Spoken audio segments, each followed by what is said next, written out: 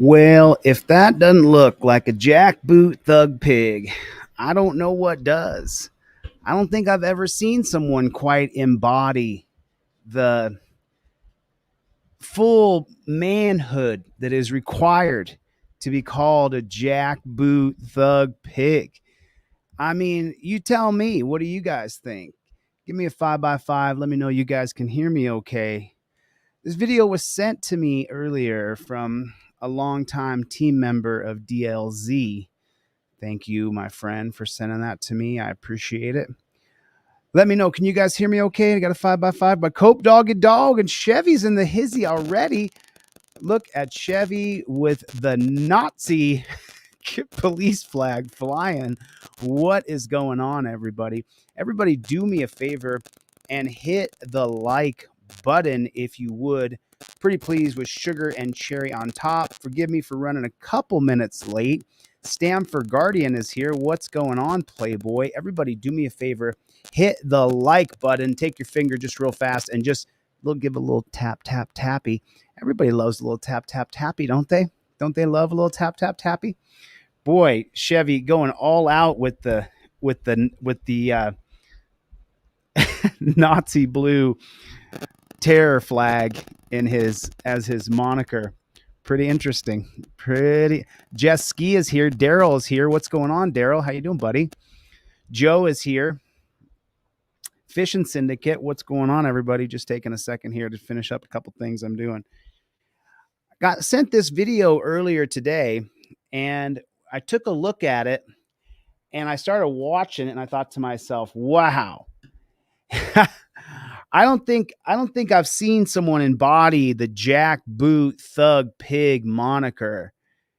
I mean, don't get me wrong. We cover people every day who deserve to be called a jackboot thug piggy. Do you guys get a notification for the live? I'm not sure. Did everybody hit the like button? Have you hit the like button? Did you do that for me? Talked to Barbara Button earlier this morning. What's up, Barbara Button? Did you hit the like button? She should be in here pretty quick here. Going to give another couple people a call today. Going to give a couple people more a call today. Going to make some phone calls today. No notification.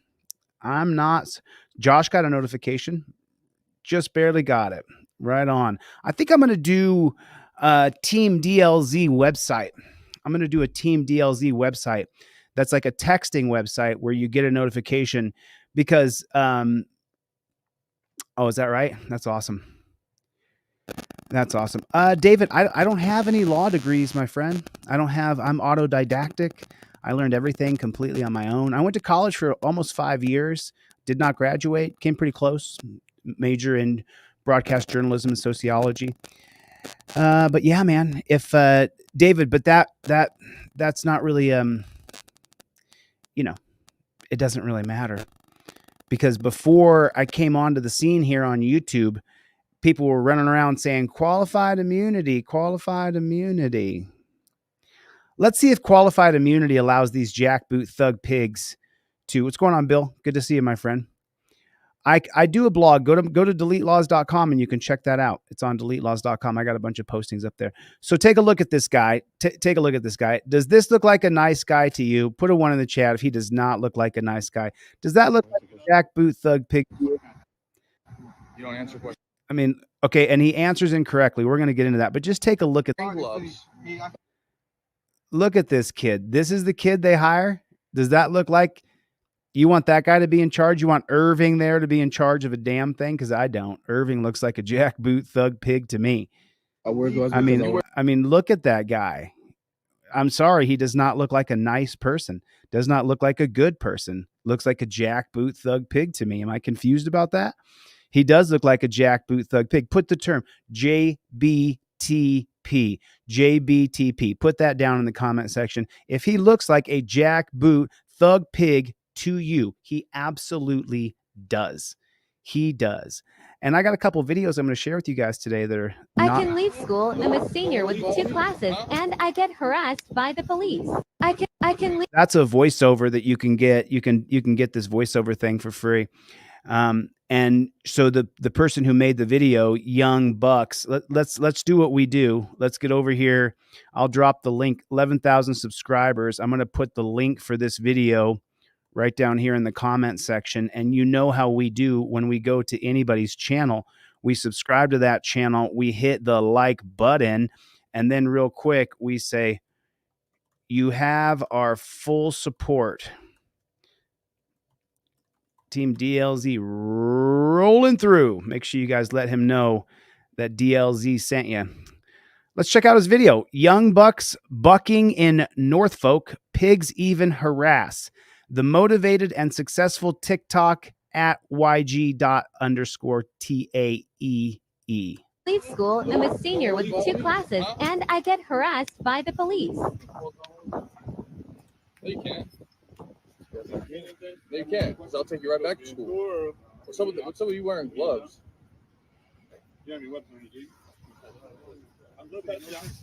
Yo, see you touching him. He's touching him. Hey, don't touch me either. Don't touch me. Hey, you touching me. You see you touching me without my permission, right? Yeah, it's called Terry stop. You got gloves on, you got back on. Why can the cops Terry stop you? Because they decide that you're suspicious. You have on gloves. It's cold outside. You're wearing a backpack. You're a student. Those two factors, they're wearing gloves and they have a backpack on. Look at the cop. Look how he's grabbing this person's wrist. Look what he's doing. He's digging the tips of his fingers into the person's wrist. Look at how the person's being treated. This is called standard of care, and there is none. It's preposterous on its face. Absolutely ridiculous that if a cop can run up and grab you, that's not checking me for weapons. That's using physical aggression on me as you dig your finger. Look, his fingers aren't even together. That's not a very good grip. He's just trying to enforce his fingers into the man's arm. Not a good look. Not a good look at all.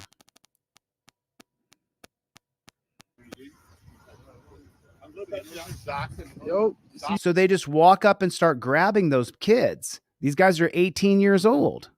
he's touching him. He's touching. Look what he's doing. See, he's digging his hand in. Look. Hey, don't touch me either. Don't touch me. Hey, you touching me. You see you touching me without my permission, right? Yeah, it's called Terry stop. There it is, folks. So let me come back to center here and let me ask you guys. Did qualified immunity allow the cops to run up and grab them as they were simply walking down the road? No, it didn't. So how do cops enter into your life? Through Terry versus Ohio. So what comes first, the chicken or the egg? The chicken. The chicken comes first because it's Terry versus Ohio comes first. Then it drops the egg of qualified immunity. Maybe the egg comes first and then it hatches the chicken called qualified immunity, whichever way you want to see it. But the plain, simple fact is that the way the pigs enter into your life, they jumped out of the car, no probable cause, not even reasonable suspicion. And they're just grabbing these people. How come they can grab them? DJ Kenzie, how come they can grab them? How come Kensky, is that how you say it? Kensky? How come the cops can run up and grab them? Can someone tell me the reason why the police can run up and just grab them? Why is that? The unelected Supreme Court, in the name of racism, passed a policy not legislated by our legislators. They simply decided that cops could run up and grab you, but they weren't talking about you. Let me give you a hint. Let me give you a hint who they were talking about. They were talking about, let's see what it looks like. They can't, because I'll take you right back to school. Look, now they got the torture cuffs on the front of the uniform. Torture cuffs used to go on the back, but now they even are outlined in metal. What's up with you wearing gloves?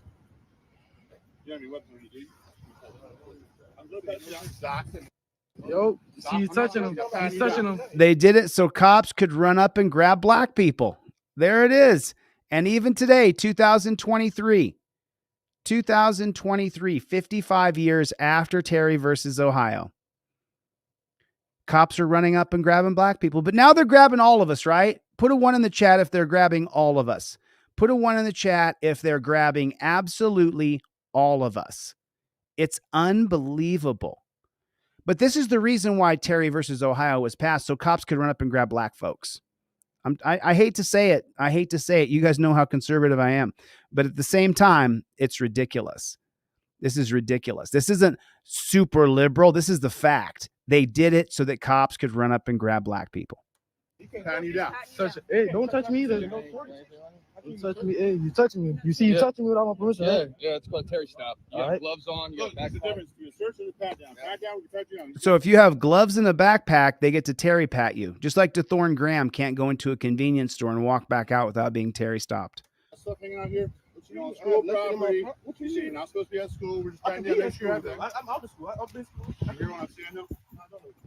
Listen, Somebody walk up to you. I just explained it to you. No Yes, matter I who can. you is. Yes, I can. No matter who. You hear the pig? Listen to the pig. Listen to the pig. Listen carefully. Somebody walk up to you. I just explained it to you. No Yes, I matter who can. you is. Yes, I can. No matter who you is. So, You have an ID on you? no, what about my ID? I can show you this. Man, wouldn't the Fifth Amendment cop card come in handy right here?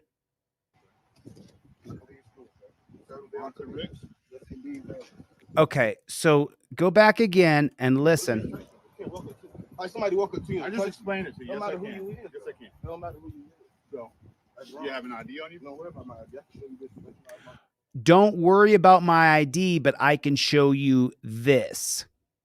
What's he showing him? He's showing him an identification card. There's no probable cause. There's not even reasonable articulable suspicion.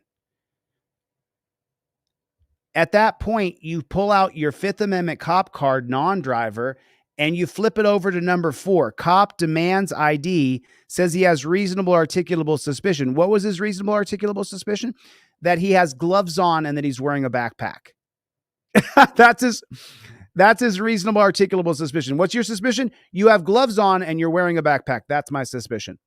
Suspicion of what exactly? What's the criminal element that you're investigating? What's your singular articulable fact? And then he says, let me see some ID. And the kid breaks out his school ID. No, you break out your Fifth Amendment cop card. You flip it over to number 4 and you say, cop demands ID, says he has RAS, which that pig just said. And then while filming, you say, I plead the Fifth Amendment. I identify as good citizen. No ID is required. And there's the law in the pinstripe navy blue, Hibble versus Nevada, with reasonable articulable suspicion. Citizen must state how they ID. Do not give ID without probable cause. You can have this for free if you order anything from my website.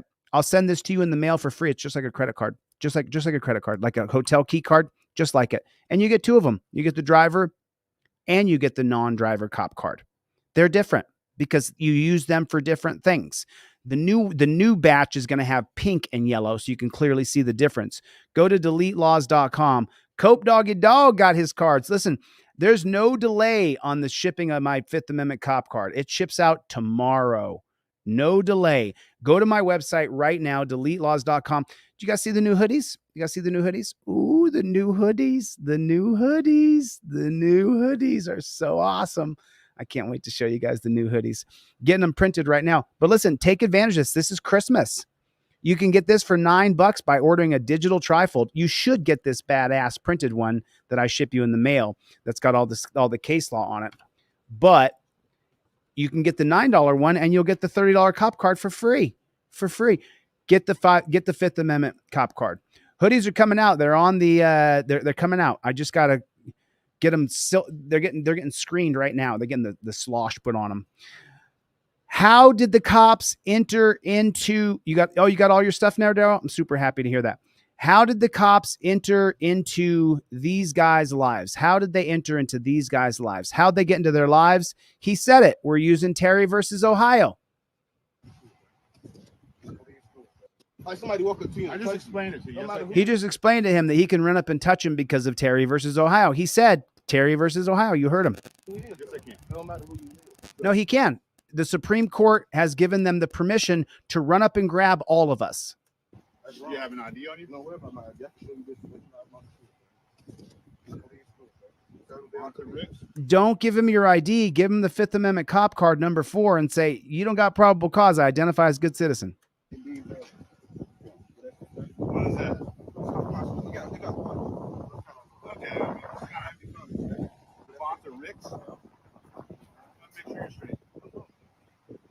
And now you're giving this man data. He's collecting your data. You do not give this man your data.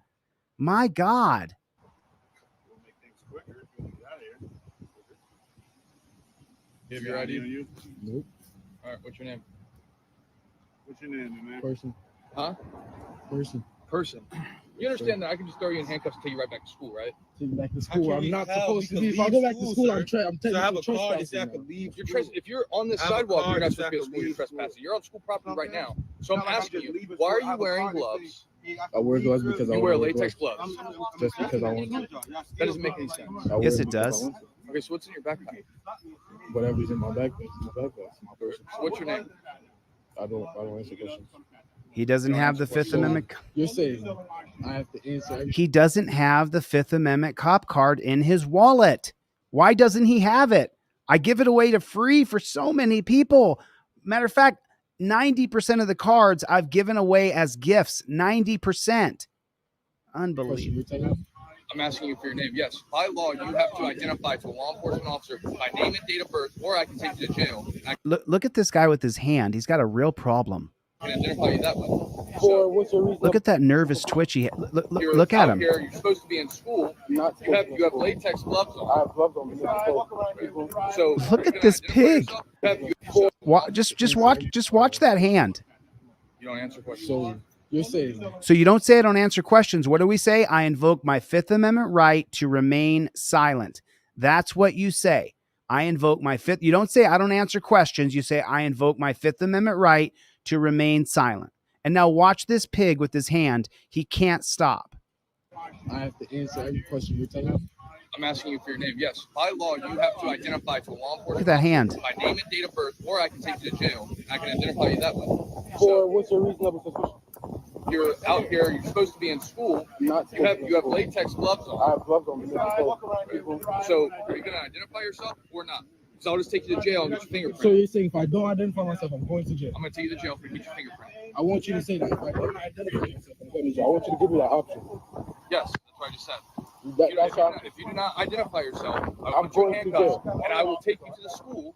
And if they can't No, you identify just said I'm going to jail if I don't. I will take you to the school to identify you. And then if I can't identify you there, I'll take you to jail. All right. That's so wrong. That is so incorrect. That is not correct. That cop would violate his rights, and he's banking on the fact that the man he's interrogating doesn't have enough education or doesn't have enough money to follow through and sue him. And when he gets sued, he should be fired. Can I give you my name? Can I get your card? Can I have cards from all of you guys, please? My mom is gonna have a few of those. Look at this bully. He's barely over 18 himself. He's early 20s. He's just bullying guys younger than him because he can. Burke, Burke. B-U-R-K-E. Yup. K-A-I-L-E. K what? Can I have your card, please, before you leave? Can I have your card before you leave, please? K-A what? K-I-L-E. K-I. K-I-L-E. Oh, all of y'all names. Everybody names. Nah, don't say nothing to them, though. My mom's gonna have a feeling with them. Huh? May 14th.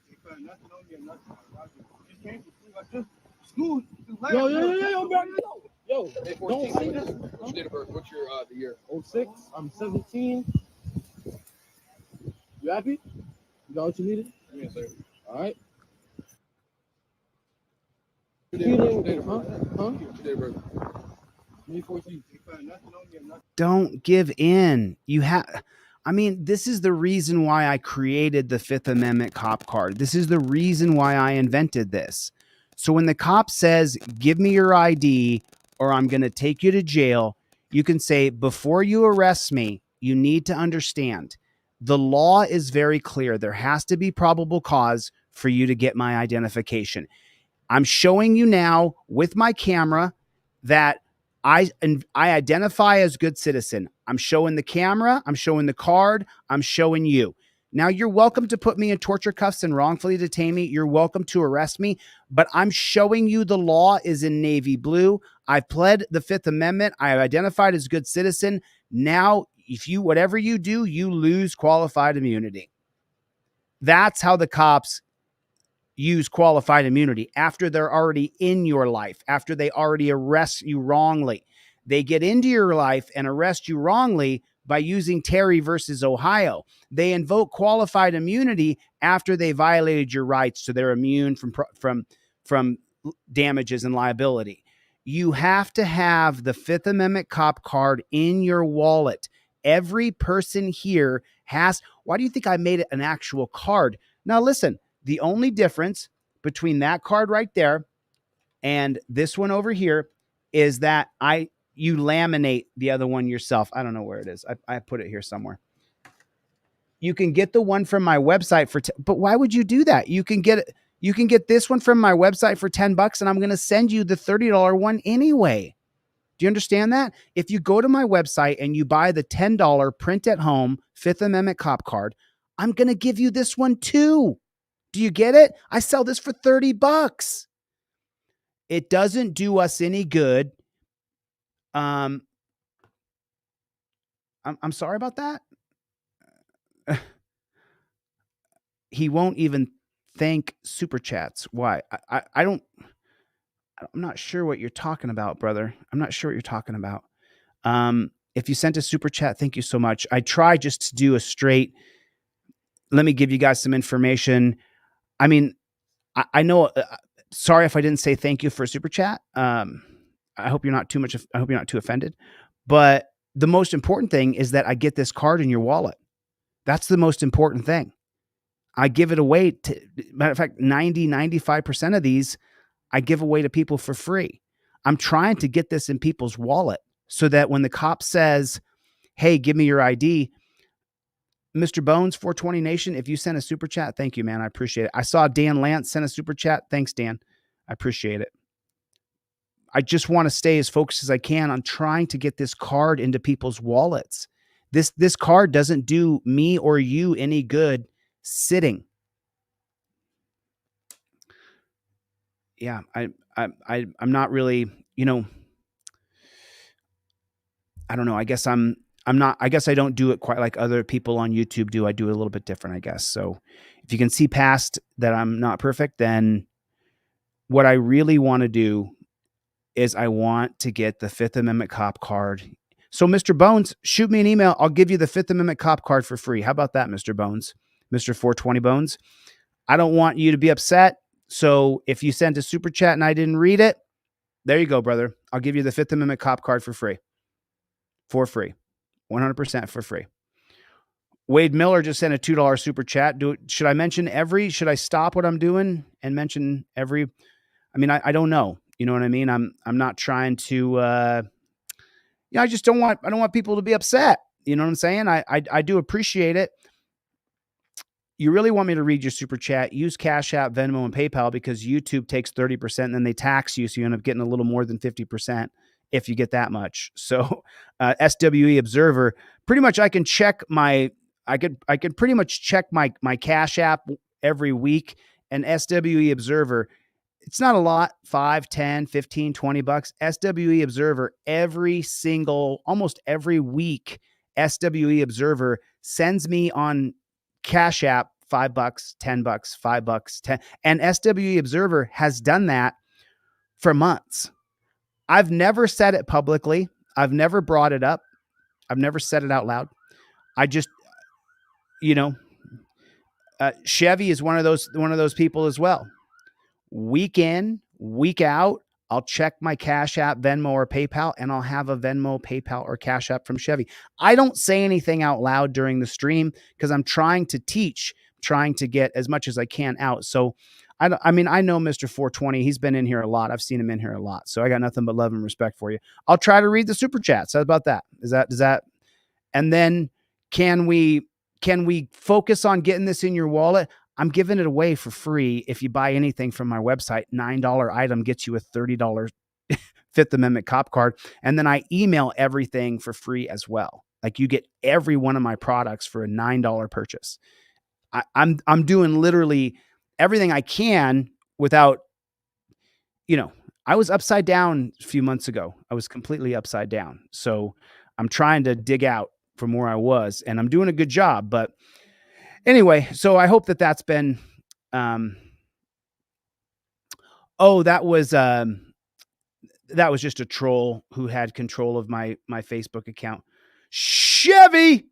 Thanks, Chevy, for the 10 memberships. All right, Chevy's going to give away a bunch of memberships right now. Let's watch a little more of this video. Oh, all of y'all names. Everybody names. That was just crazy. I just pull up, hey, you just search. Nah, don't say nothing to them, but my mom's gonna have a feeling with it. Huh? 2014. Nothing on me or nothing. I just came from school like this. School. Yo, don't say that. What's your date of birth? What's your the year? 06. I'm 17. 06. Wow. You happy? You got what you needed? Give me a second. All right.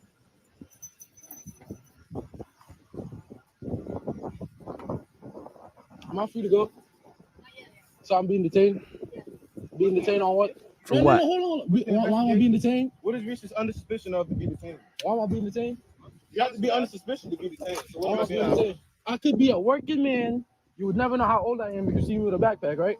Why we asked you the question. Okay, but why though? But Why why? does it matter to you? Why does it matter to you? Right. If you're clean, you're clean. Why does it matter though? I could have Right. been dirty as fuck. Why does it matter to you? Brother, sorry. We don't know this. Bro, don't say nothing to none of them, bro. I'm making sure I get all of them. Right, Yeah, yeah, I man, no. know. Right Go there. downtown if you want to. No. You know what he just said? Get in line. He just said get in line. If you would have seen, hey, you can leave school. You can leave school. Tell him to leave him alone. He's still like. What if you find him? Whatever you have to say. Your job is to stop people doing fuck shit. You hear what he just said? Whatever you have to say. Your job is to stop people doing fuck shit. Your job is to stop people doing F shit. That's what his job actually is. His job is not to check on if high school students aren't in class. That is not the job of a peace officer. And look at these jackboot thug pigs standing there like they're King Kong. That kid, that guy right there is a puss. He really is. Forgive the language. This guy right here is a total wussy. What a wussy. Look at him. You're looking at a wuss.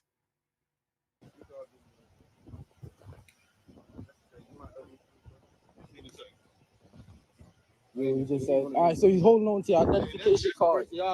That's why I say make a photocopy of your driver's license. Why do you think I say it? You guys just saw it. You just saw it. I say to you guys, make a photocopy of your driver's license and stick it in a laminated slip. And why do I do that? Because they take your ID and they put it in their pocket so that they feel like they have total dominion over you. And whether you like it or not, when they take your ID and they put it in your pocket, you end up feeling like they took your property. It's like, why are you taking my stuff? That's how it makes you feel. That's why I say to you guys, make a photo color copy of the front and the back and stick it in a laminated slip. Obviously, this says on the back of it, entertainment purpose, Hollywood, California. Obviously, I'm not Denzel Washington. Obviously, that's a picture of Denzel. You see what I'm saying? Do you see what I'm saying? You see what I'm saying? Oh, good Lord.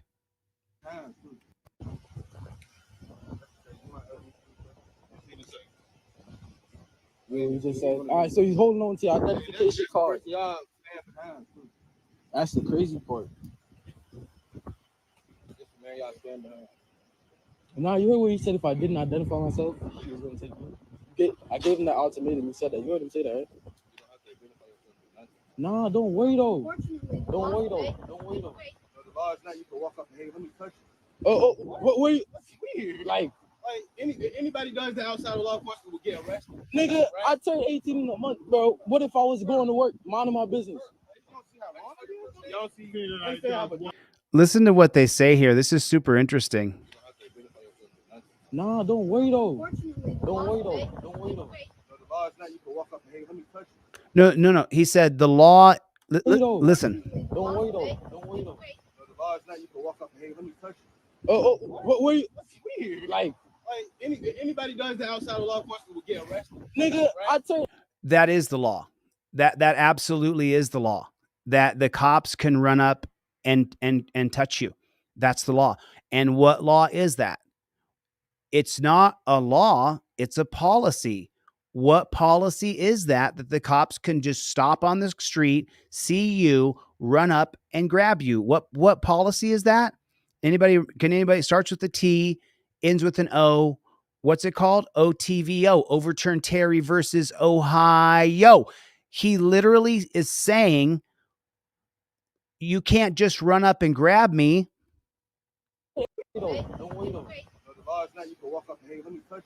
The law is not, hey, let me walk up and touch you. It actually is. The policy is, now, is it a law? It was never legislated. It was never signed into effect by a governor of a state or signed into effect, making it a law by the president. It was simply a policy created by the Supreme Court. That's what it was. And the policy created by the Supreme Court in 1968. I gave him that ultimatum. He said that. You heard him say that, right? Nah, don't worry though. Don't worry though. Don't worry though. The law is not you can walk up and hey, let me touch you. What were you? That's weird. Like anybody does that outside of law enforcement will get arrested. Nigga, right? I turned 18.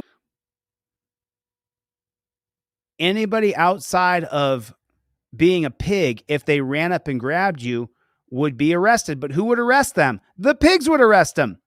And then he says, Jigga, I turned 18 in less than a month. Obviously, I'm not going to use the N on there. Like anybody does that outside of law enforcement will get arrested. Nigga, right? I turned 18 in a month, bro. What if I was going to work, minding my business? Fair question. What if he's just going to work, minding his own business? But they're not doing anything here either. There's no probable cause. There's not a singular articulable fact of criminality. K-A-I-O-E-E. Yes. It's not always hey. He's like Apple A-L-E-E. Okay, well you have to address me in that manner, then? Yes or no? If you just said that well inappropriate. What way? What? 2 kids on the bike. Bro, don't say nothing. You're 18 years old. You ain't a kid. I'm saying we outside of still in school, so He just said he turns 18 in a month. The pigs lie even when they're just BSing. He's lying now. Look at this. Look at this beta male standing here. I mean, can you imagine what a loser? Picture him without the uniform. Can you, if you saw him standing there, you would look at him and say, you're such a chump, dude. You're 18 years old. You ain't a kid. I'm saying we outside of still in school, so. You 18 years old? You're not black, bro. You don't talk with black dialect. You 18? You are 18. You weren't raised talking that way. Why are you talking to black guys like you're black? That's how black guys talk. You 18. You are 18.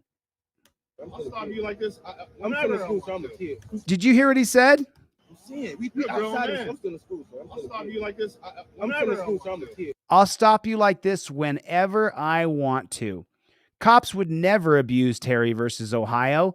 This couldn't be the reason why I created a channel. Couldn't be the reason why I started talking publicly a little over 2 years ago, because cops are abusing Terry versus Ohio constantly. Kid, I'm saying we outside of still in school, so I'll stop you like this. I'm still in school, so I'm a kid. I'll stop you like this whenever I want to. Bro, you know what they wanted to hear, bro? Bro, you know what they wanted to hear, bro? Nah. Fuck all that. You know what they wanted to hear? Nah, them niggas wanted to hear you had a warrant or something so they could fucking take you out. That's what these niggas want, bro. That's what they always want, bro. And look at him walking behind you. He's a dick sucker, bro. That's what you is, bro. Straight up. From my bike, name? What's your first name? I just told you my first name. Stop worrying about my first name. I go call the school. You said you was gonna go over there, right? You want me to go over there with you? Come on, let's walk over there. You want to go?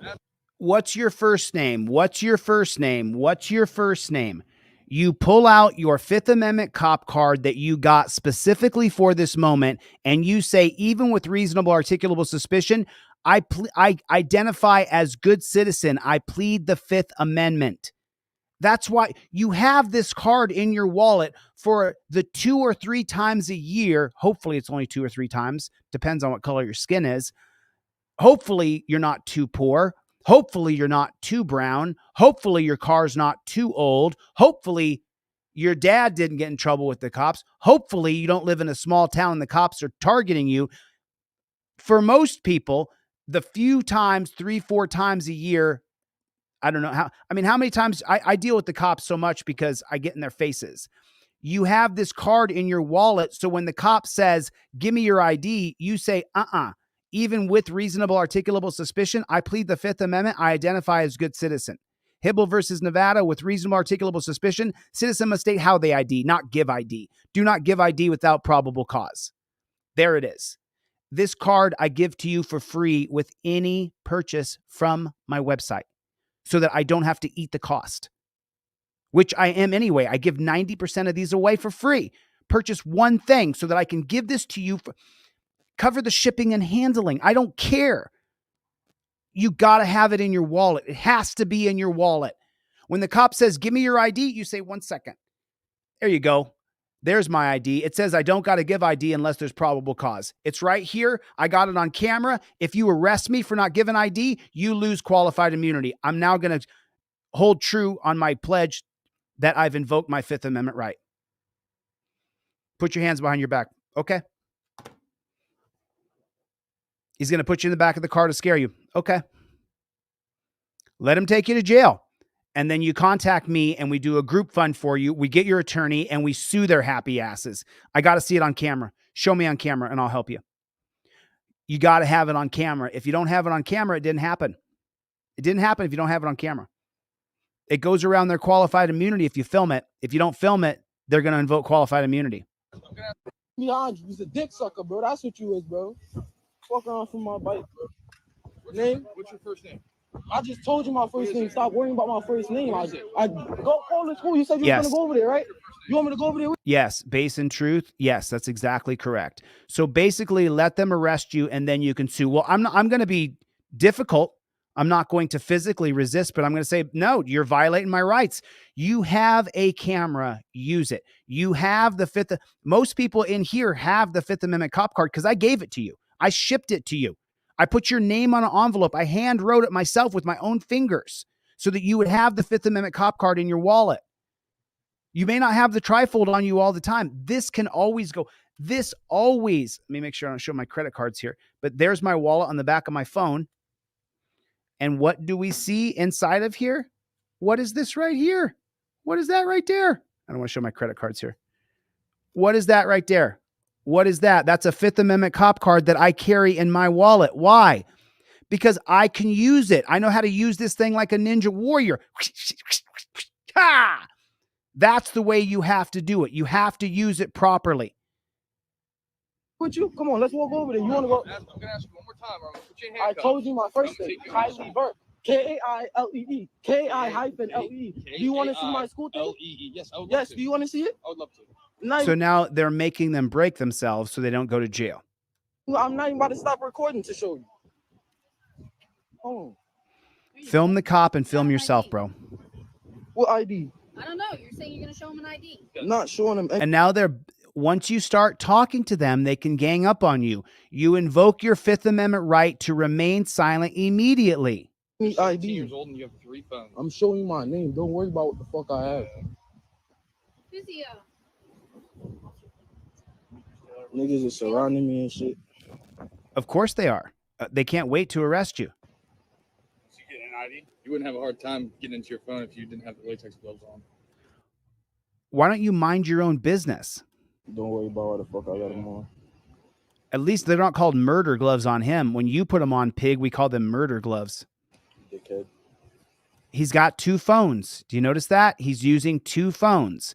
One is a recording device. The other he has information on. Jesus Christ, Demetrius. Look at that cop bouncing up and down. What a pig. What a pig. What an absolute jackboot thug pig. I mean, let's go back here real quick before I get off this video. Let me go back here a little bit. I'm going to pause this bad. Surrounding me and shit. Yeah, they're surrounding you. I can see that. I'm going to go down here and I'm going to, so GBYT only has 11,000 subscribers. Let's get this guy some more subscribers. This was released 7 days ago. Norfolk Police Chief. There's his TikTok account. But let's read some of the comments here. The most widespread epidemic around pigs is the misnomer they can make you show your ID absent of a crime. Well, there it is right there. There it is right there.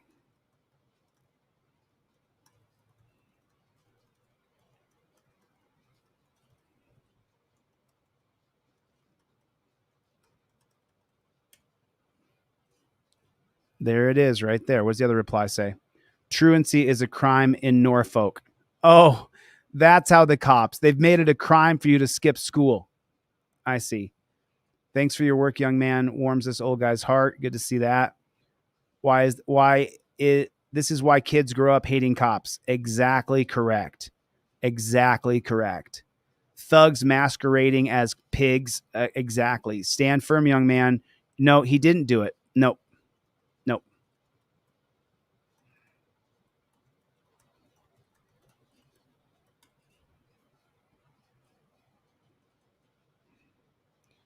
You guys are learning there's no such thing as a stop and ID state. There it is. Even in a Terry stop, you are not obligated to provide information to the police unless they have RAS and that you broke the law. And then you only have to identify as good citizen, about to break the law, or in commission of breaking the law. That stop should have been over when you told them you were 18. Do not answer their questions. Let them walk themselves into a lawsuit. Well, kind of.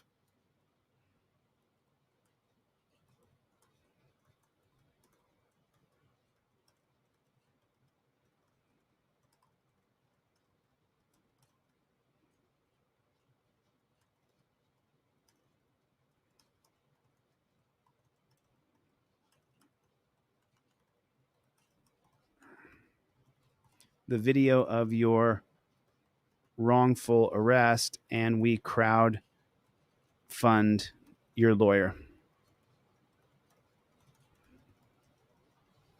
There it is. Okay. I just wanted to get a few more comments in there with people. I want them to understand that. Hope these two young have a lawsuit against these cops. They don't.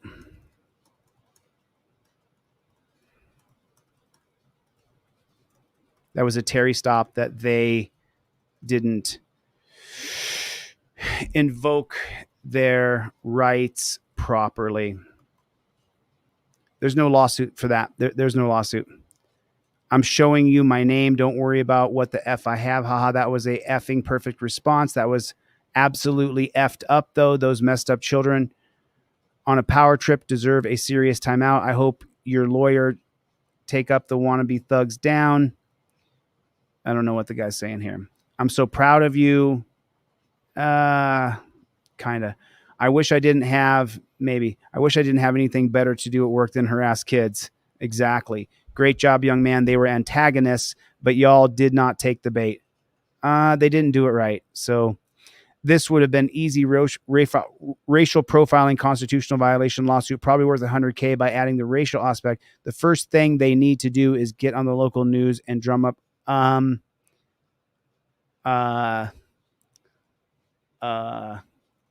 the local news is in on it with the pigs. The first thing they need to do is get the 5A cop card in their wallet and learn how to use it. That's the first thing they need to do. That's the first thing. And then let's see what he said. Get on the local news. Local news is going to work against them. Put a 1 in the chat if you know the local news will be working against them.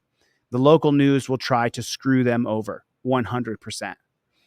No way people are actually getting arrested, beaten, and tased and live to tell the tale, only get 50 grand, even with proof, real harm. Pretty close right there. Because they often choose to settle their case. Maybe. Yeah, they do, because they know their chances of winning a trial with the jury of sheeple are so slim, it beats nothing. True. Uvalde kids. Okay. Cool. So we saw. Yeah, there it is. How are you guys doing? Everybody do me a favor. Hit the like button. There's a thumbs up button down there. Just take 2 seconds real quick and hit the like button. I'm actually going to do a phone call today. I'm going to call this gentleman as soon as we watch the video here. I'm going to show this. I'm going to show this video. There's 3 parts to the video I'm going to show you right now. This gentleman sent me the video today. I uploaded it to my YouTube as unlisted, and now I'm going to share it with you guys so you guys can see it. And then I'm going to call him on the phone and we're going to talk about this. So this is pretty disgusting what you're going to see. Now, the note that I have from Terry, he said, "Hey, my name is Terry. On 8/22/2023, I was stalked, stopped, and arrested for making a complaint against a city worker. This is video of the stop." So this is pretty freaking disgusting. This is pretty freaking disgusting. Pretty egregious. Pretty egregious. You know, this is pretty bad. So listen, we're going to watch this while I'm live. Take advantage of getting the free Fifth Amendment cop card. You have to order the cheapest thing from my website. I'll give this to you for free. Get the Fifth Amendment cop card in your wallet. Get this too. You get the driver and the non-driver. Next time I'll make one pink and one yellow, but get this in your wallet. And then when the cops interact with you, it's a 1 through 6 tutorial. 1, 2, 3 on one side, 4, 5, 6 on the other side. You see the numbers? It's paint by numbers. 4, 5, 6 on the back side. Driver or non-driver. If you want to buy these at full price, God bless you. You're amazing. So few people actually do. I don't care. Get the cheapest thing on my website and I'll send you these in the mail for free. I don't care. Don't care. Don't care. Don't care. Oh, I'm sure. Was called a terrorist by Eugene police. I'm not surprised at all. Cops. So you guys notice that in 1991, when we wrongfully invaded a sovereign country and attacked them called Iraq for no reason, it was for the war on terror. Now the war on terror has turned around and come right back to our home shores. Now we have this Homeland Security and Patriot Act. They always wrap around the most tyrannical bullshit in things like Citizens United against the Federal Election Commission. But Citizens United is not you and me. It's big billion-dollar corporations that pressed that lawsuit that made it so corporations are people. Who did that? The Supreme Court. The Patriot Act, where we're all subjected to no rule of law if you live within 100 miles of the border, and that's 90% of America. So they create these things that are just completely false. They're not true. It's not Citizens United versus the Federal Election Commission. That's not true. It's not true at all. So let's watch Terry's video. Then I'm going to give him a call on the phone. He just made a complaint on a city worker, and then they pulled him over right after. Are you serious? Stay on the phone. Oh, yeah.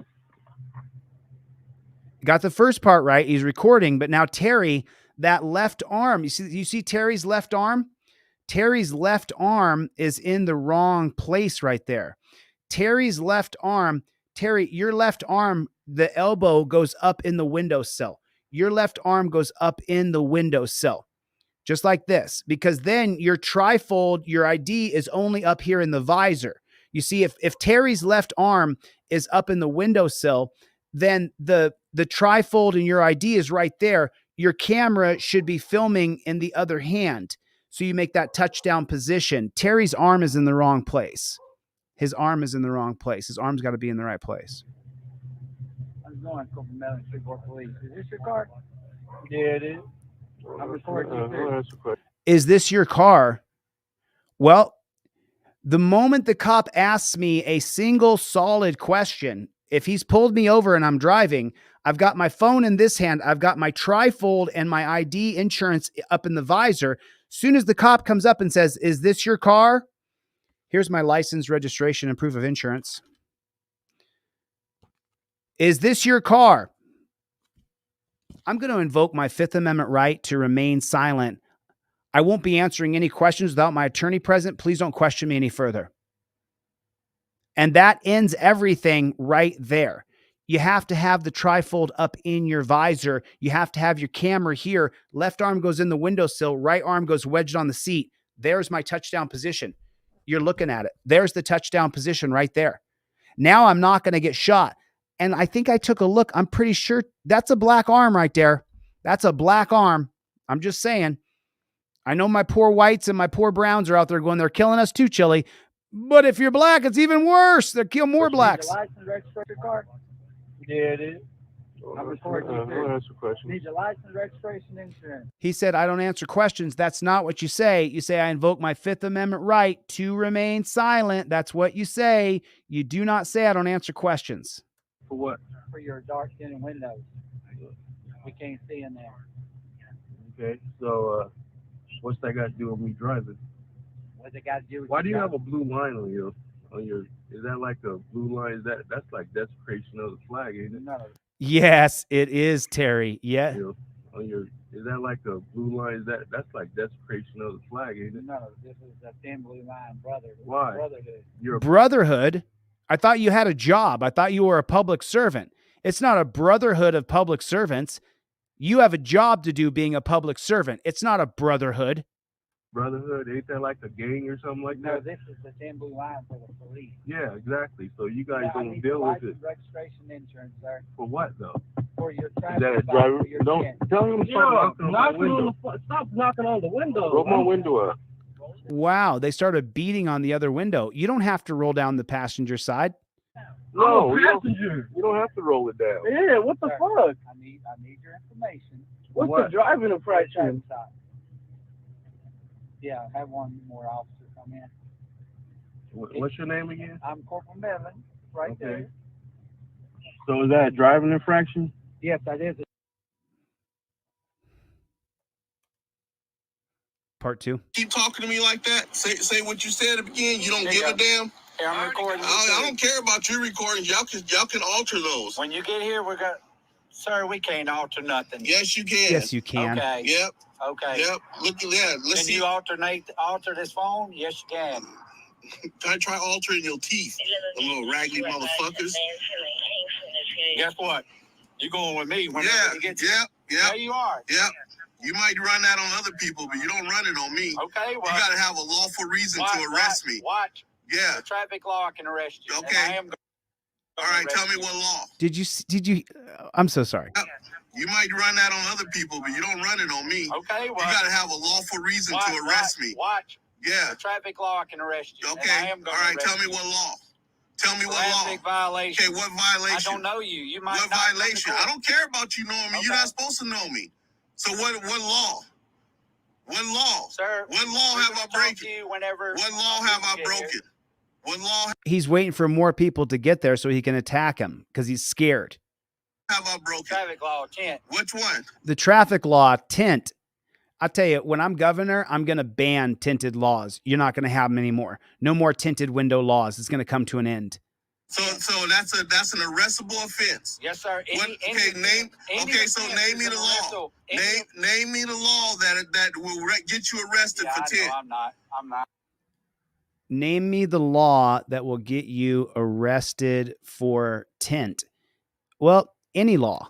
In the 2001 case of Atwater versus City of Lago Vista,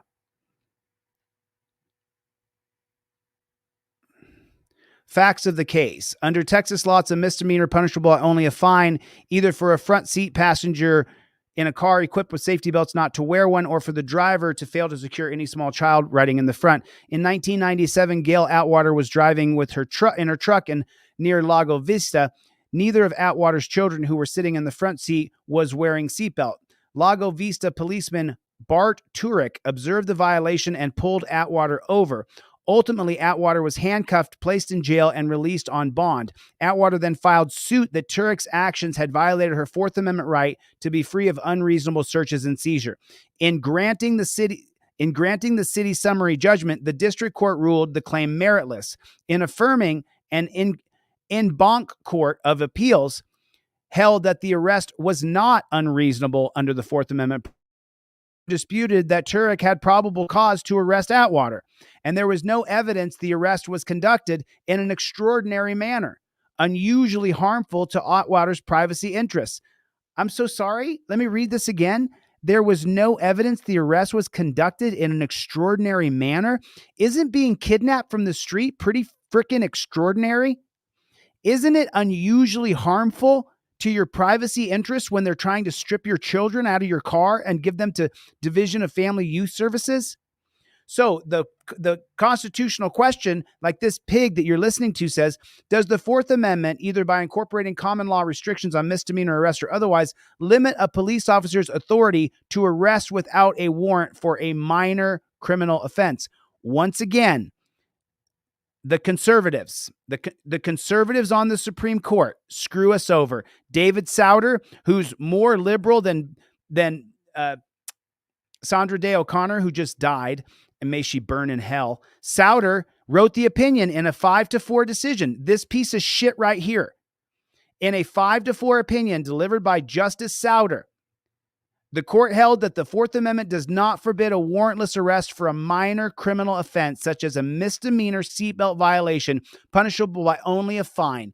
If an officer has probable cause to believe that an individual has committed even a very minor criminal offense in his presence, he may, without violating the Fourth Amendment, arrest you. David Souter wrote for the court. Justice Sandra Day O'Connor's dissenting opinion argued that the court's decision neglects the Fourth Amendment's express command in the name of administrative ease, and thus cloaks the pointless indignity that Gail Atwater suffered with the mantle of reasonableness. There it is. These guys should be on 10-year terms and up for impeachment every single year. They should have to pass impeachment inquiry every single year. These guys here would be off of the court after 2001. Did you know in 2001? Did you know in 2001 that the Supreme Court made it so that you could be arrested for even a misdemeanor? Did you know that? Did you know that it became arrestable for even a misdemeanor? Even a misdemeanor. You can be arrested for it. And this Supreme Court, we did not elect any of these people. None of these people are held accountable for a God-blessed thing. We can't even get rid of them. To impeach them has to be an act of Congress. You and I can't say, impeach him. You think that we should be arrested for any minor infraction of the law and it's called reasonable? It wasn't done extraordinarily. Isn't being kidnapped pretty freaking extraordinary? Isn't it extraordinary when your whole fucking day is ruined? When your whole week is ruined? When your month, when your year, when your life is ruined? When you're kidnapped and arrested off the street for not using a blinker, for your windows being tinted?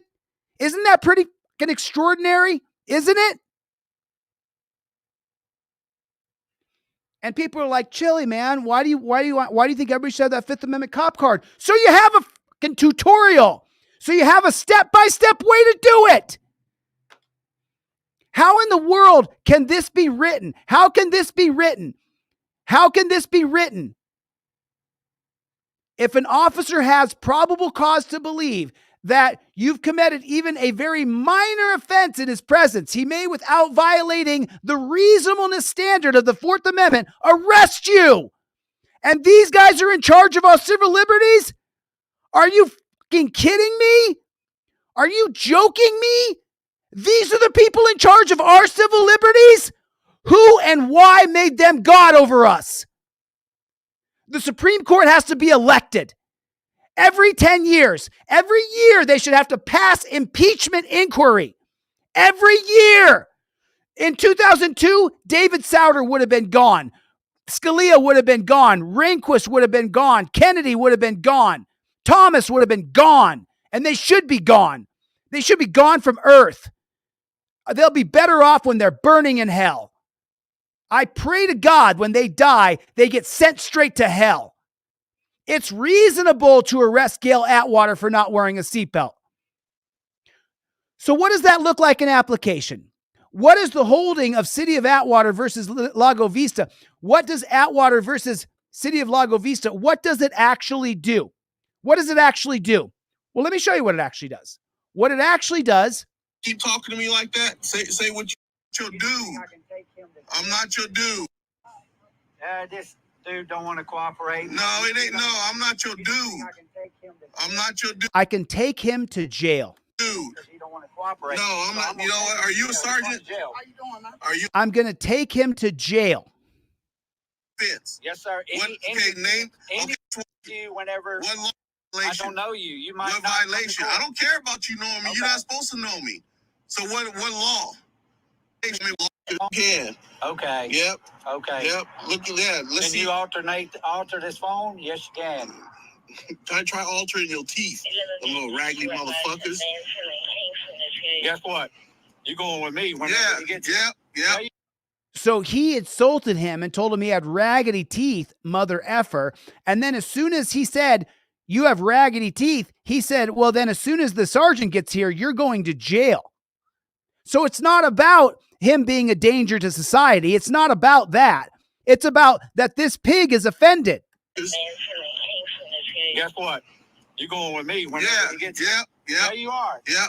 You might run that on other people, but you don't run it on me. Okay, well. You got to have a lawful reason to arrest me. Watch. Yeah. The traffic law can arrest you. Okay. All right. Tell me what law. Tell me what law. Traffic violation. Okay. What violation? I don't know you. You might What not violation? I don't care about you knowing me. Okay. You're not supposed to know me. Oh, he's making the excuse that because he doesn't know him, he might not come to court. So he needs to arrest him for tinted windows. So what law? What law? Sir, what law have I broken? Whenever what law have I broken? What law have I broken? Traffic law 10. Which one? So that's an arrestable offense. Yes, sir. Name me the law. Name me the law that will get you arrested for 10. I'm not. Because you don't know it. Oh, yeah. You're sitting here lying because you think you're going to intimidate somebody. I ain't trying to intimidate. Yeah, you are. I'm telling you. Don't point at me. Take me to jail then. I am. Take me right now. Take me right the fuck now. No, he can. He can because the Supreme Court.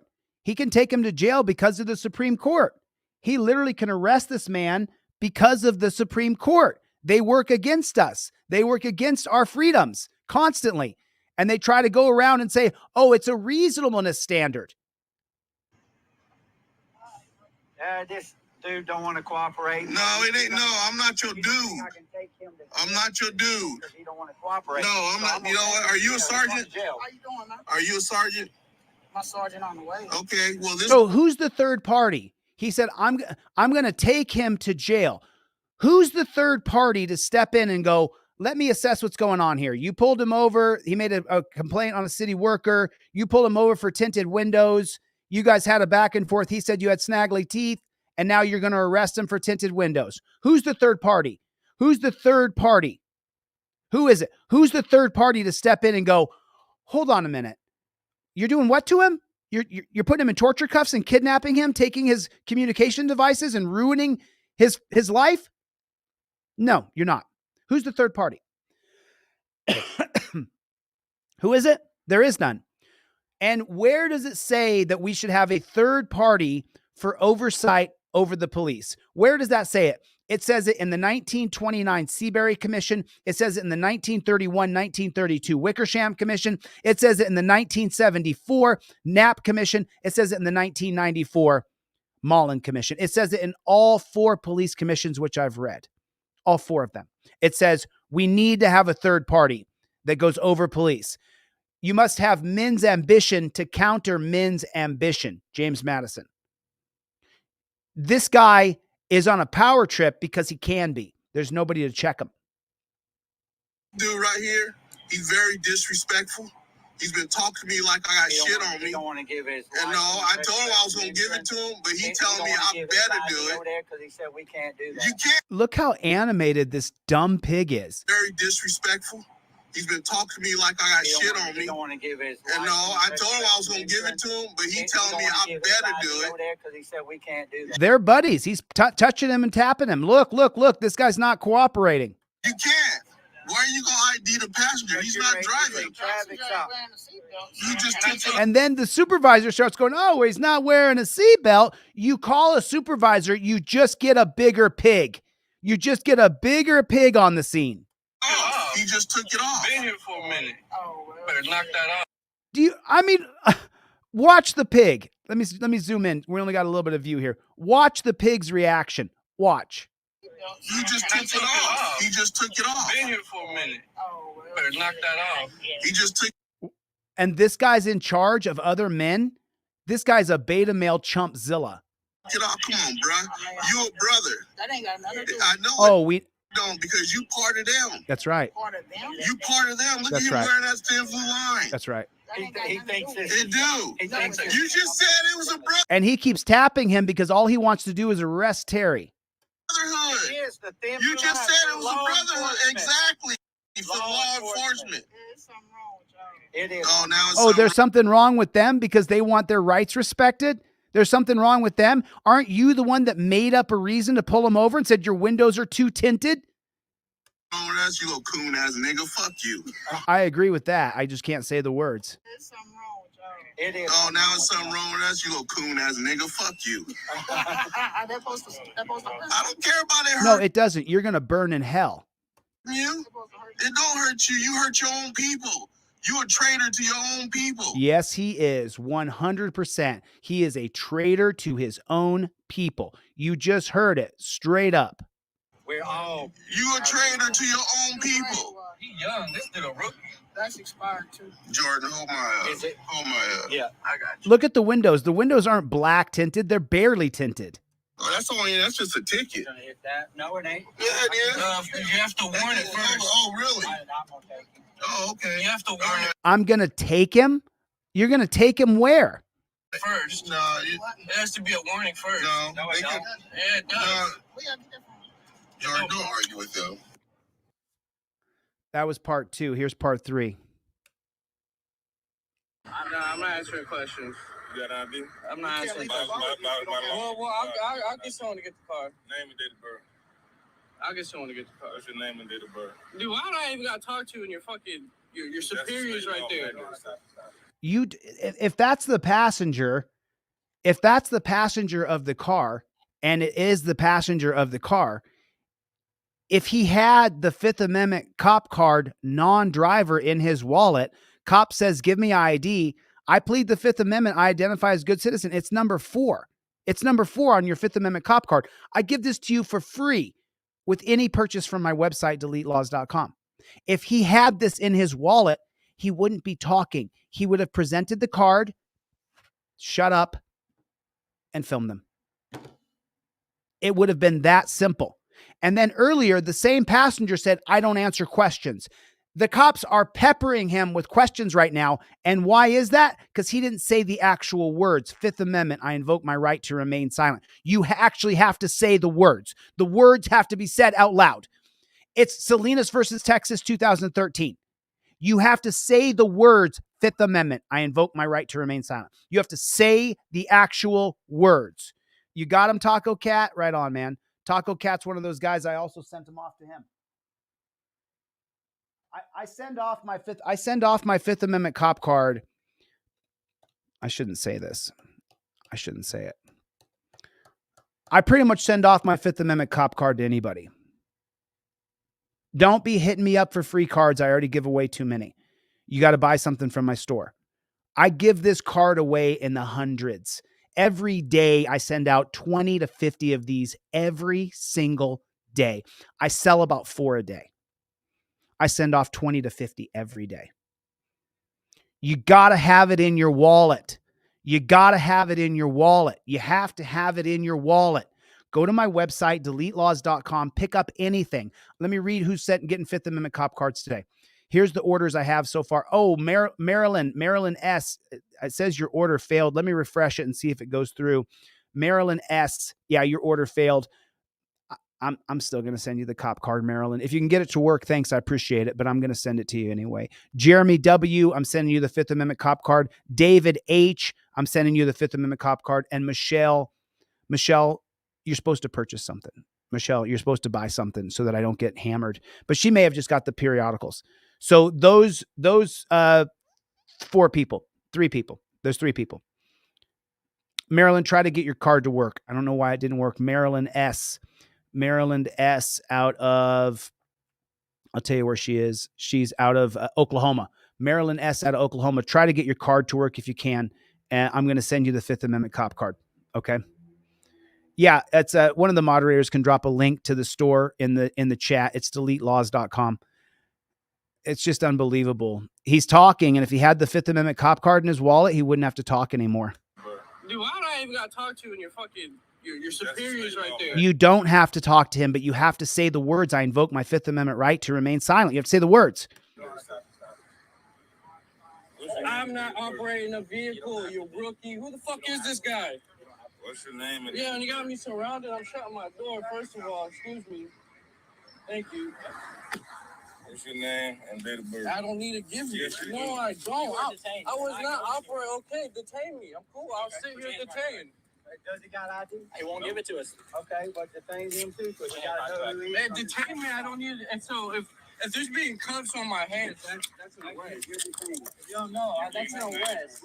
Nope, it's not. And why is it not arrest, everybody? How come it's not an arrest? Why is it not an arrest? Because of Terry versus Ohio.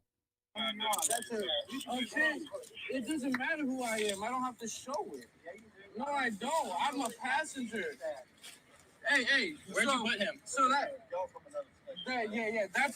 that person walking down the street right there, does she have to show ID?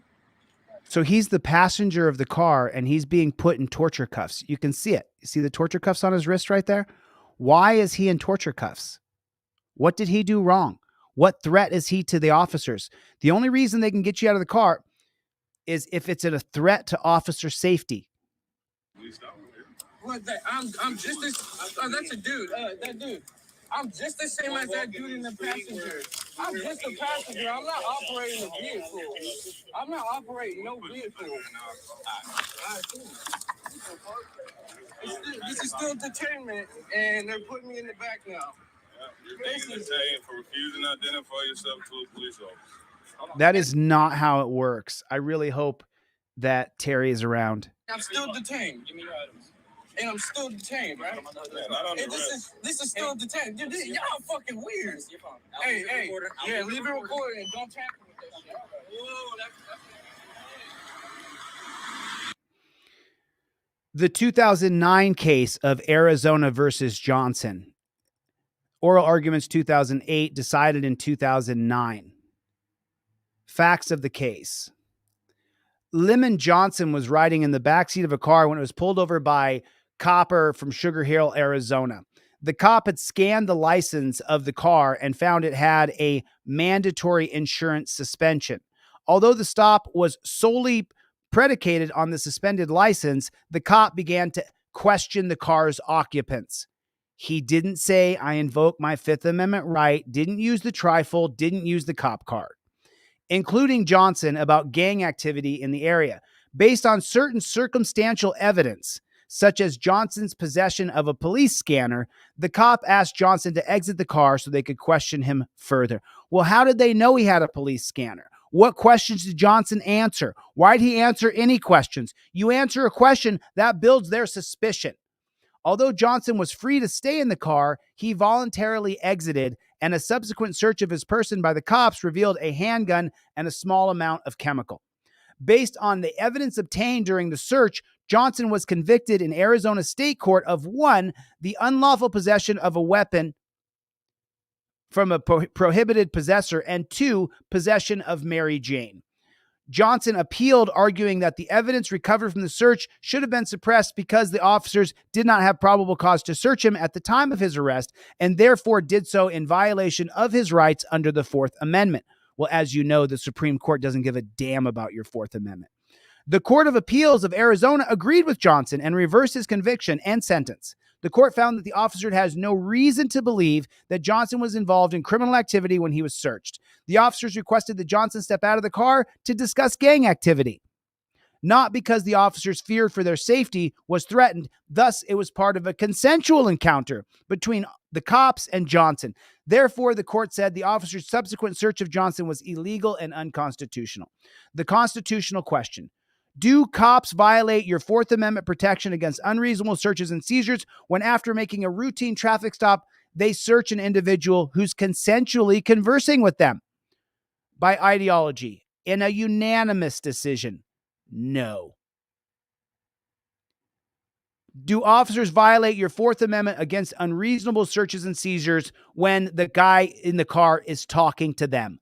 No. What was the mistake he made? He talked. And by Satan herself, in a unanimous opinion by Satan, Ruth Bader Ginsburg, the Supreme Court reversed the Arizona Court of Appeals. It held that Mr. Johnson's encounter with cops was not consensual and therefore did not violate his Fourth Amendment protection against unreasonable search and seizure. The court reasoned that the lawful traffic stop entails the temporary seizure of driver and passengers. So if your driver doesn't use his blinker and you get pulled over, you've been seized.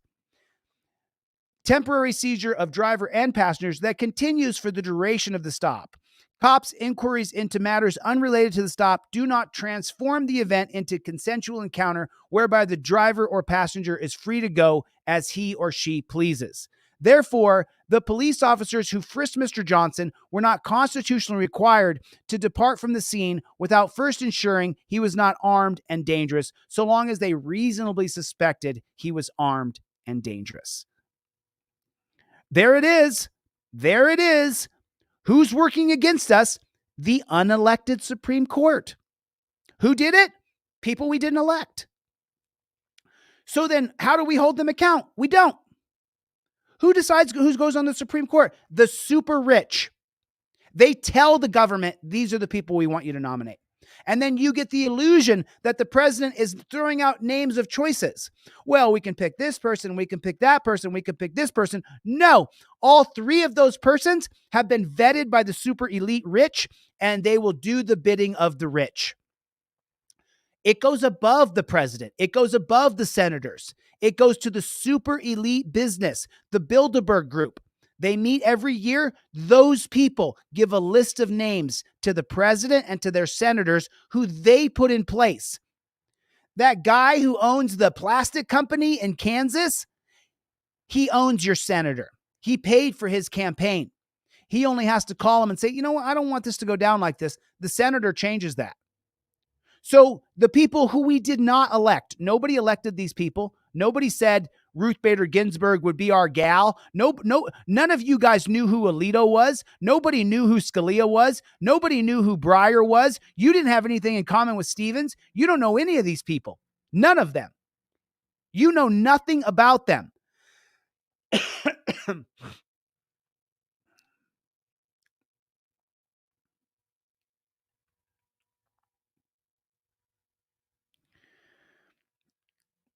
Freddie, if you're on SSI, man, just hold on to your money, brother. I'll give those 3 trifolds away. I give away so many every day. You have no idea. So many. The printed ones, I try not to give them away because there's a hard cost for me, but I give them away. You don't got to do that. It's the Supreme Court, scholar. It's the Supreme Court. The Supreme Court has worked against us since the very beginning. Since day one, the Supreme Court has worked against our liberties and against our freedoms. They are appointed for life by the super elites. Until we get these guys elected, until we demand that they're elected 10-year terms, they have to pass impeachment inquiry every year. We would get rid of all of these people. If they said that in a unanimous decision that everybody in the car is detained, we would get rid of them in 2 seconds flat. I'm not detained because he didn't use a blinker. And now I'm under detainment. Now I can go in torture cuffs. I'm detained. Cop comes up and says, give me your ID. I say, you pig. I'm not giving you shit. Now I got to go in torture cuffs. What'd I do? I don't like pigs. So now I'm going to be put in torture cuffs. Let me check the orders. Listen, I'm giving these away for free all day today. Any purchase from my website, go to deletelaws.com right now. I'm giving these away for free with any purchase from my website. Any purchase, not just the non-driver card. I'm giving away the driver and the non-driver card for any purchase from my. These are the best Christmas present you'll ever give anybody who hates cops as much as I do. This is the best Christmas present you'll ever give anybody who hates cops, because this is their get out of jail free card. This goes around the cops' qualified immunity when you use it properly. I'm giving these away for free. Freddie, I can't take your money, man. I can't. I can't. So don't do that, Freddie. Don't do it. Don't spend your last. I'll give it to them for free anyway, Freddie. We don't have to break yourself down to zero.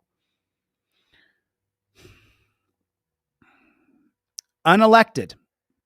Who decided that you were detained? All of them. Every one of them. Let me ask you a question. Have any of them ever been detained? Do you think any of these people have ever? Do you think Roberts has ever been detained? Thomas, Scalia, Alito, Kennedy, Breyer, Souter, Ginsburg, Stevens? Do you think any of them have ever been in torture cuffs even once? No. They're the elites of the elites. They are appointed. Ruth Bader Ginsburg, people think she was a good person. Ruth Bader Ginsburg is a devil, a total devil, evil woman. So Scalia, piece of shit. Roberts is still a piece of shit. Alito is a bootlicking piece of shit. I want you guys to understand exactly who these people are. They're terrible people. They work against us. They work against freedom. They work against liberty. They are our enemy. I'm not answering questions. You got an idea? And I'm still detained. Give me your items. And I'm still detained, right? Yeah, not on the rest. This is still detained. Dude, y'all fucking weird. Hey, yeah, leave it recorded and don't tamper with that shit. Whoa, that's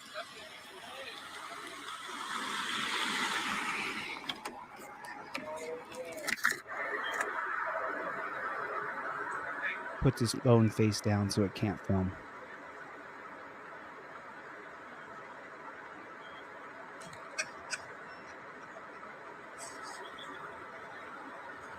Yo, Terry, what's up, man? This is Chille. What's going on, my brother? Hold on one second. Let me open up. I got live right now. There's 300 people watching. I'm dead serious, man. I already showed your video. I already showed your video. Let me ask, did you get arrested? Oh yeah, he arrested me, fractured my elbow and everything. He fractured your elbow? Yeah, they fractured my elbow. Wow. And this was on 8/22, August of 2022, 23? Yeah. So it was just 2 months ago? Yep. What city and state are you in? I'm in Shreveport, Louisiana. Shreveport, Louisiana. So let's walk through it. Everybody just saw the video. There's 300 people. We all just watched the video. And so now the cops, you said when you sent me your email, you said that you had just made a complaint on a city worker. Is that correct? Yes. Okay. So what city worker did you complain on? Can you tell me a little bit about what happened so I can get a little backlog? Yeah, my son was here at my house, and the city worker was in the yards towing cars out of my neighbor's yard. He had 2 tow trucks. So my son went out and asked him, "Hey, shouldn't you have some kind of paperwork that you're supposed to have to take these people's car?" Well, the city worker got pretty much tried to fight my son. Got in his face, cussing at him. Had me on FaceTime at the time, so I called the city report and I made a complaint to his boss. Okay. And he was basically, because he was towing the cars without any kind of paperwork. Right. He had the cars they towed, they had to bring back. So they brought the people's car back, and ever since then, I think this was on, I have the time and date on my phone, but so let me get this straight. Your son pointed out that a city worker was towing people's car unlawfully. You called the city, made a complaint, and they had to bring those people's cars back? Yeah. So you were correct in what you were claiming? Yes. Okay. So then you called and you made a complaint to who? To the city worker supervisor, city of Shreveport. Okay, city of Shreveport. Yeah, it's called property. I think what's it called? It's like property management or something like that, where they basically they try to tell you that you can't have cars in your yard and stuff like that. Okay. So then what happens next? You call and complain to the supervisor. Does anything happen? Yeah, they have to bring the cars back. Okay. And that same day, my son called me at work, and he says, "Hey, Dad, there's 3 police cars sitting in front of the house." You're kidding me. Does he have a video of this? No, he didn't take a video. So I just told him to stay in the house. I said, "Stay in the house. Don't go out there." Right. But when you see a cop, what do? Post the video. I tell him every time. When you see a cop, you film that cop. That Jack Booth thug pig is targeting you. and then you narrate what's going on so the audience knows. If someone just finds your camera after you're dead and they just see you videoing cops outside, that's one thing. If someone finds your camera after you're dead and you're filming the cops outside and you say, my dad made a complaint because they were stealing people's cars illegally, they had to bring the cars back, and now the cops are stalking me. Now we have a story. We have leads we can follow up. When you see a cop and you're being stalked by the cop, you make a video and you narrate to us so we know. We don't know your situation. If you're filming a cop following you, we don't know what's going on. There's a car and there's a cop car. We don't know. You have to actually say, I made a complaint and now there's 3 cops outside of my house and I don't know what's going on. You have to say it. So now you tell your son, because he'll see this video and he'll hear this. Okay. So the cops are outside your house, or you're outside your son's house. Yeah. Okay. And my house, I'm at work. How old is your son? He's 21. Okay, so your son lives with you? Yeah. That's normal. Okay, so you got your 21-year-old kid there, and then the cops come to your house. He lets you know the cops are outside your house. Does something go down that day, or is it later? It's later. So, but you don't have a video of that.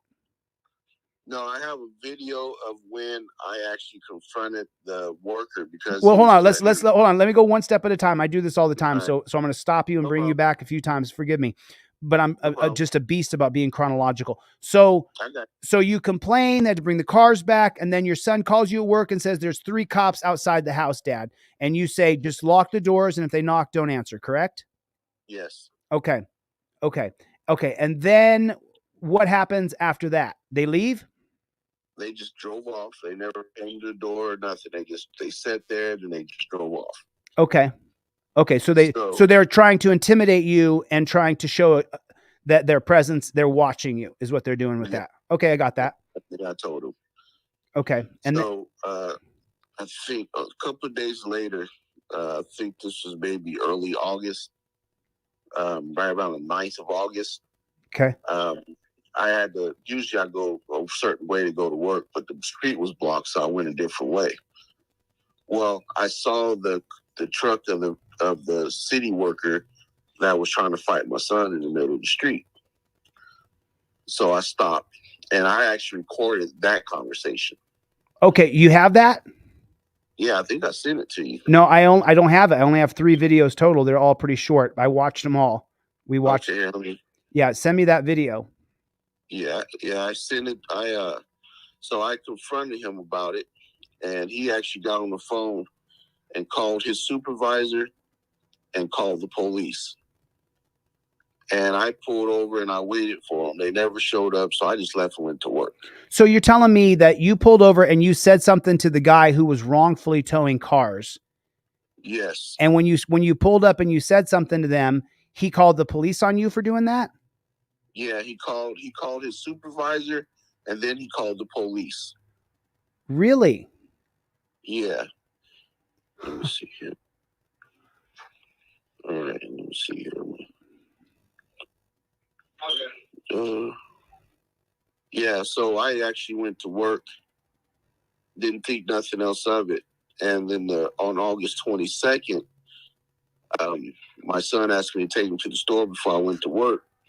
Well, when I pulled my car out of my garage, the cops were just sitting there on the corner pointing at me, pointing at my direction of where I was. Did you make a video of that?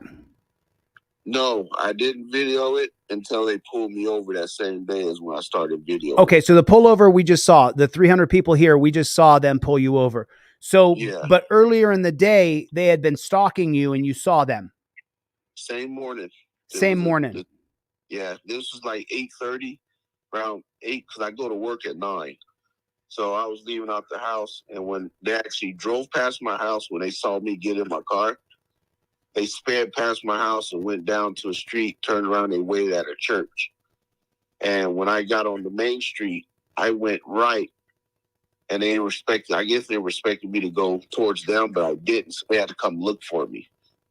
So by the time they caught up with me, I was coming back towards my house.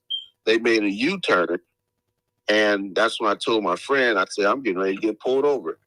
So that's when I turned on the street and I parked. They never really pulled me. They never threw his lights on me. I had already stopped before they did any of that. So when they came around the corner, that's when they saw me sitting there. That's when the video started. Okay. Let's see. There we go.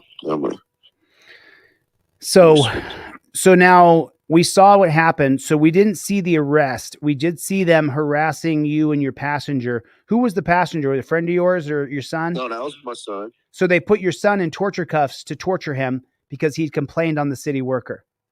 Yeah, well, they actually they arrested him because my son wouldn't ID to him. They told him, you're a passenger, you don't have to. So they told me if he didn't ID, they were going to take him to jail also. Did they take him to jail too? No, because I told them who he was, and they let him go. Well, okay, so they did. Yeah, I'm gonna send it to you. Send me the video of the discussion that you had with the city worker. We're gonna watch that, and then. So, which police department was this? This is Shreveport City Police. Shreveport, Louisiana City. You know, I got an ex-cop who's a friend of mine, lives down in Louisiana. I'm not sure how far from Shreveport he is. I'm going to give him a call. He's always looking for something to do. We haven't talked in a couple of years. He's a real bootlicker, but he also can't stand the overreach by cops because he's no longer a cop. So maybe I can get him involved. But so now what have you done? Okay. So let me go step by step so we can stay chronological because I can mess it up because I get excited. So they arrest you for tinted windows and expired registration. Is that correct? They put on a report that they arrested me for expired inspection sticker, resisting an officer, and tinted windows. You got to be frickin'. So you were arrested because of the Supreme Court, because of the 2001 case of Atwater versus City of Lago Vista, where the Supreme Court appointed monarchs said that you can be arrested for anything and it's not a violation of your Fourth Amendment. Mm-hmm. So you were literally arrested because the Supreme Court allows cops to arrest you for anything they want. So they're allowed to retaliate against you. This is going to be, I think your lawyer is going to want to invoke Nivens versus Bartlett and use the dicta that Neil Gorsuch said during the oral arguments and is in his dissent. But so now you go to jail and 3 charges: resisting registration, tinted windows. And then how long are you in jail for? I didn't get out till almost a little after 4:30 that day. So you went in at what time? 9 o'clock. I got to the police station. You got to the cop shop at 9 a.m. So they had been stalking you that morning. And this is just outside your house? This is right outside my house. Perfect, dude. You got them. You got them. You got them. You got them. So they arrest you right outside of your home where they were stalking you previously. No. They arrest me on the street over as I was right, but they're right around your house. They're literally right. Okay. So then what does it cost for you to get out of the dungeon? $240 was my bail, and basically I still have to go to court on the 22nd of January. Okay. So okay. And how were the torture cuffs when they put those torture cuffs on you? Oh, they left bruises. I took pictures. I told them that my arm was swollen. I had them. They fractured my elbow, so I went to the emergency room. They fractured how'd your elbow get fractured? We didn't see that. When I got out the car, you see when he spun me around? We didn't see that either. Yeah, let me see. I gotta see what video I sent you. You sent me 3 videos. I watched all 3 of them. Okay, one is like right at the end when my phone shuts off. They turned my phone off. They took my phone and threw it in the front seat of their car. Right. And so that one, let me see. So as soon as I got out of the car is when they grabbed me and twisted and turned me around, and that's when they put me in handcuffs. And that's when they fractured my elbow. Just by jerking on it and twisting it? Yep. Unbelievable. So I went to the emergency room that Saturday. This happened on a Tuesday. I went to the emergency room on a Wednesday, and then I went back on the Saturday because they hurt both of my arms. I didn't know my elbow was fractured though. It's fractured. You have an X-ray of that. Yeah, they gave me the doctor's report, and they wanted me to see orthopedic surgeon, but I didn't have the money to go to. Of course not. I don't have medical. Yeah, of course not. Medical. So now So what steps have you taken now for redemption to petition your government? What have you done to redress? I haven't done anything yet. I've just been kind of gathering my own little information. I FOIA'd the Officer Medlin's. I got his internal affairs report, and I got all of his complaints and everything. And but as far as anything else, I don't have a lawyer because everybody wants me to give them big money to go up against the Shreveport PD. But so now, okay, so here's what I want you to do, okay? And what I want you to do is I want you to get into the internet and I want you to find flat rate attorneys around your area. You may have to go outside of your area, but I want you to find a flat rate attorney to file a federal civil rights lawsuit against these pigs. I want you to get all the body cam footage from all the pigs. Do you know how to do that? Yeah, they won't let me have it until they said I have to go to court and get the resisting officer dismissed before they'll give me any of that information. That's not true. That's not true. They're lying. You can get all the body cam footage. Have you seen my video that's delete laws ChatGPT? Have you seen that video? I can't tell you I did or not. I've seen a lot of your videos. That's what. Hold on 1 second. I'm just going to pop this up real quick for you guys so that you guys can see it yourself. And then get me that other video. Here it is right here. I'm going to share this. This is only an hour-long video. But if you watch this video, I'm going to, there's a live chat going on right now. I'm going to drop this in here. If you need to file for your body cam or demand for return of property or freedom of information, I just put the link in the chat. I'm going to email it to you, Terry. I have your email address stored in my inbox now. Here's the video. I want you to file. And if they don't do it, I'll sue them myself. I'll help you file the lawsuit. I will help you.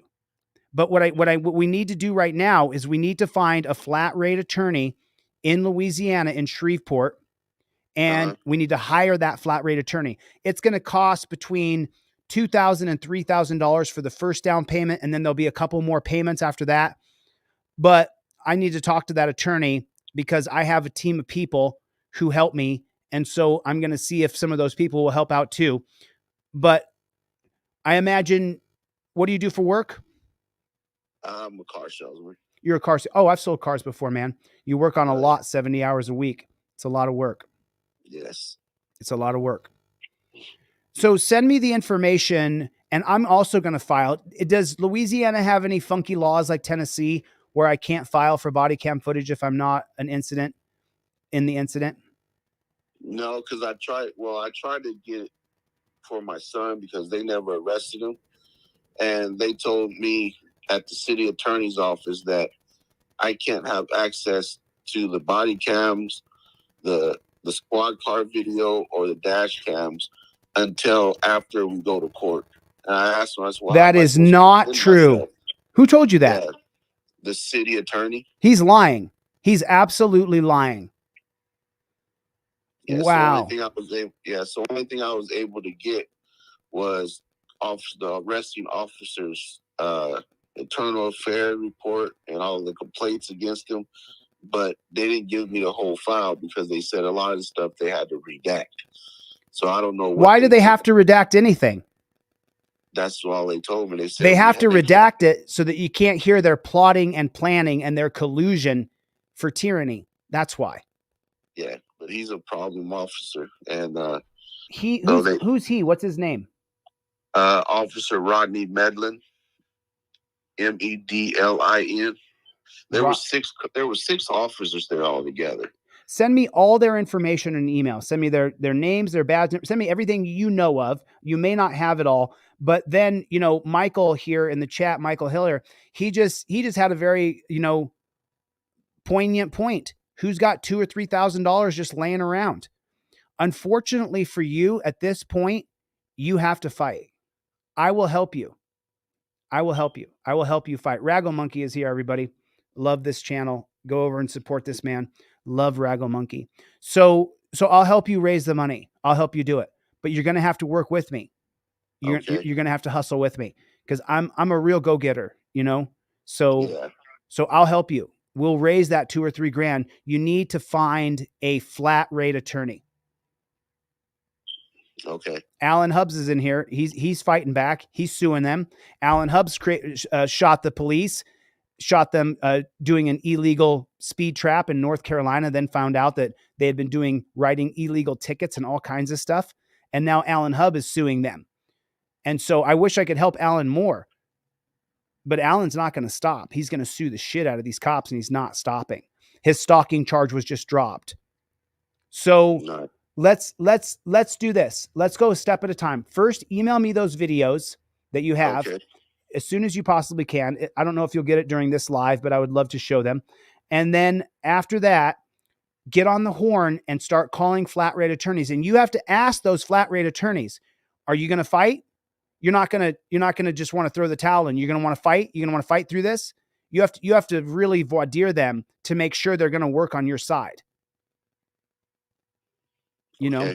Okay. But I would immediately file a notice of intent to sue to the city attorney and put them on notice that you're filing a federal civil rights lawsuit.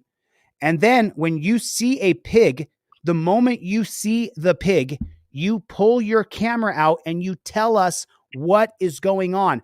I'm at the restaurant over here on 6th and Miller, and there's a cop outside. They've already been stalking me. They wrongfully arrested me for no reason. They arrested me right just a block away from my house. Tell the audience what is happening in the video as you narrate what they're doing. I'm going to call the Shreveport Police Department on Monday. I'm going to call the city attorney myself on Monday, and then we're going to crowdfund the money for you to hire your attorney. Okay, yes, I have the city attorney's name. What's the city attorney's name? It's Ed. I have it wrote down in my folder. I have to get it out of my car. You can email it to me. Okay, I'll email it to you. And then there is the people are saying Travis Hines is down in Louisiana. I don't know Travis personally. I've only seen his videos. Yeah, he had a court date. He was down in Natchitoches. Mm-hmm. In that area. Is it Nacogdoches? Is that what it is? Or it's Nacogdoches, or yeah, I'm not from here, so I don't really pronounce everything the right way. Nabisco. Yeah. Send me your address you and I have each other's email address. Send me your full mailing address with your full name. I'm going to send you the Fifth Amendment cop card for you and your son. And I'll send you a trifold for you and your son. Okay. Okay. All right. So I'm going to see what videos I actually sent you. I have them all saved to my phone. How many is all of them? We've only seen 3. I got the one when they pulled my son out of the car and arrested him. I have the beginning of the stop when he asked me if that was my car that I was driving. I don't know if I sent you That's the one you sent me. He says, "Is that your car?" Yeah, that's because they were looking for my car. They didn't know me, but they was looking for my car. Oh, they were looking for your car. That's funny. Yeah. You know, Terry, I don't answer questions. That doesn't work. You have to say, I invoke my Fifth Amendment right to remain silent. Then if they question you, then when we're suing them in federal court, then that goes around their qualified immunity. You have to say the actual words. I invoke my Fifth Amendment right. I don't answer questions is what you saw on YouTube from people who are not constitutional law scholars. You know? Yeah, that's what I told my son. He kind of answered. I'm like, don't answer him nothing. But Rights On is here, everybody. Love this guy. Love his channel. Okay. So did you get is it the 2-minute video or the 8-minute video? I didn't get an 8-minute video at all. That's the whole video. So I'm gonna send you the 8-minute. I'm gonna email you let me make sure it's on my phone here. Say what you said. Say what you said again. 3-minute video, 2-minute 52 seconds, and 1 minute and 15 seconds.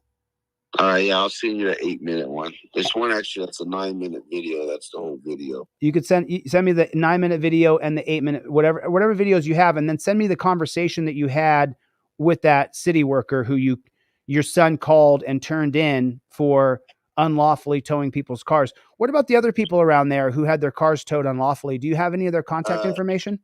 Yeah, it was just the lady across the street from me. She lives by herself. So that's why my son watches her house when she's not there.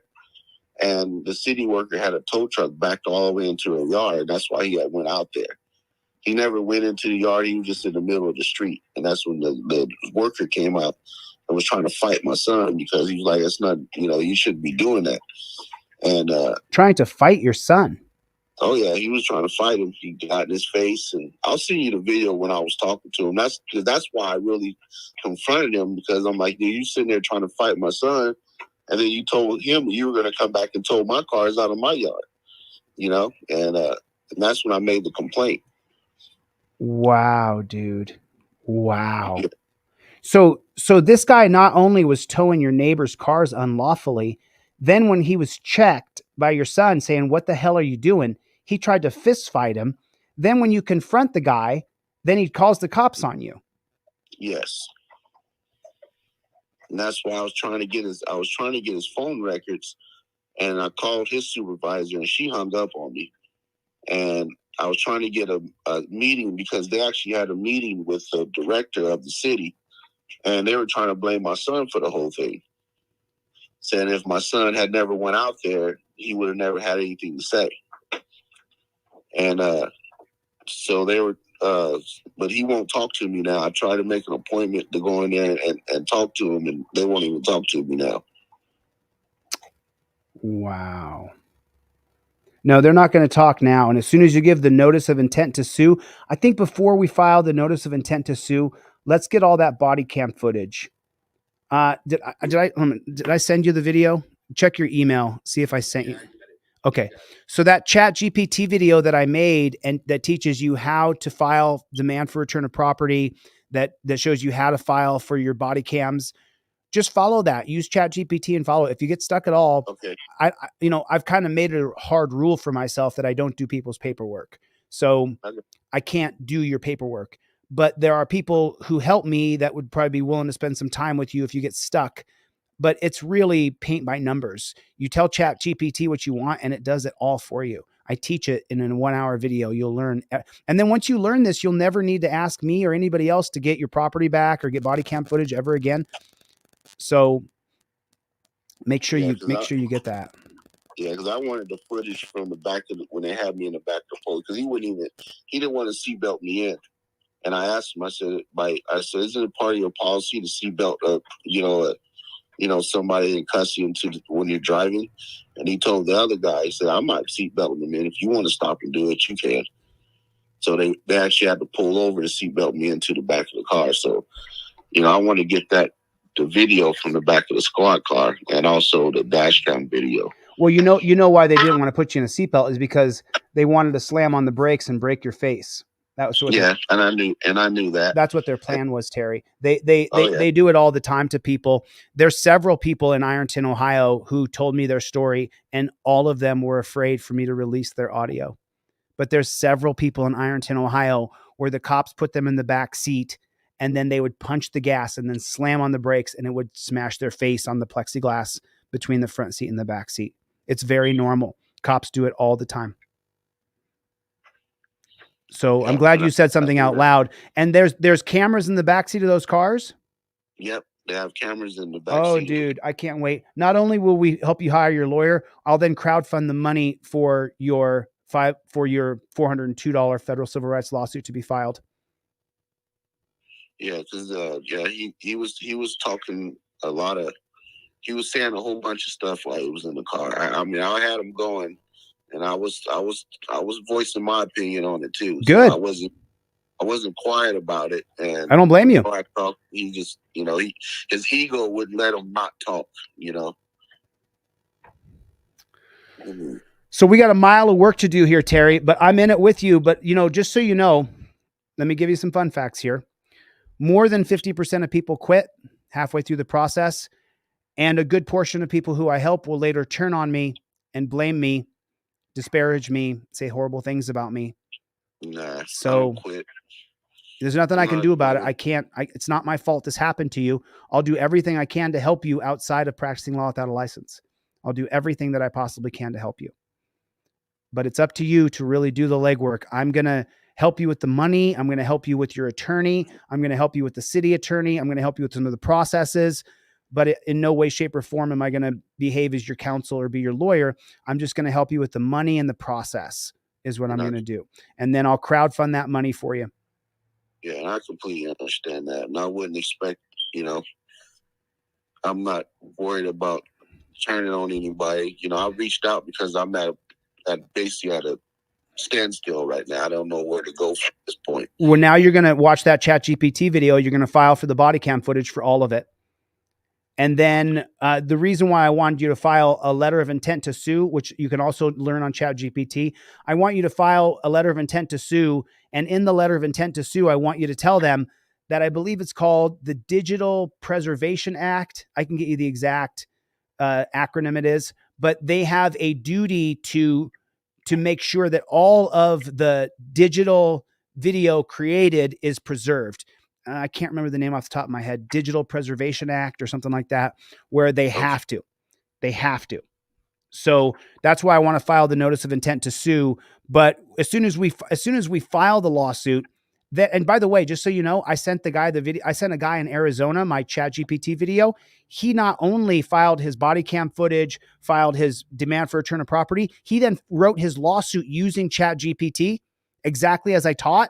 And he said that the firm that called him said, you are in the 4% of people whose lawsuit is done perfectly. And he used ChatGPT all the way, filed pro persona, where he is the person filing the lawsuit. So there's no limit if you want to fight. There's no limit. All right. Oh yeah, I'm definitely going to fight. Oh yeah. I'm gonna. What was the main pig's name over there? It was Officer Medlin. What is it? Archie Corporal Medlin. No, I don't call him that. Medlin is his name. Medlin. Medlin. MEDLIN. His badge number is 1194. 1194. Medlin 1194. Someone write that down for me. Okay. And then the black officer that was there. Oh, you mean the Uncle Tom? What'd you call him? You called him a coon, right? Yeah, I did. He is. And he's a fake black dude. His black card's been revoked. Oh yeah, like I told him, he's a traitor. So. He's a traitor. And then he had no problem with it, did he? He was like, "Oh, that's fine." Yeah, he laughed about it. Yeah, it's funny. You call a supervisor so you can get someone more sensible, more knowledgeable of the law, and you just call a bigger asshole to the scene. Yeah, and his name was Randolph. His badge number is 1238. 1238. Yeah, and then I have the supervisor's information from the police report. What's the supervisor's name? He's got some Polish name. I couldn't pronounce it, but I have it. It's on the report. I have to get it off of there. Okay. And then I have there was three other. There was Anderson,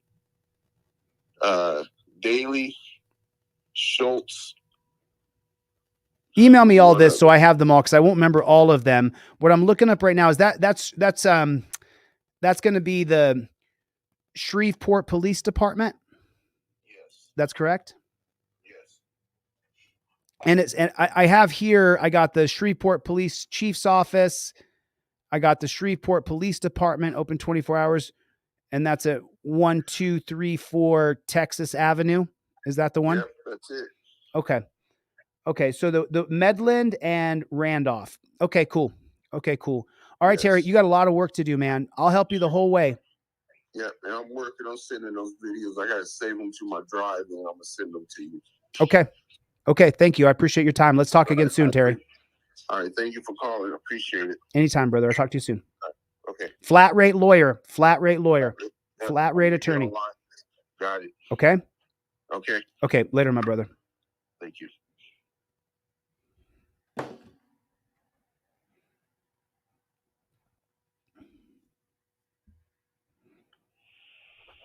You have reached the Shreveport Police Department.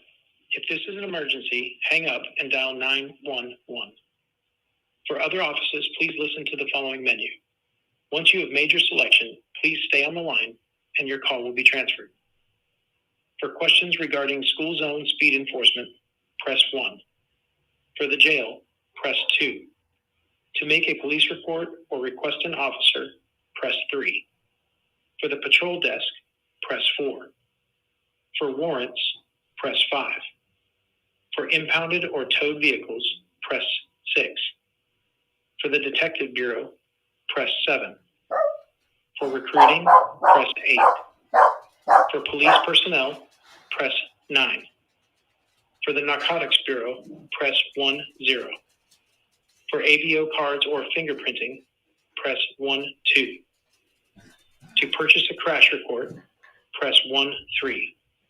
And for police administration, press 14.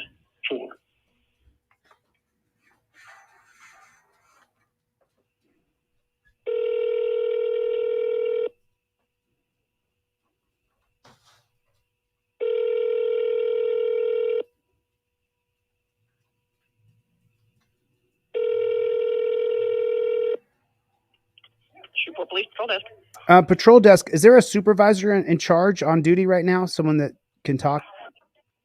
This is Sergeant Mendel. Sergeant, I'm sorry, what? Sergeant Mendel. Mendo, is that how I say your name? I don't want to say it incorrectly. Mendel. Mendels. M-E-N-D-E-L-S. How are you, Miss Mendels? It's a pleasure to meet you over the phone. So, well, I'm an activist. My name's ChilleDeCastro. I have a very large social media presence, and people contact me when they get cheated by the police. And a man named Terry Owens has just contacted me, and he sent me the videos. And what I just witnessed was an outright retaliation. He had made a complaint on a city worker, and then I believe the name of the supervisor was Randolph, and I'll give you his badge number. And the other one was Medlin. Badge number, because we don't have a Sergeant Randolph. What about Medlin 1194? We do have an Officer Medlin, but we don't have a Randolph. So Medlin arrested him. Medlin arrested Terry Owens for tinted windows and expired registration after he arrested him right outside of his own home, just a block away, where they were stalking him in his house. Okay.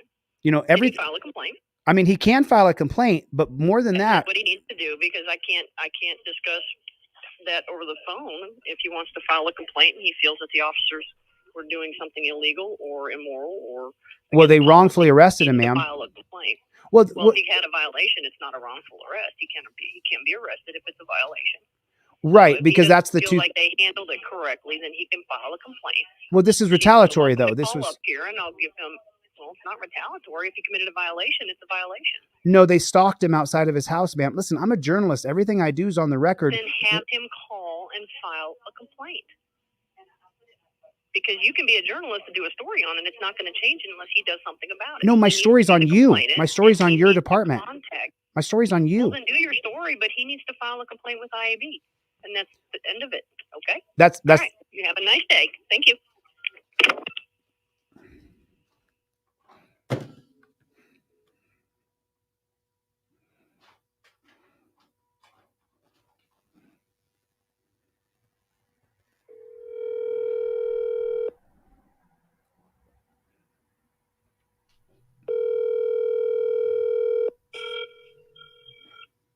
This is Terry. Terry, Chille. So I forgot a step. I just talked to the pigs over there. I just talked to one of the.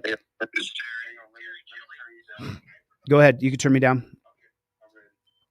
Yeah. I just talked to one of the pigs over there, and she said that you have to file a complaint.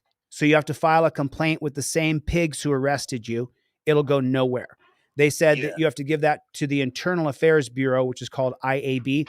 But if you've read the Mullen Commission, which I'm sure I've emailed to you, if you haven't got it, I'll email it to you. So if you read the Mullen Commission, you'll find out that Internal Affairs is a giant joke. It's 100% just a bad joke. That's what it is. I know that. So, but in some states, just so you know, if you don't follow the administrative procedure of filing a complaint first, the federal judge will toss your case. Yes. Okay, so you actually have to file a complaint. I don't recommend going in. See if you can file a complaint over the phone. If you can't, see if you can get a form online and file that complaint. And then when you detail out that complaint, you can use talk text on your phone or write it yourself. But you want to make sure that you detail every single thing you can in there, because that complaint that you file will pretty much be the section called general facts and allegations of your federal civil rights lawsuit. The more thorough and complete that you write out the report or talk text, I use talk text all the time, talk text out the report, then your lawyer will be able to take your complaint and transfer that to the general facts and allegations of your case. General facts and allegations are the biggest part of your federal civil rights lawsuit. Yeah, I actually sent a report, a complaint through the Department of Justice and the FBI. They haven't got back to me yet because I know They won't. PD They won't. is corrupt. But and then I was going to tell you, on a police report, the supervisor's name was Fertizet, badge number 449. Fertizet. Okay. Yeah, that's FARTACZEK. Mm-hmm. Send me also over the. Do you have the X-rays of your fractured elbow? No, I have to go get them. I just have the actual medical report showing that it's fractured. That it's been a while, so it's healing up now. But well, that was August, and now it's December, so you've had 3 months. Yeah. They put me in the sling, and but here I have the medical report showing that I went that Saturday after they arrested me. You realize the supervisor's name is Fart? Yeah. Hey, fart face. Hey, fartrageous. Hey, flatulous. Yep, I got him. Medlin, Schultz, Anderson, Daly, and Davenport was the other one that was there. Davenport. Yeah. Okay. So those are all the officers that responded, but the only ones that's on the police report was those two. And on the narrative, the brief narrative he put on on the arrest report, black male suspect booked into city jail. Right. And I asked them for the other part. They said that if there is another part to it, that they have a complete narrative, that I can't have access to that until after we go to court. That's not true. That's not true. They're lying. I got the Jordan cuffed video. This other video is the one I'm looking at that you just sent me. Is this the 9-minute video that you're talking about? With the city worker? Yeah. Yeah. He's sitting in his truck. I'm not sure. I can't see it just yet. I'm gonna call it city worker. Yeah, he's sitting in his truck, and I was sitting in my car talking to him out my window.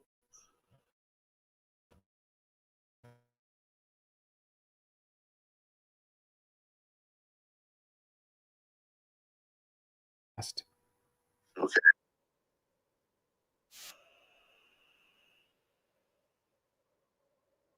Interesting. I think I've got it right here. I think I can share this with the audience. Let me see if I can share this with y'all so that we can watch. This was the interaction you had with the city worker. Okay, got it. I want you to understand. I'm gonna record you because I want you to understand. The other one is the complete one. It's about 8 minutes long. Is the other one, and you can see when I get out of my car, it's when they grab me and they. So it looks like you're having a back and forth here. This is from whose TikTok account is this? Judah Journey? That's mine. Okay. So this is 2 minutes and 26 seconds. Yeah. So that's him. That's the whole video. And then I pulled over and I waited for the police to come. So this is. Hold on a second. I tried to do what? Can you tell me what that city worker is saying in the first 30 seconds? What's he saying right there that you're doing? Let's see. Oh, when he called his supervisor? Yeah. Yeah, that was when he called his supervisor. And he said the gentleman that lives, he got my address wrong. He called the address for the people across the street from me. Okay. But he said his son, the gentleman that I got in an argument with, his father's here now, and that's what he said. Okay. But I don't know what he told the police when he called them, but he did call the police after that, and that's why I told him. I said, so what, you got to call other men to handle your business, and but I never threatened them, and I don't know if that's what he told Am I threatening them or not? Okay, so he's calling a supervisor. Let me play just a couple of minutes of this so the people can see what happened here. Oh, and his supervisor's a woman. Yep. So I just want to know why you was threatening them. But that's what. But I'm talking to you, man to man. Why was you threatening them? That's my thing. So this is the guy who was threatening to fight your son? Yes. Okay. So you ain't got nothing to say now, right? But the thing is though, you was acting real gully in the middle of the street. But now you talking about threatening me to come back and get my cars because you upset. Oh, he was threatening to come and tow your cars away too? Yes. Why would he come and tow your cars? Are you parked illegally? No, they're in my yard. Oh, I see. You feminine like that? The one I drove over here from Oregon, it runs and everything. I don't drive it because I have 2 other cars. Right. Yeah, see, that's what I mean. You ain't got nothing to say now. Y'all over here fucking with these poor ass people. I bet you don't act like this toward a white man over in the other side of town. Oh, they do. Do you? Yeah, they do. Now you ain't got nothing to say, right? No, they never do. It's a little different when there's a man in your face, not a young kid. Because I already talked to Miss Denise, and I made a complaint. And I'm gonna talk to her. I'm gonna talk to her supervisor too, and I'm gonna make a complaint against her for failing to do her job. Because you guys work for us. Actually, just so you know, Terry, she'll be listed in the federal civil rights lawsuit. So will this tow truck driver. Everybody involved in the conspiracy, the U.S. Code 42, 1983 and 1984 is a conspiracy to deprive you of rights. So this tow truck driver and the supervisor will both be listed, just so you know. Yeah, you ain't just I was going to involve him. I have his name too. Oh, you're going to get all of them. Every single person involved in the conspiracy to deprive you of your rights is listed in the federal civil rights lawsuit, and all of them in their individual capacities, not their professional capacity.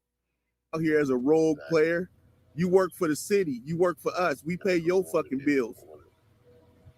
Let me go back. That one might be too big to share. You threatening to come back over there and take my cars.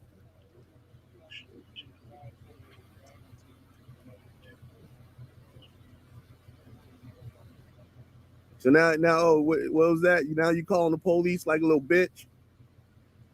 So you gotta call men with guns to fucking handle your business? Yeah, that's what I thought. Sergeant Fart Checker. Little punk. Okay. So I got that. All right. We saw that one. Send me the other video when you get a chance, Terry, but do me a favor, call in and file a complaint. Do you have an app on your phone called Tape a Call?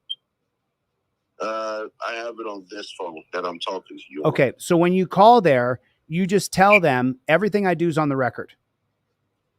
You tell them everything I'm doing is on the record. And you can even tell them I record everything I do. Always tell people everything's on the record. And tell them that you're recording the call every single time you talk to anybody. Everything's on the record.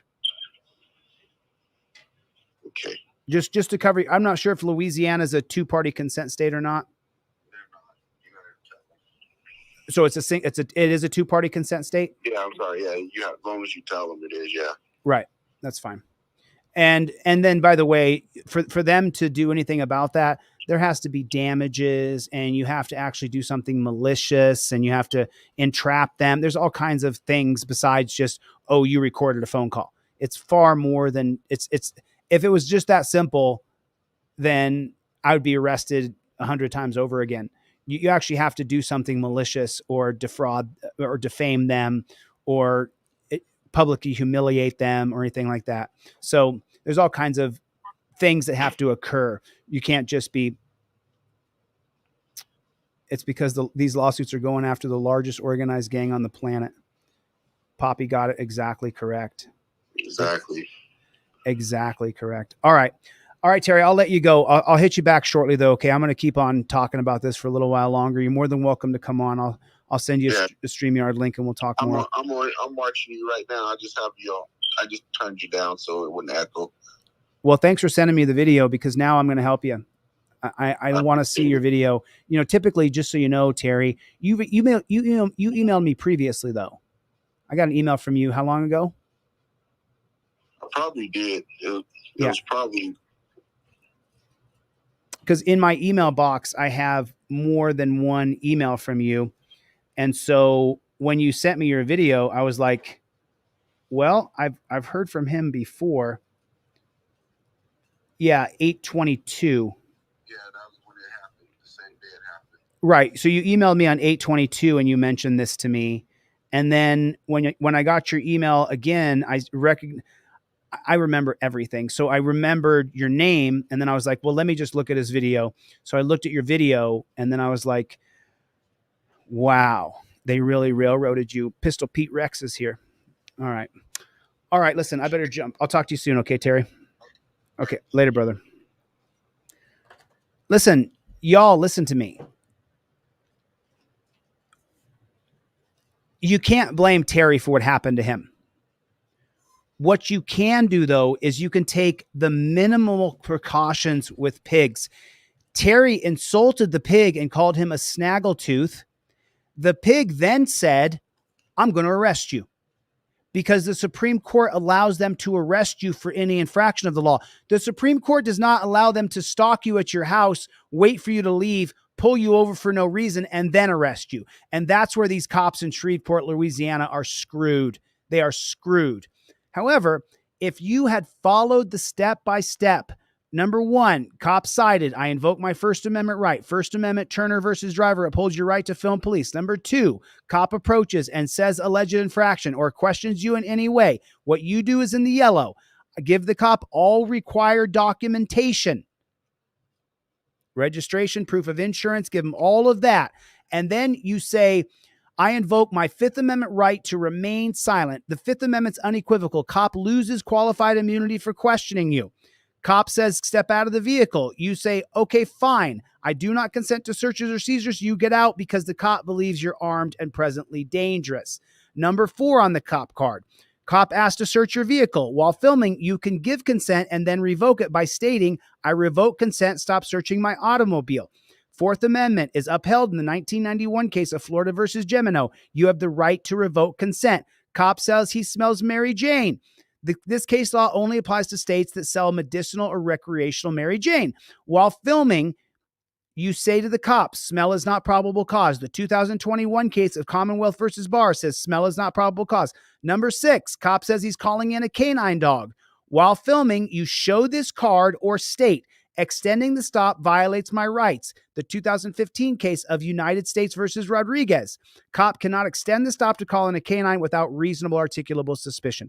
I give this card away for free if you purchase anything from my website. I don't care what it is. Anything. There's a $9 item. There's a $10 item. There's a $15 item. These are $30. I give it to you for free if you buy the $9 item. I would give it to you for free anyway, but unfortunately, the cost of the envelope and the cost of the stamp and the cost of the card ends up so that I end up buried. I did this in early 2022. I went on a spree where I gave away lots of trifolds, ended up costing me, and I was upside down for a while. A very special person came into my life and said, I'm going to bail you out of this mess. And they did. Without them, I would have been dead in Denver. So thank you. You know who you are. Thank you. I gave away too much of my own product. That's what happened to me. And I buried myself. So I can't do it again. Now I have to insist you purchase one thing from my website. I have to insist upon this for me to then take a stamp, stick it on an envelope, and ship it out. I have to insist you purchase one thing so that I don't get upside down again and a special person doesn't have to come in my life and bail me out. I was gone in Denver. I was out of money completely. I was at zero. And a very special person called me on the phone and said, Chille, you need money. And I know you do. And I said, I do. And they bailed me out. So I'm not going to cry here. But the only difference between this card and this card is this one you buy off my website, you laminate yourself down at Kinko's. This one is the one I print up. It's like a credit card, Visa card. But, you know, every single person here should have this trifold in your car. It should be in your car. Every single person should have this in your car. If you don't have a trifold in your car, I give these away digitally now, print at home for free all day, every day. I get 100 emails a day. I just email this to you. You print it off. You have to say the words, Fifth Amendment. I invoke my Fifth Amendment right to remain silent. You have to say it. You have to say those words. Make sure you say those words. And then this, coupled with your camera, this is how you save your own arse. And by the way, without the videos of Terry recording that, I'm not on the phone with him saying, I'll help you crowdfund your lawyer. Here's the steps you take. Here's how you get the body cam footage. Because Terry had video, he showed me video. Now I'm going to crowdfund for him, help him raise the money, get the lawyer on the phone, talk with the lawyer. I'm going to help him every step of the way. And why? He recorded it. It's on video that they retaliated against him. He didn't get enough video. There's not enough video. There's not enough video. I know it, Kevin. I know it. I gave away so many free trifolds in Columbus, Ohio, Youngstown, Ohio, Ironton, Ohio, that I literally put myself $5,000 under water. $5,000. That's how many trifolds I gave away. That's why I have a very strict policy now. I don't give away free trifolds because it's just too expensive for me to do it. It's just too expensive. It really, really is. Alarcia, it's what ends up happening is the cumulative cost. So you got, at least a few bucks for the trifold, at least a few bucks for the card, at least a few bucks to mail it. So you're at $9 right there. And so I end up, I want you to get it. Let me ask you a question. How many people am I helping having a stack of cards next to my computer? How many people have these in their wallet if they're sitting here? It doesn't do you any good. It doesn't do me any good. There's no way you can video you checking the cop's ass if you don't have the card in your pocket. So my mentality is just buy something and I'll give you the best thing I have for free. Because this is completely, you could destroy it, you could burn it, you could cut it in pieces. But if you don't burn it or cut it into pieces, then this will last you literally for a decade. Everybody has to have a trifold in their car and everybody has to have a Fifth Amendment cop card in their wallet. You have to have this in your wallet. You have to have this in your car. You have to have it. Okay? You have to have it. And for that reason, I will email you. I'm not going to mail you. I will email you everything I sell for free upon a simple request. Please send me that stuff for free. First couple days I did this, I was like, hey, you got to come to my live stream. You got to come to my live. You know what happened in a very short time? I was reading emails, and by the time it takes me to click and say, hey, come to my live stream, I give them away during live, I could just click and give them all the stuff. So I reverted on my own word. I just started to just give it away anyway. If you contact me and you say, hey, I need a trifold, I'll email it to you. If you contact me, say I need a Fifth Amendment cop card, I will email it to you. It doesn't do me any good, me sitting on this information. It doesn't do society any good. I'm never going to be a billionaire or billionaire. That just put that stupid shit out of your head. Your job is to help people. Your job is to inform other people. So when I send you the PDF for the trifold, that means you print off 50 of these suckers, you stick them in envelopes, you put a bow on it, and you give it to friends and family for Christmas. If I email you the PDF for this, which I email every single person who buys anything from me, everything. There's some people I miss in between the lives, but if they just contact me, I'll give you everything. If I email you this, then you go down to Kinko's, you go down to FedEx, you go down to Office Depot, whatever it is, you get them printed up and you laminate 50 of them and you put it in an envelope, you put a bow on it, you give it to friends and family for Christmas. Now you're taking my labor, my effort, my knowledge, and you're giving it to other people. You are a mensch, you are a patriot. That's what you're supposed to do. These do me and you zero good sitting in a box by my computer. They don't do any good. How are you going to invoke your Fifth Amendment right and show it on camera if you don't have the card in your hand? So my mentality is buy something for $9 or $10 or $15. If you can afford the $30, amazing. But if you can't, I'll still email it to you for free. That's my mentality. That's my mentality. Get it to as many people. Oh, you order something? Let me read some names here. Some people said they ordered some stuff. Let me read some names. Every single name I read right here, you're getting the Fifth Amendment cop card mailed to you for free. Every single person that I name right now is getting a Fifth Amendment cop card for free, 100%. And that's going to be Tita, order 218, Roger 217, Melvin get the free cop card. I can't mail it to you. You got to purchase something, but I will email you the PDF so you can print it out. Mark 215, everything going for free. Eric 214, everything I sell for free is being sent to you.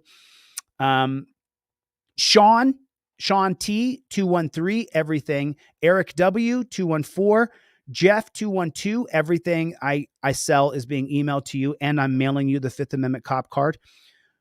Dwayne N 211, everything I sell is being emailed to you, and I'm going to mail you in the mail the Fifth Amendment cop cards for free. Jacqueline 210, everything. Marilyn S, your order still failed. Try to get it to go through. Marilyn S in Oklahoma. It doesn't matter. I'm going to email it to you for free anyway. If you order any of my digital products, they go into your spam folder. So please make sure you check your spam folder. Check that spam folder. Make sure you do. Make sure that you do. Oh, and then let's just take a look at this real quick. These are not done yet. So they're not done yet. These are just in the order right now. I haven't got these out yet. So these are the new hoodies, the new design for the new hoodies. This is the front of the hoodie, We Don't Stop. And the back of the hoodie says Team DLZ. I'll give you the name of the graphic artist who did these if you want to use them. And then this is the new t-shirt. I only have about 10 of these t-shirts being printed because I'm going to be wearing these for teaching Constitutional Law Scholar over the next several weeks up through Christmas. When everybody's on Christmas break, I'll be teaching Constitutional Law Scholar. So these hoodies will be coming out, I guess, less than a week. I'm not sure. I can call my print guy, Daniel, in Los Angeles and find out exactly when they're going to be done. I definitely want to get them out as soon as I possibly can. I want to get these out into the public. And so you guys can wait for these, but they're coming out. They're coming out. They'll be coming out real soon. I'm just swinging by a page here real quick. Let's just go right here and hope that we don't get some. Oh yeah, this. Larry Levine got a phone call from a burner phone inside the federal correctional facility in Tucson, Arizona, which is the same facility where Derek Chauvin was moved to back in August from his Minneapolis. Well, listen, he was not only in Minneapolis in prison, but he was in solitary confinement in Minneapolis, and he went to a more medium security prison facility in the federal system in Arizona. Tell me what the phone call was that you got and what was said. So I got a phone call from my friend Smokey. He's an inmate inside over at Tucson. And here's the deal. This guy, John Tursak, he was a federal informant for the FBI. Colin, I got your order.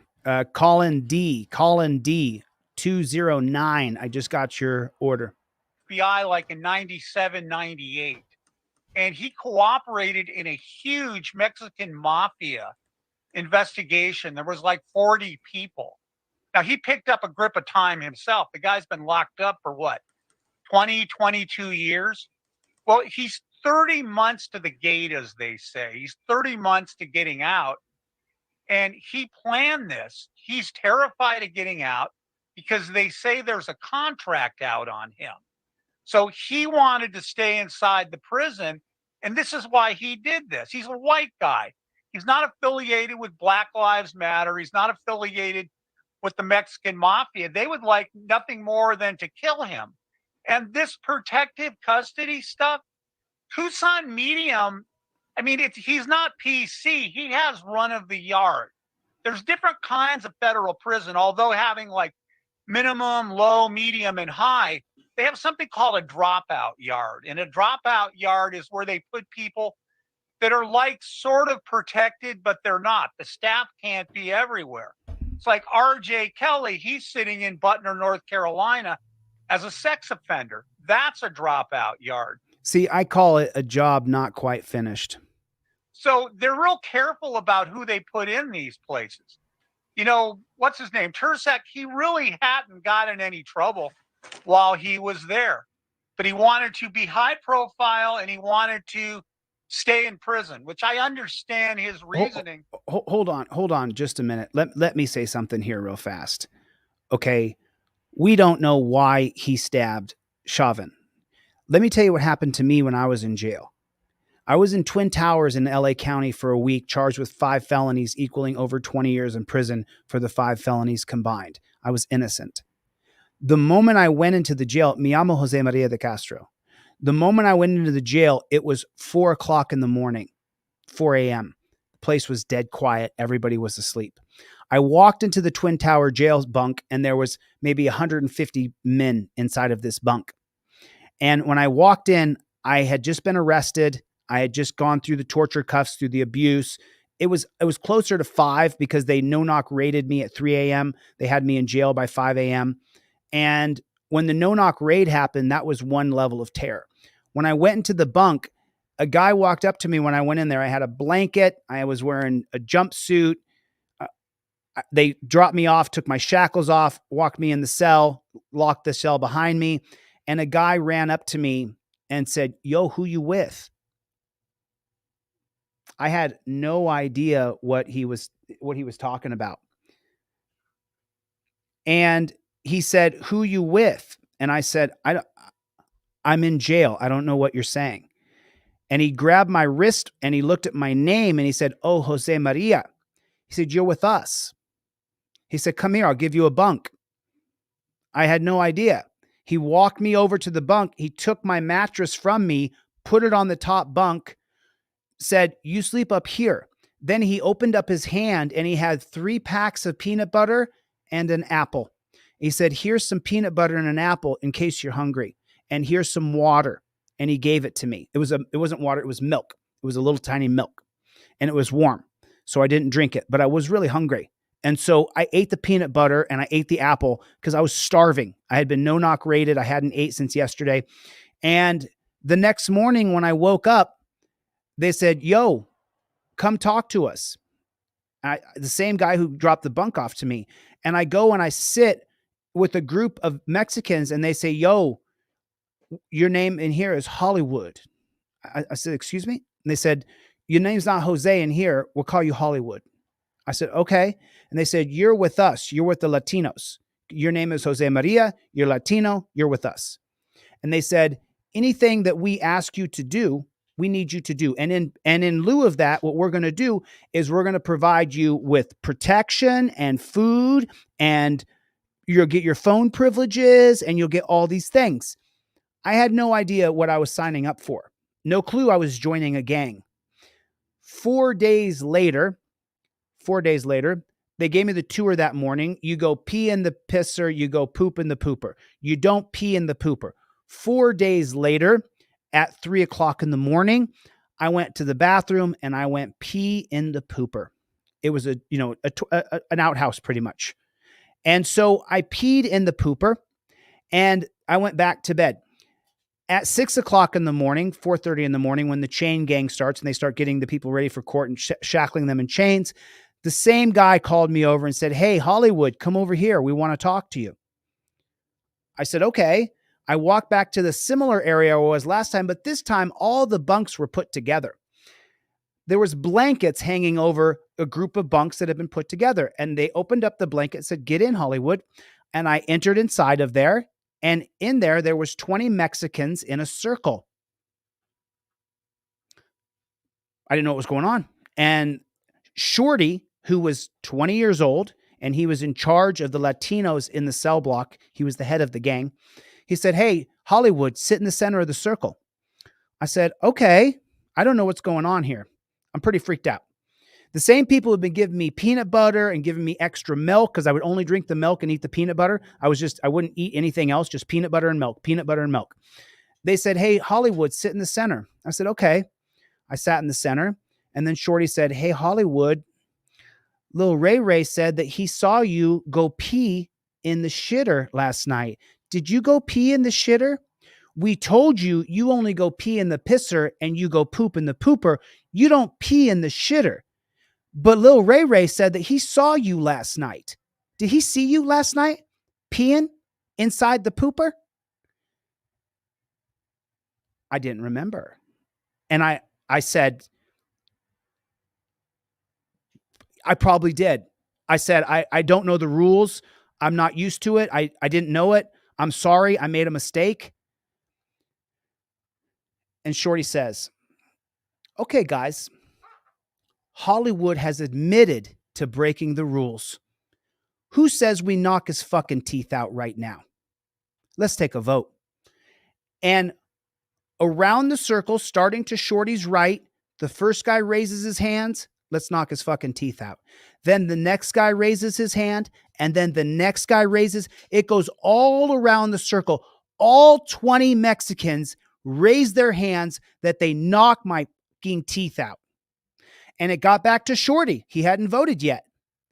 And he goes, Hollywood, all these guys want to knock your pretty teeth out of your face. What do you think about that? I'm sorry, guys. I'm sorry. I'm sorry. I didn't know it. I made a mistake. I'm sorry.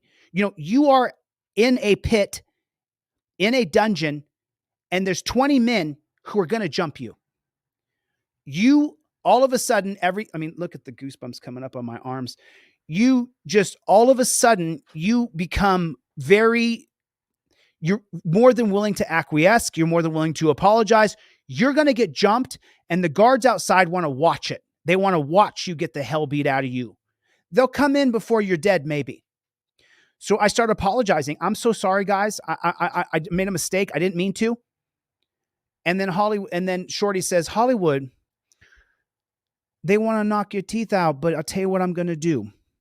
I'm going to let you go. I'm going to let you go this time. But Hollywood, this means that if we come to you and we ask you to do something for us, you're going to do it, right? Yes, I will, Shorty. Yes, I will. You ask me to do something? Yes, I'll do it. No matter what we ask you to do, you're going to do that, right? Yes, I am. 3 days later is my 7th day inside of Twin Towers. I wrote an entire movie about this called The John White Story because I look white, but I'm Latino. I wrote an entire movie about it, 80 pages, about this incident, about the entire jail incident, but this was one of the stories inside of the script that I wrote. And 3 days later, on the 7th day I'm in jail, racial tensions have gone to a fever pitch. A black didn't let a Mexican use the phone in time to call his girl, and they turned off the phones on day 6. The Mexican who had the phone turned off, his girl left, and he couldn't reach her the next day. He spazzed out and said, the Nners have taken away my girl by not letting me use the phone. La raza, la raza, la raza. The Mexicans started chanting. 80 men. La raza, the race, the race, the race, they're saying. And they come to me.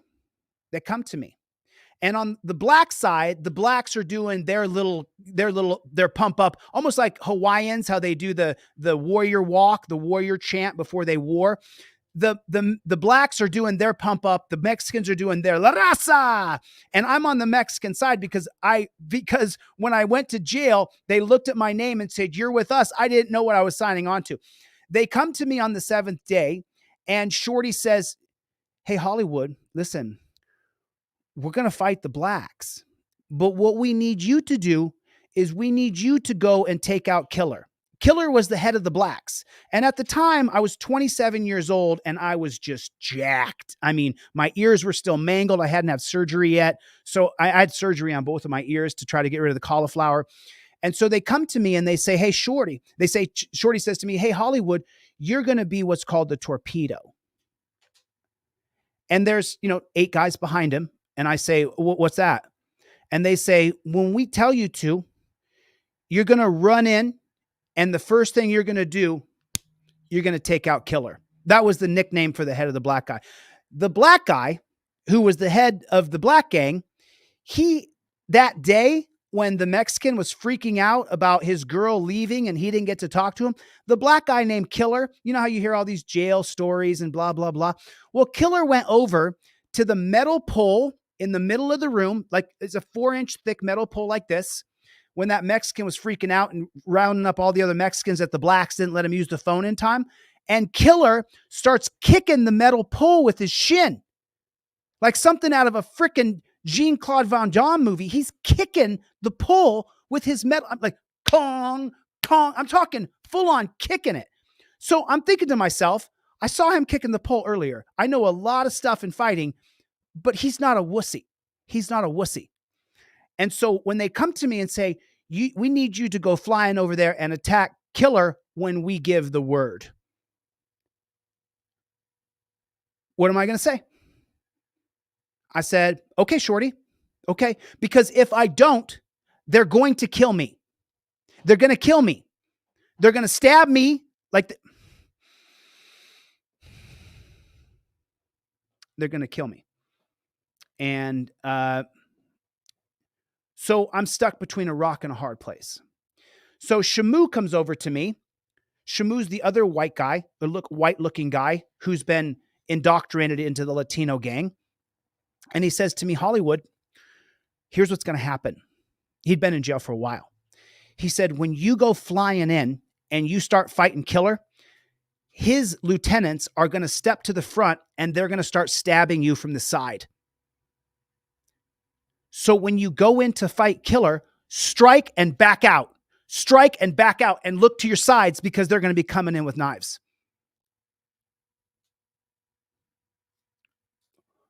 What have I done here? I've been no-knock rated for no reason. I've been arrested for no reason. I've been charged with felonies for no reason. I get indoctrinated to a gang for no reason. I have no idea what's going on here. Shamu tells me that they're going to shank me when I go to fight Killer. Okay, okay, Hollywood, go to your bunk. You'll know when I give you the sound. When you give me the sound. Yeah.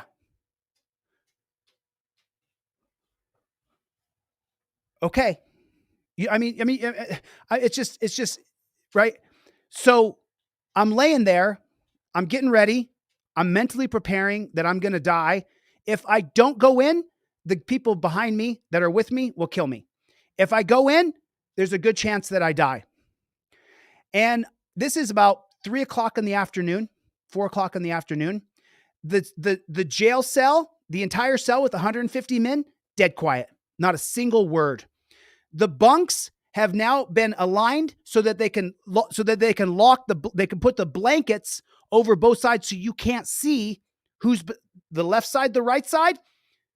You can't see because the blankets are down. And so I'm on the top bunk looking over to Shorty for him to give me the signal, right? I'm literally sweating, cascading sweat. I'm cascading sweat. It's hot. Nobody's talking.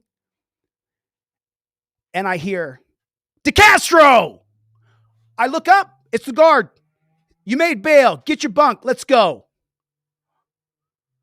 Oh my God. Oh my God. Oh my God. Oh my God. It breaks up the entire thing. Everything changes immediately because they say DeCastro, Lopez, Figueroa, whoever it is, this list of people's getting out of jail. They say, get your bunk, get your blanket, and let's go.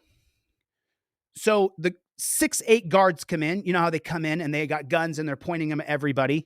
And so I then grab my bunk. I go over to Shorty and I say, hey, thanks for everything, man. I shake his hand and I get bailed out of jail that day. So why Chauvin was stabbed 22 times by that guy, we don't know. We have no idea the reason why. We'll never know. We'll never know why he really did it. Who knows what promises he had made, what deals he made with guards, what deals he made with other inmates. But I know what I went through was such a nightmare. It was such a nightmare. And oh, by the way, Shorty called me for months after that. I'm talking months. Called my phone. I answered his calls collect for maybe the first few weeks. And then eventually my girlfriend said, Chille, you have to stop. And I said, baby, you don't understand. The guy kept me alive in jail. And she's like, what do you mean kept you alive? He was the guy that was going to shank you if you didn't act as a torpedo.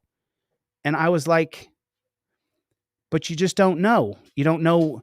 Like there were moments inside there where Shorty and I sat down and we talked and what he had gone through and he told me his story. But eventually I had to become deinstitutionalized. Only 1 week inside of LA County completely and utterly changed me forever. Once I had been wrongfully arrested, wrongfully charged, wrongfully prosecuted, wrongfully persecuted, wrongfully incarcerated, it changed me. It made me who I am today. The cops hate me. People hate me. They say I'm too hard. I'm this. I'm too hardcore. You weren't there. You just don't know what I went through unless you did it. You just don't know what that was like. You don't know how bad it was for me. You don't know. It was just, it was scary. It was, I don't feel fear anymore, but at that time in my life, I was scared. I was really scared. I was terrified of what was going to happen to me. And that's what made me who I am today. That moment of me being a torpedo, the moment of me having, and then Shamu coming over and telling me they're gonna shank you, dude. I've seen it before. They said you're a torpedo. No, Shorty didn't call me a torpedo. After that meeting with him, then Shamu came over and explained to me that I was Shamu was an accountant. And anyway, it was just so hard. It was just so hard. You're more than welcome to be an anarchist, my friend. Forgive me. Sorry. It's just really hard to recount some things and go through that again. And just remember that guard screaming my name, because the guards knew what was going on. The guards are so aware of what's going on, and they knew that there was this thing going on. When you have 80 Mexicans chanting La Raza, La Raza, La Raza, the guards know what's going on. They know there's a race war going on inside the jail. And if you think that racism is bad on the outside, you don't know a damn thing. On the inside, it's so unbelievably bad. So here's what got me actually in trouble, if you really want to know. The peeing and the pisser was one thing. But the day before, my best friend in LA for 5 years was a black guy named Tariq. Tariq was my best friend. We were like this. And he was also my girlfriend's personal trainer. I had a girlfriend for 5 years. And the day before, the night I had gone pee in the pooper, that day I worked out with a black guy. And you take milk crates. They how they have milk crates, and to do push-ups inside, you'll take a milk crate and you'll put it on one arm and one arm up, and then you'll do push-ups on a like this, so that one arm is higher than the other, and that'll work your left pec. And then you put the milk crate on the other side, you do push-ups like this, and that'll work your right pec. And then you put the milk crate up here, and you got to reach up and touch and then come down, reach up and touch and then come down. Then you take the milk crate, put it down here, and then you're doing these pyramid push-ups, all these jail workouts that I never would have known. This black guy was like, yo, man, you're built like a brick shit house. Let me show you a couple workouts. I was like, cool, man. But then when I was in that circle, they said that I peed in the pooper, and then yesterday you worked out with the Enners. I said, what do you mean? He said, you were working out with the Enners. I said, I wasn't working out with Enners. I was working out with this guy who offered. He said, those are the guys we got to fight, Hollywood. And you're over there making them stronger, showing them workout techniques. That's what it was about. It wasn't about me going pee in the pooper. It was about that I had, because he was showing me workout techniques where I'd been a certified trainer since I was 18. I was 27. So for 9 years, I had been training. So I was showing him all these little techniques that I knew. And that didn't make the Mexicans happy. They were going to kill me over it. So now when I tell you guys, when you go to jail, you shut the front door, you sit your back to the wall, you don't make any friends, you bury your face in the Bible, you bury your face in a book, and you don't look up. You're not there to make friends. The only time you're not looking in that book, you're doing push-ups, pull-ups, squats, jump squats, and you get your body dialed in like a rock because you may have to use it. So that's what going to jail's like in Twin Towers of Los Angeles. I tried to navigate it as though I was in a social setting, and that if it's Lord of the Flies, man, I've been grappling and fighting since I was 7 years old. If it's Lord of the Flies and that's what it is, I can be the ruler of men inside of this place.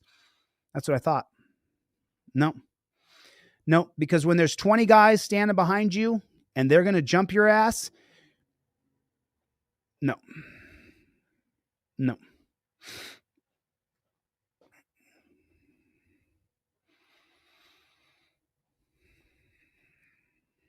It's just hard to talk about, I guess, So we don't know why Chauvin was stabbed 22 times. We don't know why the guy did it. As to why he did that. Like minimum, low. So listen to what they say about the guy that stabbed Chauvin, and then bear in mind the story that I just stopped to tell you. Medium and high, they have something called a dropout yard. And a dropout yard is where they put people that are like sort of protected, but they're not. The staff can't be everywhere. It's like no, you're not protected if you're in the dropout yard. You're singled out so you can be attacked. R.J. Kelly, he's sitting in Butner, North Carolina as a sex offender. That's a dropout yard. So they're real careful about who they put in these places. What's his name? They're not careful. Everything's planned to ruin you. He really hadn't gotten any trouble while he was there. But he wanted to be high profile and he wanted to stay in prison, which I understand his reasoning as to why he did that. So can I ask you, if that's the case, he would have said something like, here's my reason I did this. No, he's not going to Black tell Lives them that. Matter. Well, so you're saying that's just a story that's being fed by the jail? By the prison? Well, Ash, you know what? He didn't tell them, gee, I wanted to stay inside. First of all, there's some weird things going on. Right. The BOP has something called, that's the Federal Bureau of Prisons, called SIS, Special Investigative Section. Right. They have people that are called SIA, Special Investigative The cover-up unit. Agents. They will investigate the crime, and then it takes about a week or so, and they'll refer it to the FBI. Well, the FBI picked this stuff up, I don't know, a couple days after it happened. So they're kind of fast-tracking things, and he's not going to be honest with them and say, well, gee, I just wanted to stay in prison. Not at all. This is not a secure facility. It's a medium security FCI. It's got 2 fences around it, roving patrols with cops ready to light you up. You try to go over the fence. Cellular living, but during the day, inmates are milling around the institution. They have what's called controlled movement. It's kind of like when you were back in high school, there was passing periods between classes. Is there another sheet? Well, they open the compound every hour, and inmates can move freely between different locations, and then they close the compound. The reason why they do this, it's like a security protocol. In case there's an incident, a riot, a disturbance, whatever, they know who is where and they can contain the problem. And it's interesting, first of all, the BOP, they're shorthanded across the country. They are. After COVID, people left, people retired. And on Black Friday, because it's a holiday weekend, essentially, there was probably a really, really short shift of staff working. So they weren't He was stabbed 22 times, just so you guys know. Prepared for this to happen. I mean, it is a medium security, but he picked this day. Has nothing to do with blacks or Mexicans or Black Lives Matter.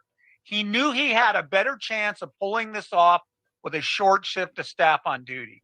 In these documents, it says that John Turskak attacked another inmate identified only as DC in the documents in the prison's law library last Friday around 12:30. The report says that Turskak used an improvised knife and stabbed DC 22 times, telling corrections officer he wanted to kill him.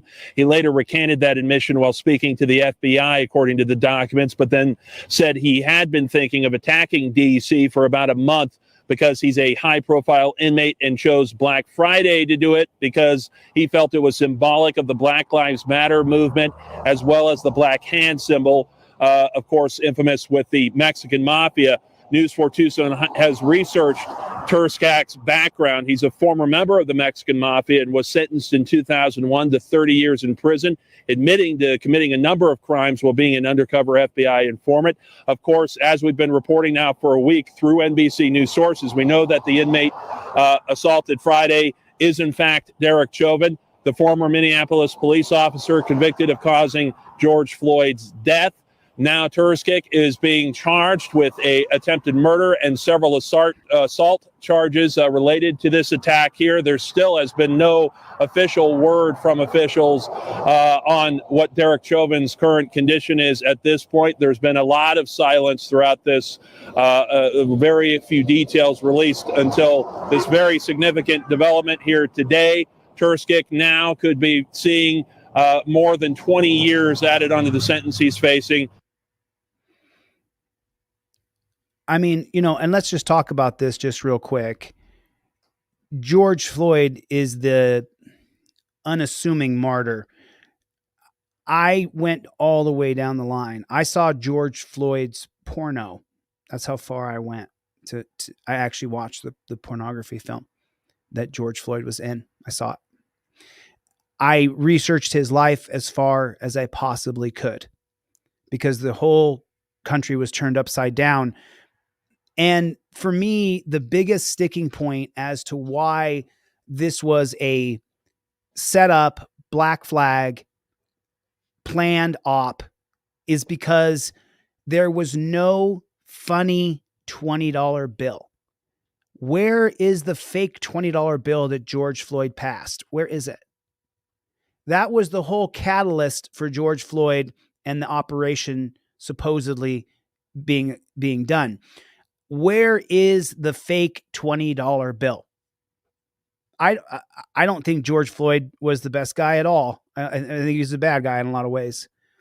The response to George Floyd, this right here, this guy here, this was a direct cause.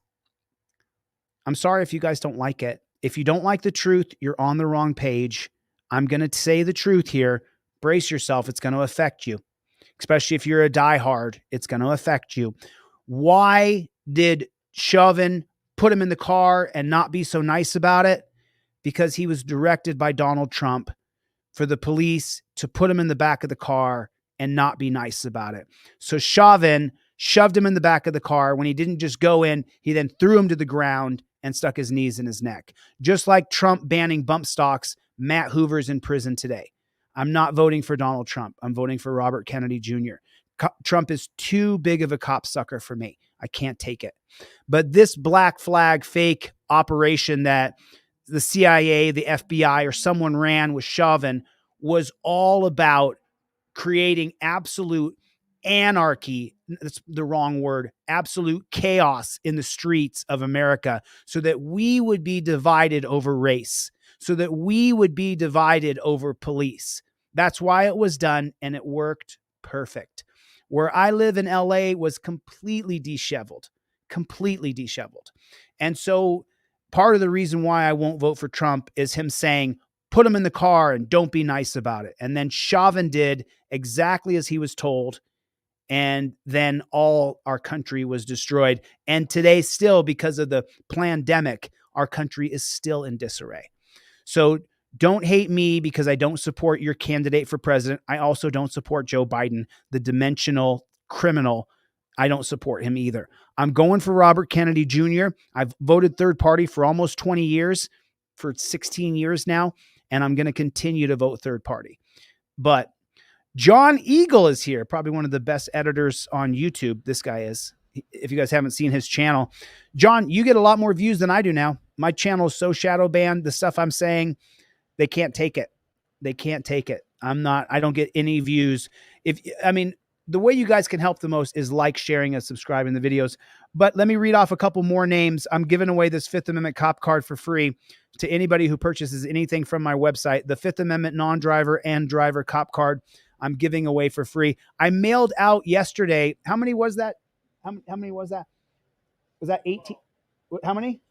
12. Yesterday we had a dozen orders, and I mailed off a dozen Fifth Amendment cop cards to people yesterday. So 12 people got mailed cop cards this morning. They want us to be divided. You can vote for Trump. You can vote for Biden. God bless you. Welcome to delete laws. You can vote for Robert Kennedy Jr. God bless you. Welcome to delete laws. I am not going to, Mikey B, one of my favorite people, big time Trump supporter. Mikey B, welcome. I love you, buddy. Got nothing but love for you. Other people, big time Biden supporters. You're welcome to support whoever you want. You're welcome here, because this group here, we're about accountability, transparency, and changing Terry versus Ohio. Getting the Supreme Court elected on 10-year cycles. They have to pass impeachment inquiry every year. That's where I'm going. I'm running for governor for all people, not just Trump supporters and Biden supporters or Robert Kennedy Jr. supporters. I'm running for governor to change the policies of police from the top down, where they can't stop me.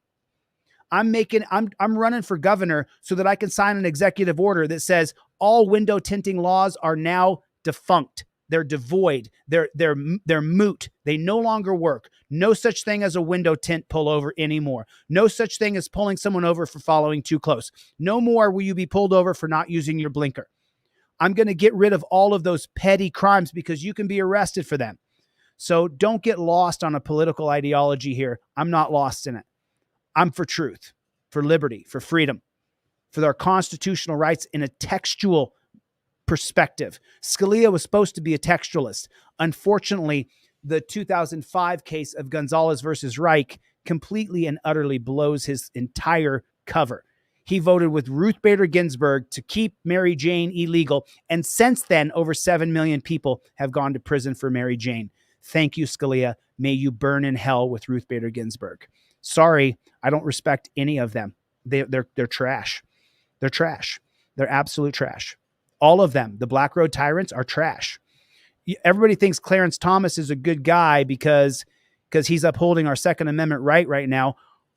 Aren't we supposed to be upholding our Second Amendment right anyway? Isn't Clarence Thomas doing what he's supposed to be doing? The only thing the Supreme Court is doing right now is upholding our Second Amendment right to bear arms, which typically my gun is right here, but I think it's right there right now. So a living wage would be nice. That's true, So that's going to be what I was reading the case yesterday. I was reading that case yesterday. I believe it was, I got it up on the board here. It would have been,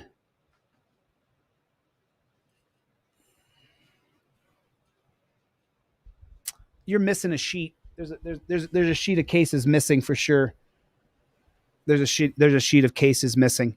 You guys, listen, take advantage of my free Fifth Amendment cop card while I'm live. Please don't make me look later. See, look, Mikey B is in here right now promoting Trump. You're welcome to do so. I don't agree with you. I'm going to vote for Robert Kennedy Jr.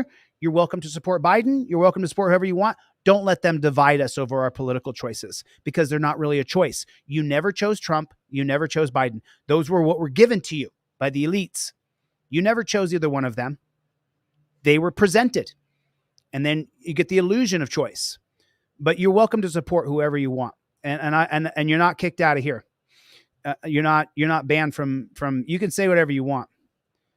I mean, Tony supports Trump. You're welcome to support Trump, Tony. You're welcome to.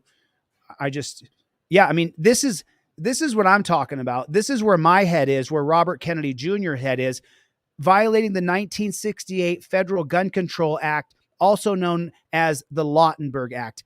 That's what I'm about.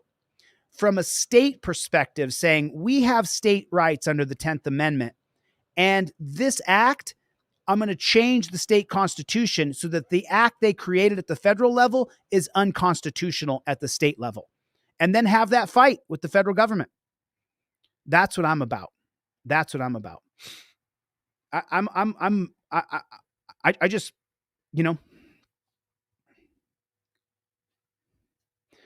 James is against the Trumper. You guys, but what I'm trying to show you guys right now is that they can't divide us. If we say, hey, you're welcome to support this person, you're welcome to support that person, but our mutual goal is that we're for liberty and freedom, transparency, get rid of this dungeon system. Let's change it so that we have a better life. Let's go to an open camera circuit system so that we can solve crime and that all crime can be solved, not just some crimes the police choose to focus on if you have enough money. In an open circuit camera system, statewide, citywide, you can tap in and look at the cameras anytime you want. It kills Big Brother.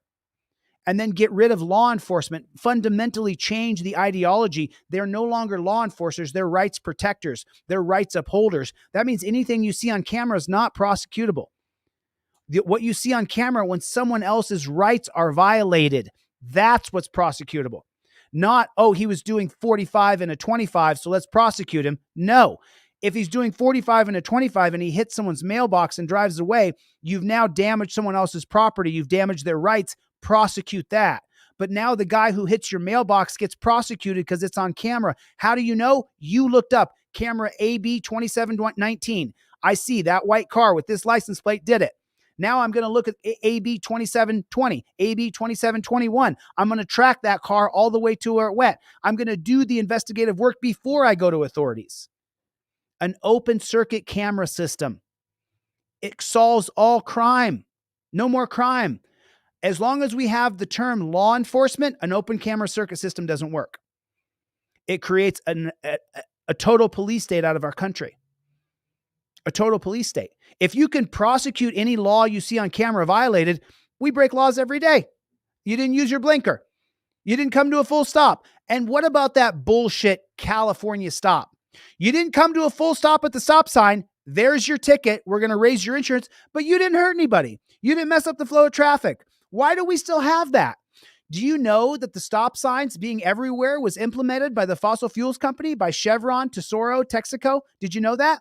The reason why there's a bunch of stop signs everywhere instead of a yield stop, where you yield, check, and then go, if you have to come to a full stop, if there's lots of people there, why do you think a yield stop doesn't exist? It was the fossil fuel companies in California in the 40s and 50s who insisted that people come to a full stop. They paid off legislators to create what's called today the California stop. Well, but we all know, though, when you go to a stop sign, you come almost to a stop and then you go through, right? You're just stopping long enough to make sure there's not a school bus or kids or adults or young people or joggers running through the intersection, but you pull up to a stop sign, you come down to 5 miles an hour, and then you go. Why do you get a ticket for that? Did you ever ask that? Why am I getting a ticket? No one's damaged. No one's injured. I didn't mess up the flow of traffic. I didn't jump the stop sign. I came down to a stop 5-10 miles an hour and I went through because there's nobody coming. Then why do you get a ticket for that? I mean, have you ever thought about it? Have you ever questioned the reason why you get a ticket for not coming to a full stop at a stop sign? Have you ever questioned that before? Why is that? Oh, you could have killed somebody. Sure. If there was someone coming and I ran a stop sign, you're right, I could kill somebody. But if I stop down to 5 miles an hour and I look both ways and I can see no one's coming, just go right through it. Why should you get a ticket for that? Did you ever question that? I mean, honestly, right now, have you ever said, why am I getting a ticket when I came to almost a full stop and there was nobody coming but the cop hiding on the side of the road, and now I'm getting a 4-point or 6-point ticket? For what? We've been programmed. You were planted in a box. You can't see outside that box.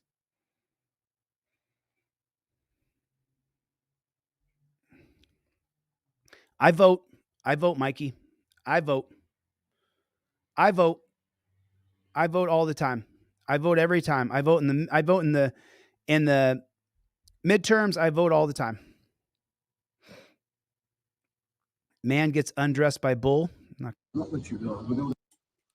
Side effect. Hey guys, it's the bird turd, and I'm here with a really good one for you, so stay with me. I'm here with NBC News Now. What is mycoplasma pneumonia, the illness driving an outbreak in Ohio? Well, guess what? I'm going to show you exactly what it is. So I'm here with the cumulative analysis of post-authorization adverse event report from Pfizer, received from 28th of February 2021. This has all the adverse events, okay, from the things. Okay, so you go down to this page and it starts with all the adverse events, right? Right here. List of adverse events of special interest. Well, see. Let's see if I can find it.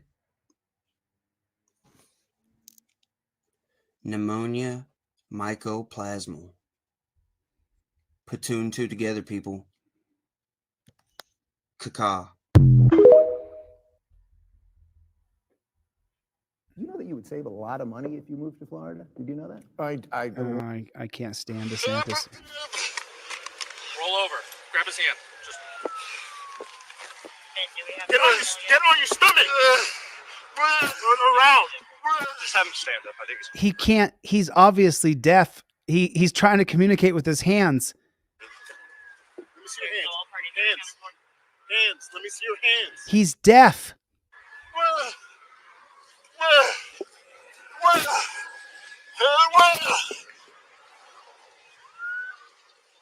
I think he's gonna fall. Come here. Hey. He's not being compliant. Look at me. Hey. Look at me. Wow, these cops are stupid, huh? Sit. These cops are frickin' stupid. John attempts to tell the officers that he is deaf, and eventually one figures it out and hands him a notepad and a pen. I haven't been on Too Many Bad Apples. I don't spend a lot of time on Too Many Bad Apples. There have been over 500 visits to Too Many Bad Apples. Create a new post and start the next conversation. This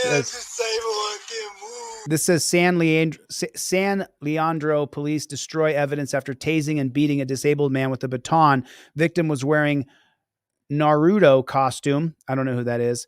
When the police approached and demanded search. ICU, head wound, broken arm, and 2 strokes. Wow. Wow. Fun up, man. Look. Fun up. Get on your stomach. All right. 3-6. You can just go to our cars first. Oh, no. Oh, no, man. Oh, no. You insecure our vehicles first. Is with another. Oh, no. What do you want me to do here? Oh, dude. I'm disabled, man. Pull your arm out, bud. Oh, again. Pull it out. I'm trying to. Pull it out. Oh, Pull it out. again. Here, I know. Oh, you guys stop it. I'm disabled. Well, you're moving around pretty good right now. I know, but you guys. Here you go, Bears. I'm gonna hold him. Handcuff him.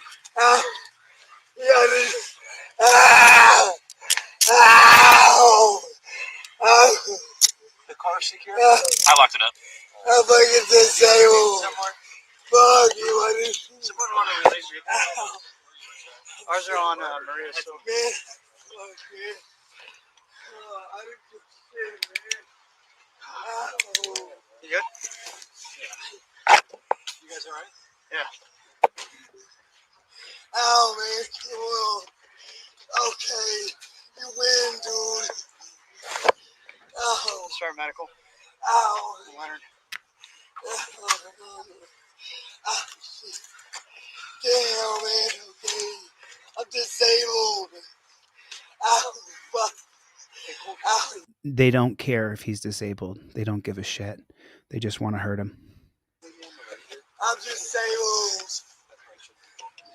By the way, if you've never heard someone who's mentally challenged, that's how they sound. I'm disabled. That's what they sound like. I'm not making fun of him. That's how they sound. I know one of my best friend's son is disabled. Ow, man. Okay, you win. Ow. Damn. I can just get a light from one of you guys. Is my light still there? Or is it on your own? Not sure. Man, I'm disabled. I can't move. Well, that's the end of it. That's the end of it. This is on a Florida Supreme Court said the identities of police officers who use deadly force can't be shrouded in secrecy under Marsy's law. Oh my God. Thank God. The first court in America. Because just so you guys know, you see this right here. Florida Supreme Court said the identity of police officers who use deadly force can't be shrouded in, hey, James, it won't work. Your screenshots are going to hide from you. You have to write them by hand. Oh, okay. So just so you guys know, what they're doing across America right now is different states are making it where they blur out the face of the cop because we hate them so much and they're afraid. The cops are trained to be scared, and now they are scared. They're scared that we're going to retaliate against them because we see on video what they do to people. You guys just saw the video where the disabled kid is saying, I'm disabled, help me, right? The cops are afraid that we are seeing how inhumane they are, and the crazies of our society are going to go and deal with them. As you know, I constantly advocate for nonviolence. Don't be violent. Petition, press, assembly, speech. That's what I promote. But they're scared that someone's going to kill them because of what you just saw on video. So the Florida State Supreme Court said Marsy's law stops you from hiding the faces of cops who murder people. Now, we saw that one yesterday. Detroit pig accused of shooting photojournalists in 2020 arraigned on new felony charges. Thank God for that one. East Cleveland officer who stomped on man's head pleads guilty to misdemeanor assault, gives up Ohio police certificate. He's just going to go to another state and try to get a certificate. Carrollton cop sentenced to 60 years for child abuse. I can't say that word, as you know. $3.5 million settlement given to then 12-year-old who witnessed aunt being killed by Officer Aaron Dean, serving 11 years. Oh, I know who this is. Second officer on the scene died. Hart, boy's mother, and grandmother died after. What? That's crazy. I don't even know what they're talking about. Oh, we saw this one. Church deacons wants the tow truck driver fired. I want more than charged with murder. Driver placed his knee on deacon's neck after he was tased. Yeah, I agree. The family of a church deacon who died while in Atlanta police custody now wants 2 people charged in the case. An Atlanta police officer tased 62-year-old Johnny Holloman during the investigation of a minor traffic accident. Holloman died shortly after that tasing. Just before Thanksgiving, the Fulton County District Attorney's Office released video of Deacon Johnny Holloman being arrested. During that video, he was tased. The family now says that video reveals to them that a tow truck operator also needs to be held accountable for this death. So I need you to sign this ticket right here on the X. The body cam footage from then APD officer Kyron Kimbrough reveals what led up to Deacon Johnny Holloman being tased and taken to the ground after a minor traffic accident. Okay, I'm gonna sign the ticket. The family believes Officer Kimbrough, who has since been fired, should be charged with murder. Absolutely. They and some members of the public now say tow truck driver Eric Robinson should also be charged. Yes, he should. The body cam video appears to show Robinson restraining the deacon as the officer handcuffed him. With a record driver assisting him. This tow truck driver put his knee, he assisted the officer who was fired from APD. This tow truck driver from S&W, Ms. Norwood, he assisted and put his knee on Deacon Holloman's neck, which contributed to the death of Deacon Holloman. Monday, a community activist asked the city council's public safety committee to take financial action against the company. We are asking that you guys remove S&W from towing from the city of Atlanta. It's a bad look on our city to have this company. They don't care about us. Multi-million-dollar contract. Only public pressure and will one work. of their drivers help assist to kill the old African-American man who was also a deacon and a pillar in this community. Now, we reached out to S&W Towing to try to get their reaction to this new development. We have yet to hear back from them. Let's make sure everybody has a trifold in their car. If you don't have a trifold, email me right now and say you need it for free. Just put free trifold. Go to deletelaws.com, go to the inquiry form and say free trifold. And I'm going to email you a free trifold right now. As soon as I get off this live in the next 15 minutes, Go to my website right now, deletelaws.com. It's spelled just like that. If you don't have a trifold and you need a trifold, and I'm going to email you one that you can print out so that you have this in your car. If you can afford to get this nice fancy one, then get the nice fancy one. But if you don't have any money and you don't have this trifold in your car, let's end that today. Let's bring that to a close today, because I'm also going to email you my poster, my ebook, the Fifth Amendment cop cards. All you have to say is free trifold, and I will email you this trifold 100% for free. You don't have to be on my live stream. All you have to say is free trifold. Let's get a trifold in every single car there is, so that you guys, and then you teach people how to use the trifold and how to use your camera, how to use the trifold and how to use your camera. Let's get a trifold in everybody's car today. If you don't have one, email me right now. Go to deletelaws.com, go to the inquiry form. Let me walk you guys through it so you know how to do it. Let me show you guys how to do it. Here's how you do it so that you can get a free trifold from me, and I will send it right over. I will email it to you. You have to print it out yourself. Let me share my screen with you. So here's deletelaws.com. You see where it says home, mission, videos, shop, contact us right there. You click that right there. There it is. And now I put Chille, DeCastro, deletelaws@gmail.com. Subject, free trifold, please. Thanks, Chille. And then you click submit form. Right there. There it is. Now that's how you get a free trifold from me. That's how you get it. Right there. Okay? That's how you get it. If you can afford the $9 one, I'm going to give you the Fifth Amendment cop card for free. If you can afford the $30 one, I'm still going to give you the Fifth Amendment cop card for free. But you have to have these in your car. You have to have them in your car.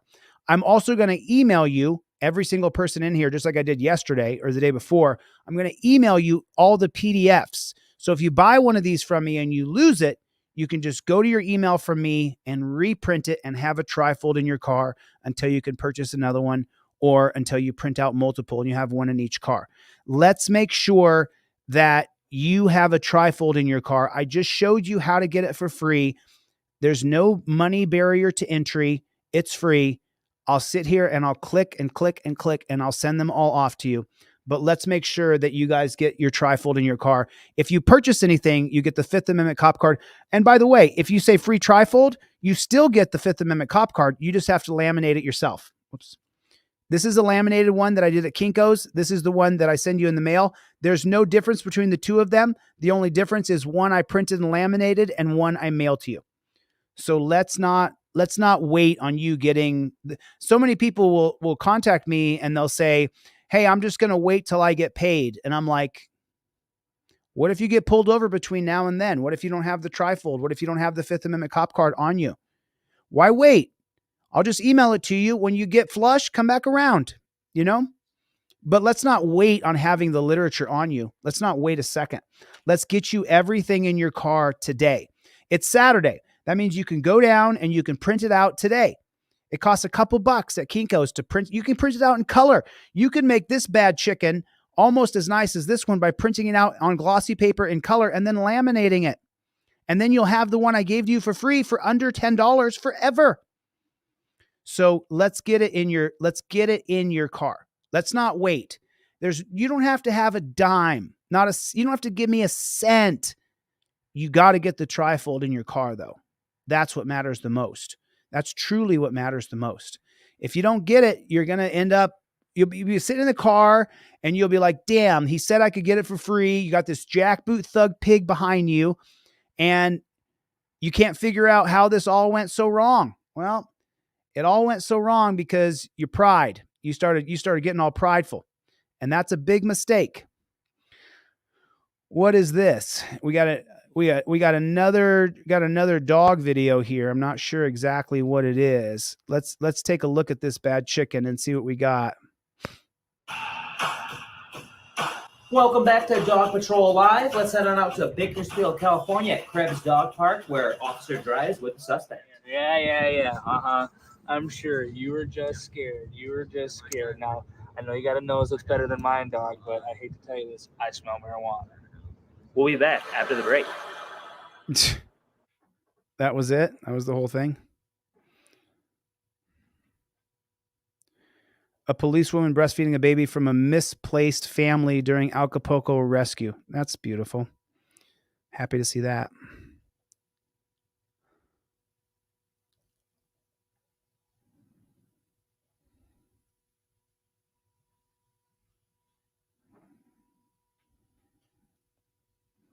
Yeah, this is in the wrong place. This is in the wrong place.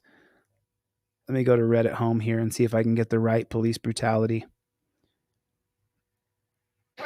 Officers had detained 32-year-old Markeel Tyson when Hudson kicked him in the face. You can hear Tyson groan from the... Is this the Shreveport Police Department in Louisiana? Isn't this Terry's case? Isn't Terry from Shreveport, Louisiana? Isn't that right? Wow.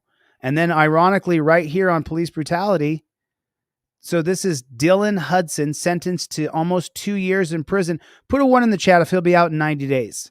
Put a 1 in the chat if he'll be out in 60 days. Put a 1 in the chat if he might serve a month. And look what he's doing to this guy. Hand on the back. Look at this. Oh my God.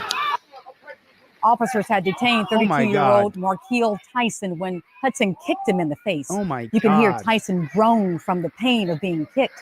This is happening in front of the Super 8 Motel in the 4900 block of Monkhouse Drive. Not only does the video show Tyson being kicked, Hudson tasered him twice. Although you could hear Tyson say, "I'm trying to." Why does he have a gun to the back of his head? Look at that. Why is he... Tasered him. I mean, what, you going to shoot him in the back of the head with 3 of you around him? Of course he will. Twice. Although you could hear Tyson say, "I'm trying to," when he commanded Hudson to lay down, when he was commanded by Hudson to lay down and put his hand behind his back. I'm trying to put him on my back. I'm trying to go. Hudson's been charged with malfeasance and is on paid administrative leave pending. I'm sorry. What'd she just say? Hudson's been charged with malfeasance and is on paid administrative leave pending an internal investigation. He's on paid leave after we saw him kick a guy in the back of the head and shove the gun into the back of his head? The charges against Tyson for trespassing and resisting arrest have been dropped. The U.S. Attorney's Office says 34-year-old Dylan Hudson used, quote, unreasonable force against an arrestee by punching him in the face and head, kneeing him in the stomach, tasing him in the neck and head, pistol whipping him in the head, slamming his head into the ground, kicking him in the face, all while arresting someone. That incident happened back in 2019. Hudson pleaded not guilty to the charges. If convicted, he faces a maximum sentence of 10 years in prison. And a former Shreveport police officer was sentenced today after his conviction for assaulting a suspect he was arresting for loitering. So up to 10 years, and he got a year and a half. 37-year-old Dylan Hudson will spend 21 No, sentenced to 21 months. He'll be out in 30 days. months in Overcrowding. prison and have 3 years of supervised release. Hudson was convicted after a 4-day trial of assaulting Markeel Tyson. Now, during the trial, evidence showed that Hudson hit Tyson in the head with a pistol, tasing him at the base of the skull and kicking him in the face. Other officers... Well, that was a taser in the back of his head. He was tasing him in the base of the skull, so he was trying to kill him. It was attempted murder. The scene testified that Tyson was not violent during that arrest. Wow. Wow. Of course. Of course. So this is the correct police brutality. We got the Derek Chauvin one there. I don't watch that guy's videos. BBC 15 investigation. A major development that... So let me real quick. Let's just reset just real fast. Everybody do me a favor. Hit the like button. Take your finger and just push the like button. It's right down there. Just take you 1 second. Just hit the like button real quick. I got a few more orders just came in. Let me read off some names for you guys because I want to let you guys know you're getting the free Fifth Amendment cop card. If you guys order anything during my live stream, I give you the Fifth Amendment cop card for free. I give you the poster for free. I give you everything. That's going to be Mike G, Mike G. That's going to be J Rod. That's going to be Tommy D twice, Grant W, and Tita C. Those people ordered something. You're going to get the Fifth Amendment cop card mailed to you. Matter of fact, my buddy's over here right now filling out the envelopes and putting Fifth Amendment cop cards into envelopes. I think we did 18 today. 18 people are getting free Fifth Amendment cop cards today. 18 people. Pretty good. Pretty good. I'm getting the cards out there. They don't do me any good sitting here. They don't do any good sitting here. No good. They don't help anybody. They don't do anything for anybody. Hit the like button and then type down in the comment section, if you would please, OTVO. Overturn Terry versus Ohio. J-Rod, you gotta buy something if you want the free Fifth Amendment cop card. That's okay. I'll still email it to you, J-Rod. I'll still send you the email. All right, now let's check out this. It says here, judge orders retired murder detective to answer questions about mishandling case after news investigation. She went on medical leave, retired on disability, and claims she's unwell to testify. I wonder if this, people often will say to me that not all cops are bad, Chille. You think they're all bad? Yeah. Not all of them are bad. No, they're all bad. No, Chille, they're not all bad. Not all cops are bad. See, what about people who investigate murders? They're not bad, are they? Yes, they are. If they need to solve a murder and your little life gets in the way and they can pin that murder on you, they will. Judge orders retired murder detective to answer questions about mishandling. Oh, you mean about colluding, creating evidence, wrongfully prosecuting, wrongfully convicting, perjury. Who knows how much further it could go. About mishandling, I think that word is probably a little bit off. I think it's more like corruption that this woman did. She went on medical leave, retired on disability, and claims she's not well enough to testify. I wonder what this case is about. I'll bet she actually pinned a murder on somebody because she's a homicide detective. Could impact dozens of murder cases, and it's all after an ABC 15 investigation. The court just ordered this former Phoenix detective to finally answer questions. Her name is Jennifer DePonzio. Our ABC 15 investigators found. Mountain Baby, I cover any case that there's a video that we can chase down and get a jackboot thug pig fired. For years, she mishandled homicide evidence. Then, as the mistakes caught up with her, for years. She went on medical leave and retired.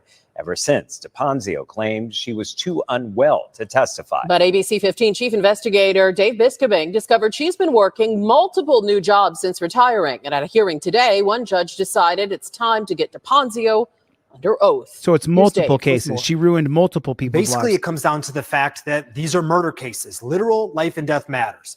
And the judge ruled that her claims for being too unwell to testify do not outweigh the Constitution and defendants' due process rights. Now, So first of all, Dave Biscobing, this man right here, Dave at abc15.com, this man, I have followed this man.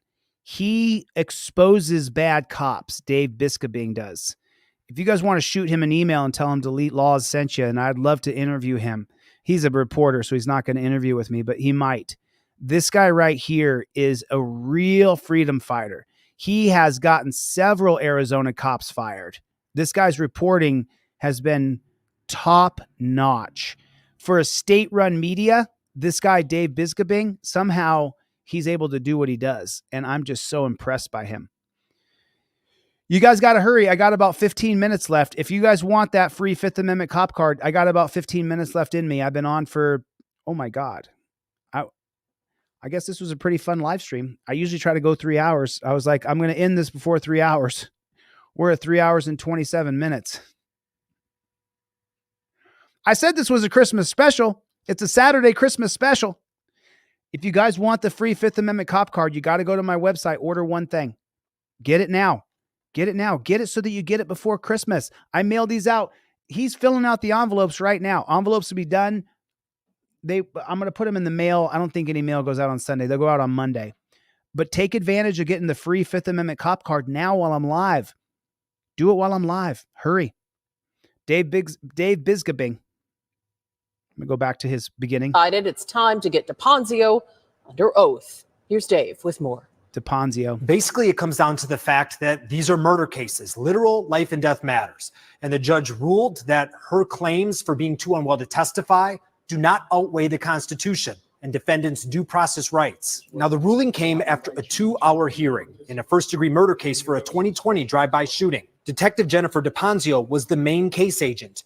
Now, information about her health condition is confidential, but DePonzio went on medical leave in July 2021, and it was at the same time her supervisor began questioning her about problems with her work in a number of cases. Fast forward, and her mistakes have impacted at least 37 criminal court cases and 61 police investigations. Man, could you imagine? This is like Zach Wester. He did 120 cases. So she's 1/4, a little more than a third of what Zach Wester did in Florida. Investigations. DePonzio ended up retiring with a disability pension in late 2022. Her attorneys then submitted medical records to the court. The court then ruling she was unavailable to participate in cases at any level. And that takes us back to this new hearing.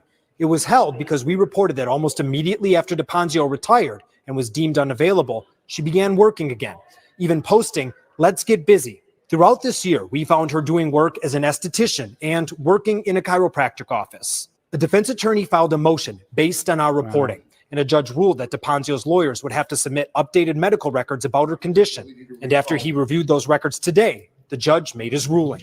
But here, given the additional information, and there is some that I've sealed in the court record, defendants' due process rights outweigh the individual rights that have been identified regarding Detective DePonzio. This could cause a ripple effect in many cases, and DePonzio's attorneys raised the possibility that they will challenge the judge's ruling. But as it stands right now, she will have to start sitting for a defense interview in the next few weeks. Oh, wow. Did you see this? Hold on, go back here. Did you see this? Next few weeks. What the hell? What I want to know what cases. I want to know what cases. What cases? Dave at abc15.com. Compose. Hold on. Let me share this with you guys real quick. Let me show you what I'm doing. I want to know which cases those are. Let me see here.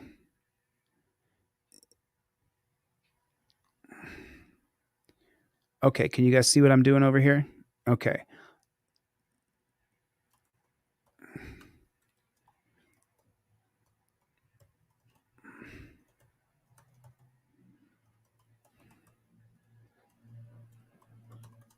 Fist, first of all, great work.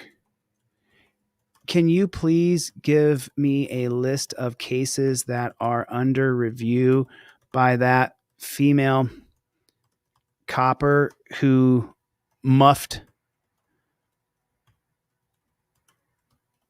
or cheated, ruined, lied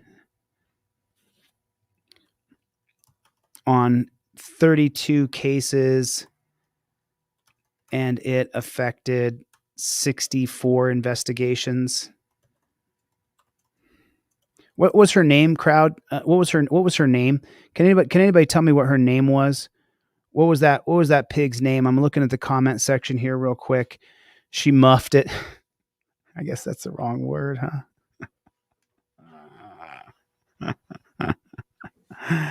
Let's keep everything PG around here. But that is funny. That is funny. What was her name again? Do I got to go back to the video? What was her name again? Jennifer DePonzio. Thank you. Thank you. I appreciate that. Her name is Jennifer DePonzio. I've covered maybe 20 of your videos over the past 2 years. Big fan. Thank you.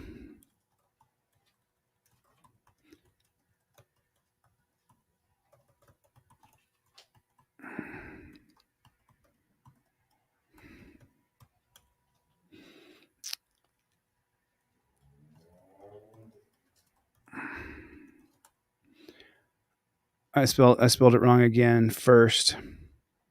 There it is. Okie dokie. We're back to here. Cool. I should not have done that. So let me share this again. So Bisgabing is one hell of a dude, man. This guy is hardcore. He's the genuine article. Let's show the poster for a little while. So if you guys, as soon as the live is over, what I'm going to do is we have approximately 19 people who have ordered something. For those of you 19 people, and for anybody who requests anything for free from me, if you buy anything from me or you request anything, for those of you guys who do buy something, thanks. I'll give away hundreds of these things today, but this right here, this poster, this was my swan song that I built in 2021. This is all the case law that I had memorized over the past 20 years. And I've read these case laws so many times that I put all the cases here right above the timeline. Down the timeline here is a list of every single president, starting back from George Washington, going all the way to Trump and Joe Biden in the end of this timeline. And then these are the figureheads throughout history that have just either greatly improved our country or have completely and utterly ruined our country. And it's funny because I just, I read the book Injustices by Ian Millhiser. If you guys want a book recommendation, I'm actually listening to it on audio right now, but I've already read the book last year when it came out. There's a book called Injustices by Ian Millhiser. It's an audio book. I think it's about 10 hours of listening if you guys want to listen to it. But Ian Millhiser does such a beautiful job of breaking down the Lochner era. The Lochner era would have been from 1897 until 1937 in this area right here. All these cases right here above my hand, these cases are where the Supreme Court, they stripped women's rights. They made child labor legal. They wouldn't allow any sort of working conditions. And this poster lays out a lot of the cases during the Lochner era that you have to know. You have to know Lum versus Rice. You have to know the case. You have to know Korematsu. You have to know Lochner versus New York, 1905. There are cases on this poster that you have to know. This is the lynching graph as presented by the NAACP, the numbers starting back in 1882. So if you don't know, 1882, there was this many lynchings of white people. In the late 19th century, most of the lynchings were white people. As a matter of fact, in the 1883 case of Pace versus Alabama, I can't see it up close, but Pace versus Alabama, what that did is criminalized interracial marriage and interracial relationships. And so 1883 is this many people were lynched that were white. 1884, 160 white people were lynched on this bar right here because they were involved with black people, romantically linked to black people. So when you get this poster from me, some of you guys still buy it. I mean, I sell once in a blue moon. Thank you guys who do buy it because I give it away for free to so many hundreds of people. When you get this poster in your email, you're going to see it. It's going to say Galaxy Poster 40 by 27. Print this thing out. Print this out. There's going to be 19 people who've ordered products today that are all going to get it. There's going to be another 100 people who email me that want free products. I'm going to give them this free poster. It'll cost you $25 or $30 at Office Max or Kinko's to get this poster printed out. But then if you really want to get into it and you want to start to name all these people in the civil rights era that I list here, if you can name all these people in the civil rights era, it would be really, really impressive. And I can go over each one of them and give you their biography and the whole thing.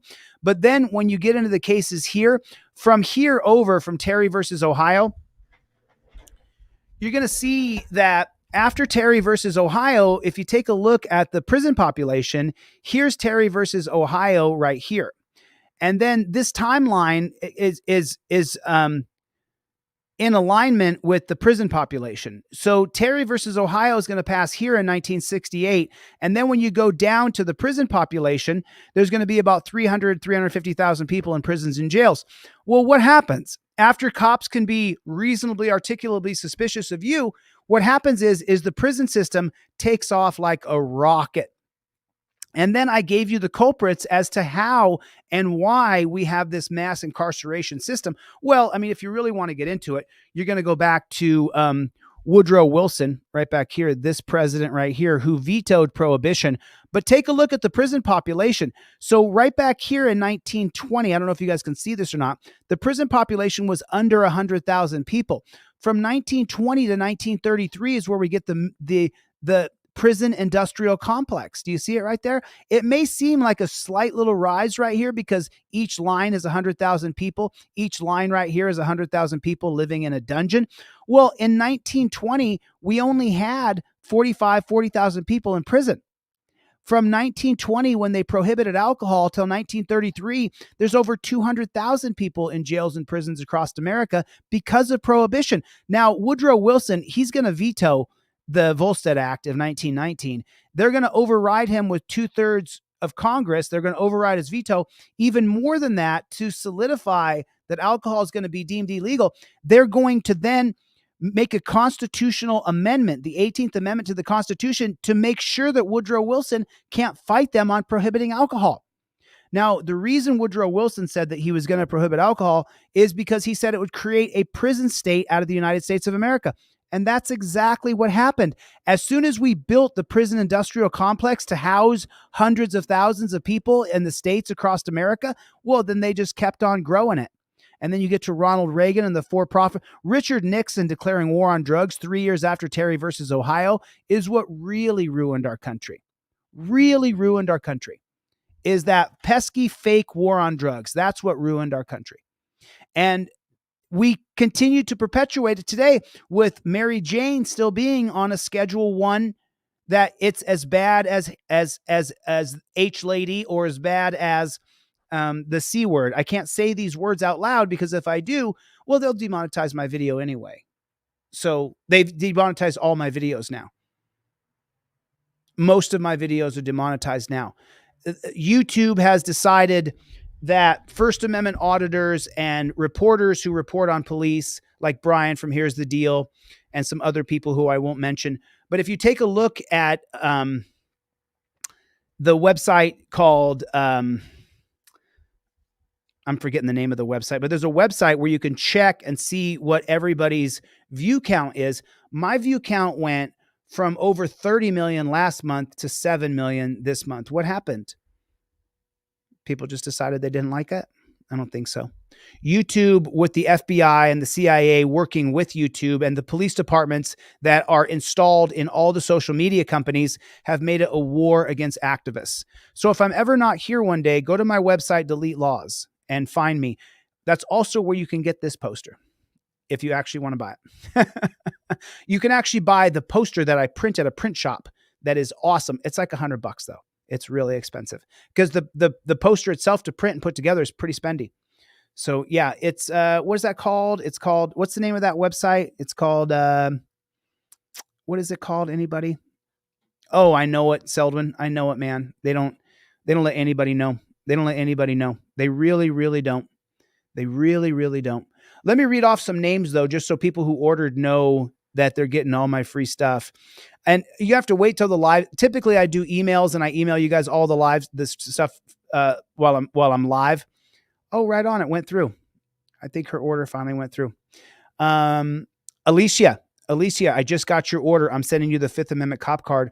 Wendy, I got your, Luke, I got your order. Luke, I'm sending you the Fifth Amendment cop card for like the third time. Kevin, I got your order. I got your order. Thank you so much. J-Rod, you are the man. J-Rod, dude. Thanks, J-Rod. Man, you're a good dude, man. I mentioned J-Rod earlier, and he came back around and bought a couple things. Man, thanks, dude. Amazing. Tommy D, I got your order. Grant, I got your order.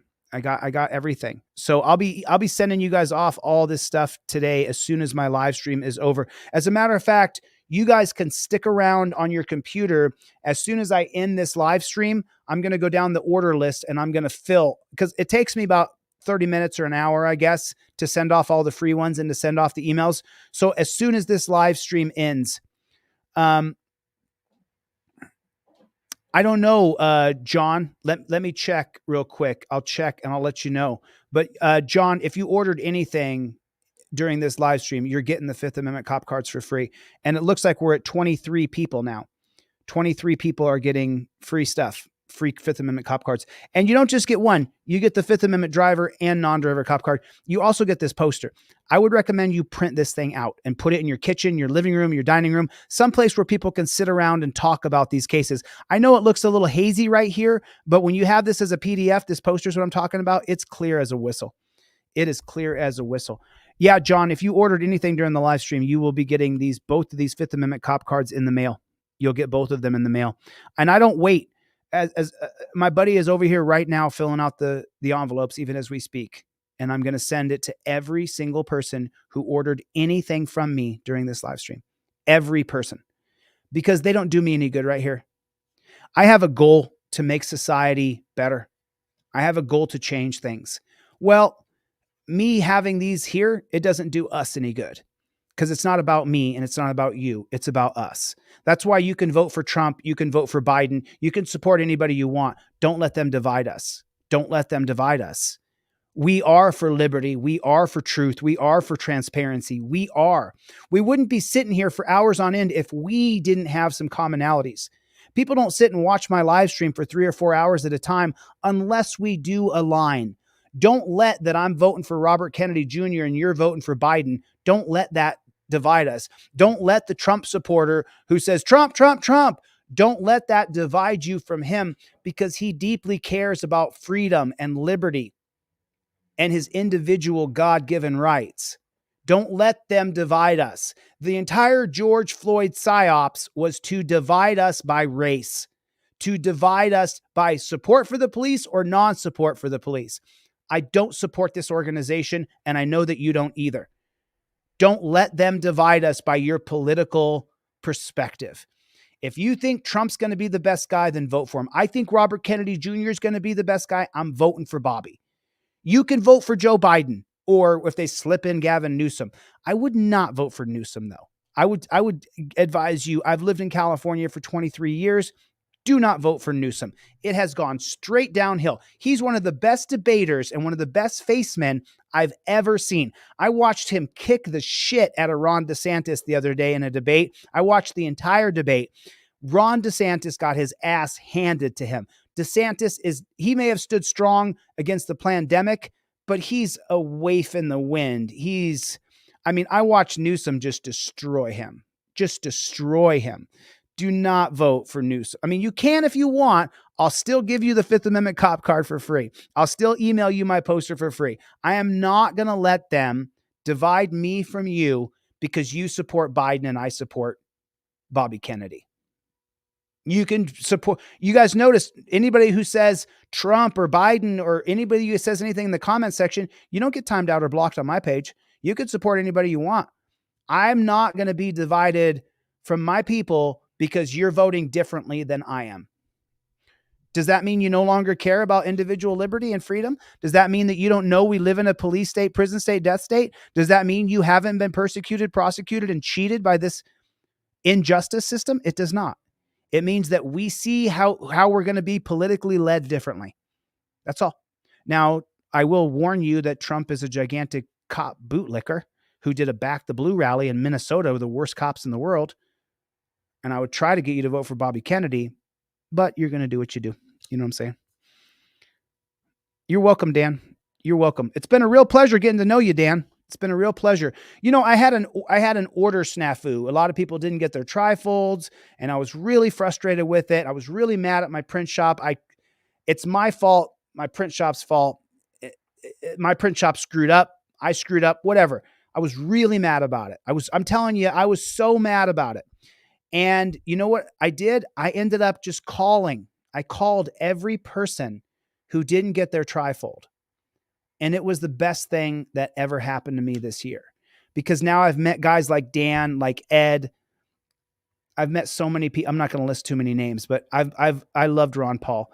I've met so many of you now because you were missing a trifold order, and I jumped on the phone and talked to you. And, a lot of things if you order the case for your iPhone, right? and it doesn't come in, you know what I'm saying? If you order this case, which this is my case, if you order the case for the iPhone and you don't get the case, you call the company up and you're like, you mother effer, where's my case? I ordered this case 6 weeks ago. Where's my case? Right? That's what a lot of us do. You didn't get your product and you're mad. And let me tell you what happened with my experience. I called people who didn't get their trifold in the mail and they hadn't got it in 4 weeks. I would have been pissed. And I called them on the phone. I said, hey, this is Chille from Delete Laws. I don't know if you got your trifold or not. I'm calling to check on it. And the answer I got on the other end of the line was, Chille, hey man, it's Dan. How you doing? And I was like, I'm just checking up on your trifold, man. You don't have it yet? And he's like, I don't got it. I said, well, let me email the factory right now. Let's get you another one. And then I have this 5 or 10 or 20 or 30 or hour or 2 hour long conversation with the person who ordered the trifold. And they're not mad at me at all. They're not mad at me even in the slightest. They're happy to hear from me. And I'll tell you, it's been some of the best phone calls and the best moments I've had this year are talking to people who didn't get their trifold. And yeah, if you don't get a trifold for 4 weeks or 5 weeks, I'd be pissed. But I'm telling you, it was clearly just a technical error. The emails from my order, from my back end of my website didn't go to the factory, so we didn't get them, so we didn't ship them. So it was but it was the best thing that ever happened because now I know so many more of you, and my phone goes off all the time now because there's so many people who have my phone number, but I don't mind. You want to be a leader? This is how you lead. You take responsibility for the things that you F up and you own them and then you make it right. And that's what I've done with everybody who ordered anything from me. And it's not the order or it's not the product. It's none of that. It's that I got to get on the phone with you and have that conversation, even a text conversation with some of you. And I got to know you a little bit and I got to be your friend a little bit. And that has been just, it has restored my faith in what I'm doing. Because sometimes you go along, you're talking into a microphone and you're getting people the products and you're doing these things and there's kind of like a disconnect. And over the past month, that disconnect for me is now gone. Now, when I sit on a live stream for 3 hours and 51 minutes, what I realize is that there are people out there who are waiting for me to come here and talk and share with you guys my perspective on what I see as being constitutional and unconstitutional. There are people waiting for me to help them. I wish I could help all of you. If you have a video, I'm more likely to be able to help you because I'm going to put pressure on them publicly. Guys like Mark. Thanks, Mark. I appreciate it, man. We stand together. Don't let the politics or race or cops divide us. That's what they want to do. Don't let them divide us over this next political season. You're welcome to support whoever you want. I don't agree with you. Doesn't matter. Your one vote and my one vote are not going to be the final vote that gets so-and-so in office. It is just not true. It's just not true. So, it's like just because Kevin votes for Biden or Trump or Kennedy doesn't mean that Kevin is not with us. We are all together. We are all together on this. Let me see if any orders come in so I can read a couple. No more orders came in so far. So if you guys want to take advantage of the free Fifth Amendment cop card, order something right now from my website, deletelaws.com, so that I can send you out the Fifth Amendment cop card. Matter of fact, he's over there filling out the envelopes right this second. I mean, literally right this second on the other computer, he's filling out the envelope just like I would do. We still have the return labels printed, right? We got extras. You might want to refresh that because we got a few more orders come in. Go to the very first tab and click refresh and then see the new orders. Cause as soon as you guys order from me, we put these in an envelope and I ship them immediately. No delay. None. Oh man. Thanks, dude. Appreciate it. Is it Leon or Leon? Leon Wade. Thanks, man. I appreciate it, dude. Thank you. I appreciate you. So, God bless you, man. Thank you. I know that that's hard-earned money. It's hard-earned money, and I'm super grateful. I'm super grateful. So let me just show this one more time. I'm going to have these up on the website really, really soon here. Let me see if it's still open. That one's not open. That one's not open. Let me see if this one is still open real quick. Here it is. Okay. I want to show you guys pictures of the sweatshirts and t-shirts that I have coming out. There's not going to be very many t-shirts. There's only going to be like 8 or 10 at the most, because I'm keeping them most for myself so I can teach Constitutional Law Scholar and wear the shirt that says Constitutional Law Scholar on it. But this is the sweatshirt hoodie, and I've got about 60 of these. I ordered 60. I got 20 XXX, I got 20 double XL, and I got 20 large, I think. I'm going to order more, but they were all out. So these are the new hoodies coming out. I should have these. I'll have these up on the website. I'm probably going to email out to a few people as soon as these are ready. So I don't think I have any larges in stock of these at all.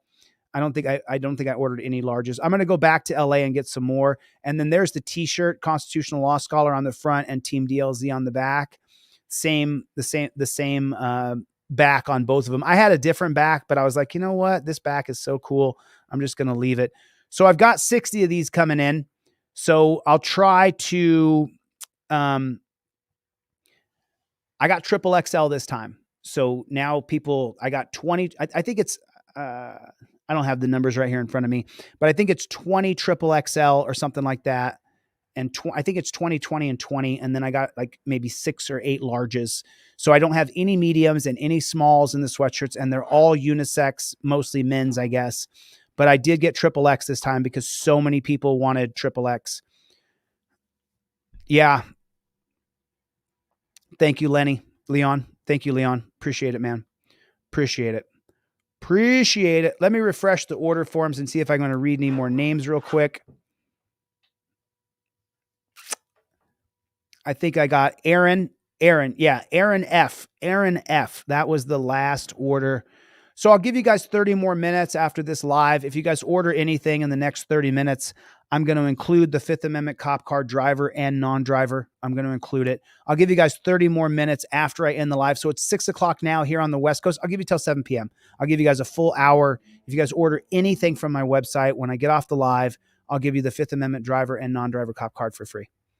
And that's the best I can do. You know what I mean? I don't have any mediums, Daryl. I'll tell you what, Daryl, I'll get a stack of mediums.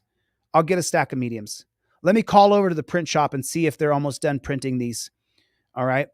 Let me call over to the print shop. I'll have these up on the online store maybe by tomorrow. So make sure when you see them go up. Chico, what is going on, my friend?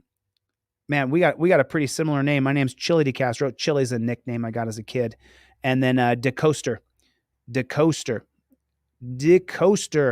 So now I've got, after Aaron, I have Aaron F. Then I have Chico DeCastro. I got you, Chico. I'll be mailing you the Fifth Amendment cop card, both driver and non-driver out. Do you know how to refresh that? Yep. Okay. So, Chico, oh man, I'm in Vegas half the time, Chico. I'm in Vegas half the time. So maybe we could plan some time, man. Would love to. Now I got more people to call. There's more people I want to call, but I think on this one,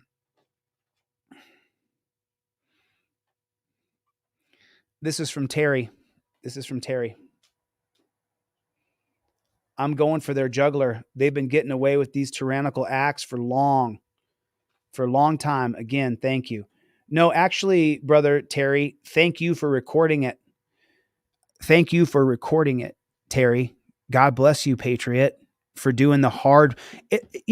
People, when I do my first class, my first seminar, the very first thing I'm going to teach people when they come in is, you see a cop, what do? Pull the phone out, clear it, get the camera on, point it. This is what I'm going to be teaching my very first seminar.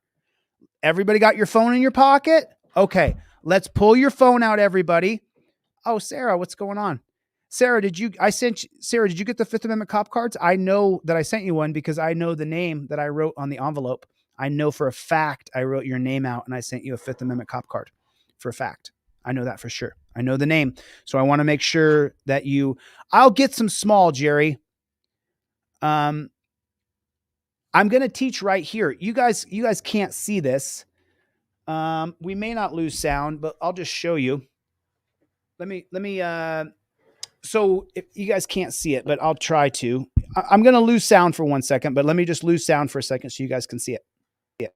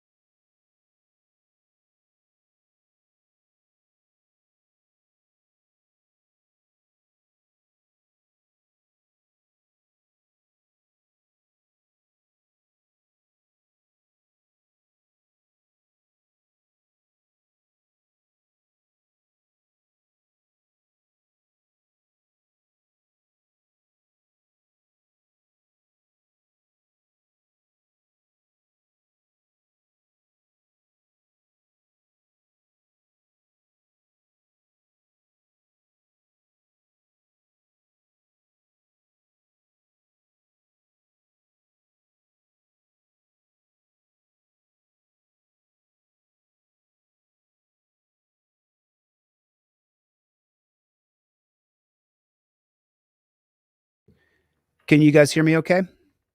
No, you're not going to have any sound while I was on there. So let me, how we, can you guys give me a 5x5? Give me a 5x5. You can hear me just so I know. Okay. Gotcha. So you see how I did this? You see how I laid this poster out? Well, when I laid this poster out, I was doing a lot of things at the time, and I was trying to highlight how the civil rights era has failed because of Terry versus Ohio. Terry versus Ohio ruined all the people who died during the civil rights era, including Malcolm X, Martin Luther King Jr., John F. Kennedy, Medgar Evers. You can just go down the list of people as I just see different people, Guest in United States versus Guest. There's so many. I can just get myself lost in that. But I was focusing on a lot of things. On this next art display that I put together with a lot of help from my friend, I'm really focusing on it's the Supreme Court scholar. It's the Supreme Court. Oh, shoot. I had a couple orders come in just now. Let me read those names. I want you guys to know you heard me say your name out loud, because after Chico DeCastro, I had a few more people. Steve V, I'm sending you the Fifth Amendment cop card for free. Nestor S, I'm sending you the Fifth Amendment cop card for free as well. Let me see what is in this order right here. Yeah, awesome. Yeah, Steve got this poster laminated. He got this whole poster. See this poster right here? Steve got this poster. I have a laminated version of this. 234. Let me read that for you. Yeah, that's Nestor. I got you, Nestor. 234. I got you, man. I got you. I won't miss. I mean, I think you guys, the people who are here, there's 235 people left in the room right now. The people who are here, you guys know I won't miss. The mail could F up. You might put the wrong shipping address. It might get lost 3 times. You'll get it. I don't mess up. I just don't. Mr. Bones, what you do if you want to put flyers on cars is I'll send you the PDF of the trifold and then print out as many as you want and put them on as many cars as you want. Put them on as many cars as you want. Once you get the PDF, dude, there's a Jeffrey W. He did the entire, he wrapped his car with the trifold. So, we are reaching people. We are reaching people. Oh, you got the old version still? Oh, you got the old version of my trifold? That's amazing. Dakota, I hope you can, man. You can shoot me an email, Dakota. For all my Team DLZ, there's only 60 in stock. So let me get those in stock first before. And I just want to make sure, everybody should have this in their wallet. It's it keeps me up at night thinking that that you get pulled over and then you don't have it. You don't got it. And then you're like, oh man, I ordered that from Chille and I don't have it. Oh, dude, that just, ooh, that's the reason why I took over shipping my Fifth Amendment cop cards, because I want them now. I want you to have it now. I want to be able to teleport this bad chicken into your wallet so you have it. Like, that's how OCD I get about it. I get so OCD about it. It just drives me absolutely batshit crazy. I think to myself, you didn't get the Fifth Amendment cop card and you needed it. And then I go through like this. Yeah. Oh, did you order St. Michael? Yeah. Yeah. Let me check the order, St. Michael, real quick. Let me check. Yeah. Yeah. G. Yeah. G. I got you. I got you, man. GM. I got you. I got you. Wow. GM. Right on, dude. Yeah, I got you, man. I'm going to send this to you. I will send it to you. I will send it to you. I'll have these hoodies up. Maybe I'll call over there right now. I'll call over there right now and I'll find out when the hoodies are done printing. I know a lot of people want them. So yeah, I'll do a pre-order for the hoodies so that we can, because I only have so many and the big one was XXX. This is how I messed up last time. I didn't get any XXX and I had 2 or 3 dozen people who wanted XXX. And this time I got 20 XXX. That's all they had in stock. So I'll call back over there and I'll see if they have any more. And then I will order more on Monday. I want to have enough for Christmas time. And it takes about a week to ship during Christmas. So I guess we're at the 2nd of December. So I want to make sure that everybody has their sweatshirt by, the 15th or 18th, so that, it's so funny. Terry, you're a good man, dude. You're a good man. You are a good man, Terry. Terry, in Louisiana, you are a good dude, man. Your son got lucky having a father like you. You know that? Terry's been texting me back and forth.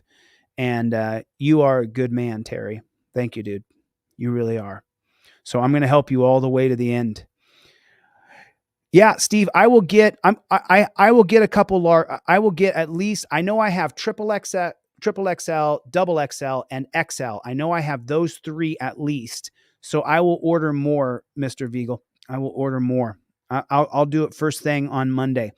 I just wanted to give people a few more minutes to get in on the Fifth Amendment cop card, because when I get off, I really try not to. I give them away anyway, but it's because you need it. It's like when a homeless person says, "Can I get some water?" Right? I mean, isn't that what it's like? When a homeless person says, "Hey, can I have some water?" and I'm in Vegas or LA and it's hot and they're thirsty and they smell and they're dirty and they say, "Hey, do you have any water?" I don't know about you, but in that moment, that's God talking to me. That's God telling me there's someone coming to you saying they're thirsty. Can you stop your life for a second, bro? Can you get off your high horse for just 1 second and get this guy some freaking water? Can you walk into the 7-Eleven or the McDonald's or the Taco Bell right there? Can you just halt your progress for 1 second? There's a guy who said he needs some water. He stinks. He's dirty. He can't go into Taco Bell, but you can. It's your job right then and there to stop what you're doing and get that guy some water. And if you don't do it, God have mercy on your soul. And that's what I feel like with this Fifth Amendment cop card. I created this and it's so badass. I put it in such a badass form. Everybody should have one. So I'm going to do it. I'm going to order more. I'm going to order more of these cards and I'm going to keep on giving them away for free. I don't give a shit. I'll be judged when I die. Straight up. You know it and I know it. We will face our maker. Just so you know though, when I took that DMT trip, there was no hell. When I took the DMT trip in 2019 and I met God face to face, she was a tree. There was no hell. There was no punishment. It was only beautiful. It was only perfect. And that reinvigorated my zest for life. That's why I can sit here and talk to you guys for 4 hours about the same thing over and over, and touchdown position, and get your camera up and hold your trifold. And when I got the chance to have that profound experience of being in the presence of God, even for a moment, it fundamentally changed who I am as a person. It fundamentally changed the way I see the world. It changed the greedy me, which I don't ever know if I was really that greedy, but any greed I had, what you're not keeping it. You think you're going to live to be 90?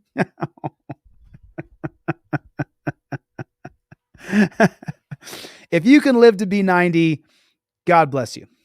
But I don't think that that's in my cards. So I'm going to do all I can while I'm here. Oh man, what is DMT? You know what? I'll tell you guys one more story, and then I'll get the flock out of here, and I'll tell you that DMT story. So I met a girl in Hollywood, California, and it was 2018, and my company Coded Friends was failing. It would close next in 2019. I knew it was failing. I had raised a lot of money from people, and I knew that my company was closing. I knew I wasn't going to make it. So all the vigor I had for 4 years, I had a tech company run for 4 years, which is longer than 97% of all tech companies. So anyway, so I met this girl, and I wasn't in any shape to be a boyfriend to the girl, but I said to her, "Hey, look, we can hang out, and I'm going to treat you really nice. We're going to have some feel good moments here together. But there's a couple of things you can't do. If you want to hang out with me and you want to be intimate, and I want to be intimate too. I like you too. I just, if we're going to be intimate together, I have to lay some ground rules for you. Number one, don't invite me to a party. I'm not interested. I'm done with it. I'm over 40 years old. The party for me is over. Don't invite me to a party. Don't offer me to do any chemicals. Don't come to me and say, hey, let's do these chemicals or this alcohol. I say, if you try to get me to go out partying, or you try to come and offer me some chemicals or alcohol, I'm going to tell you, thanks for your time. And I'm going to end this. And she said, okay, I can do that. So this happened in 2018. And then in 2019, we were still hanging out, and my company failed. Coded Friends closed. I had to call my investors and say I lost. And there's a few phone calls that were super hard. And I was crying. I was crying, and I was upset, and I felt off. I felt wrong. I felt I had failed. And she came to me and she said, "Hey, we should do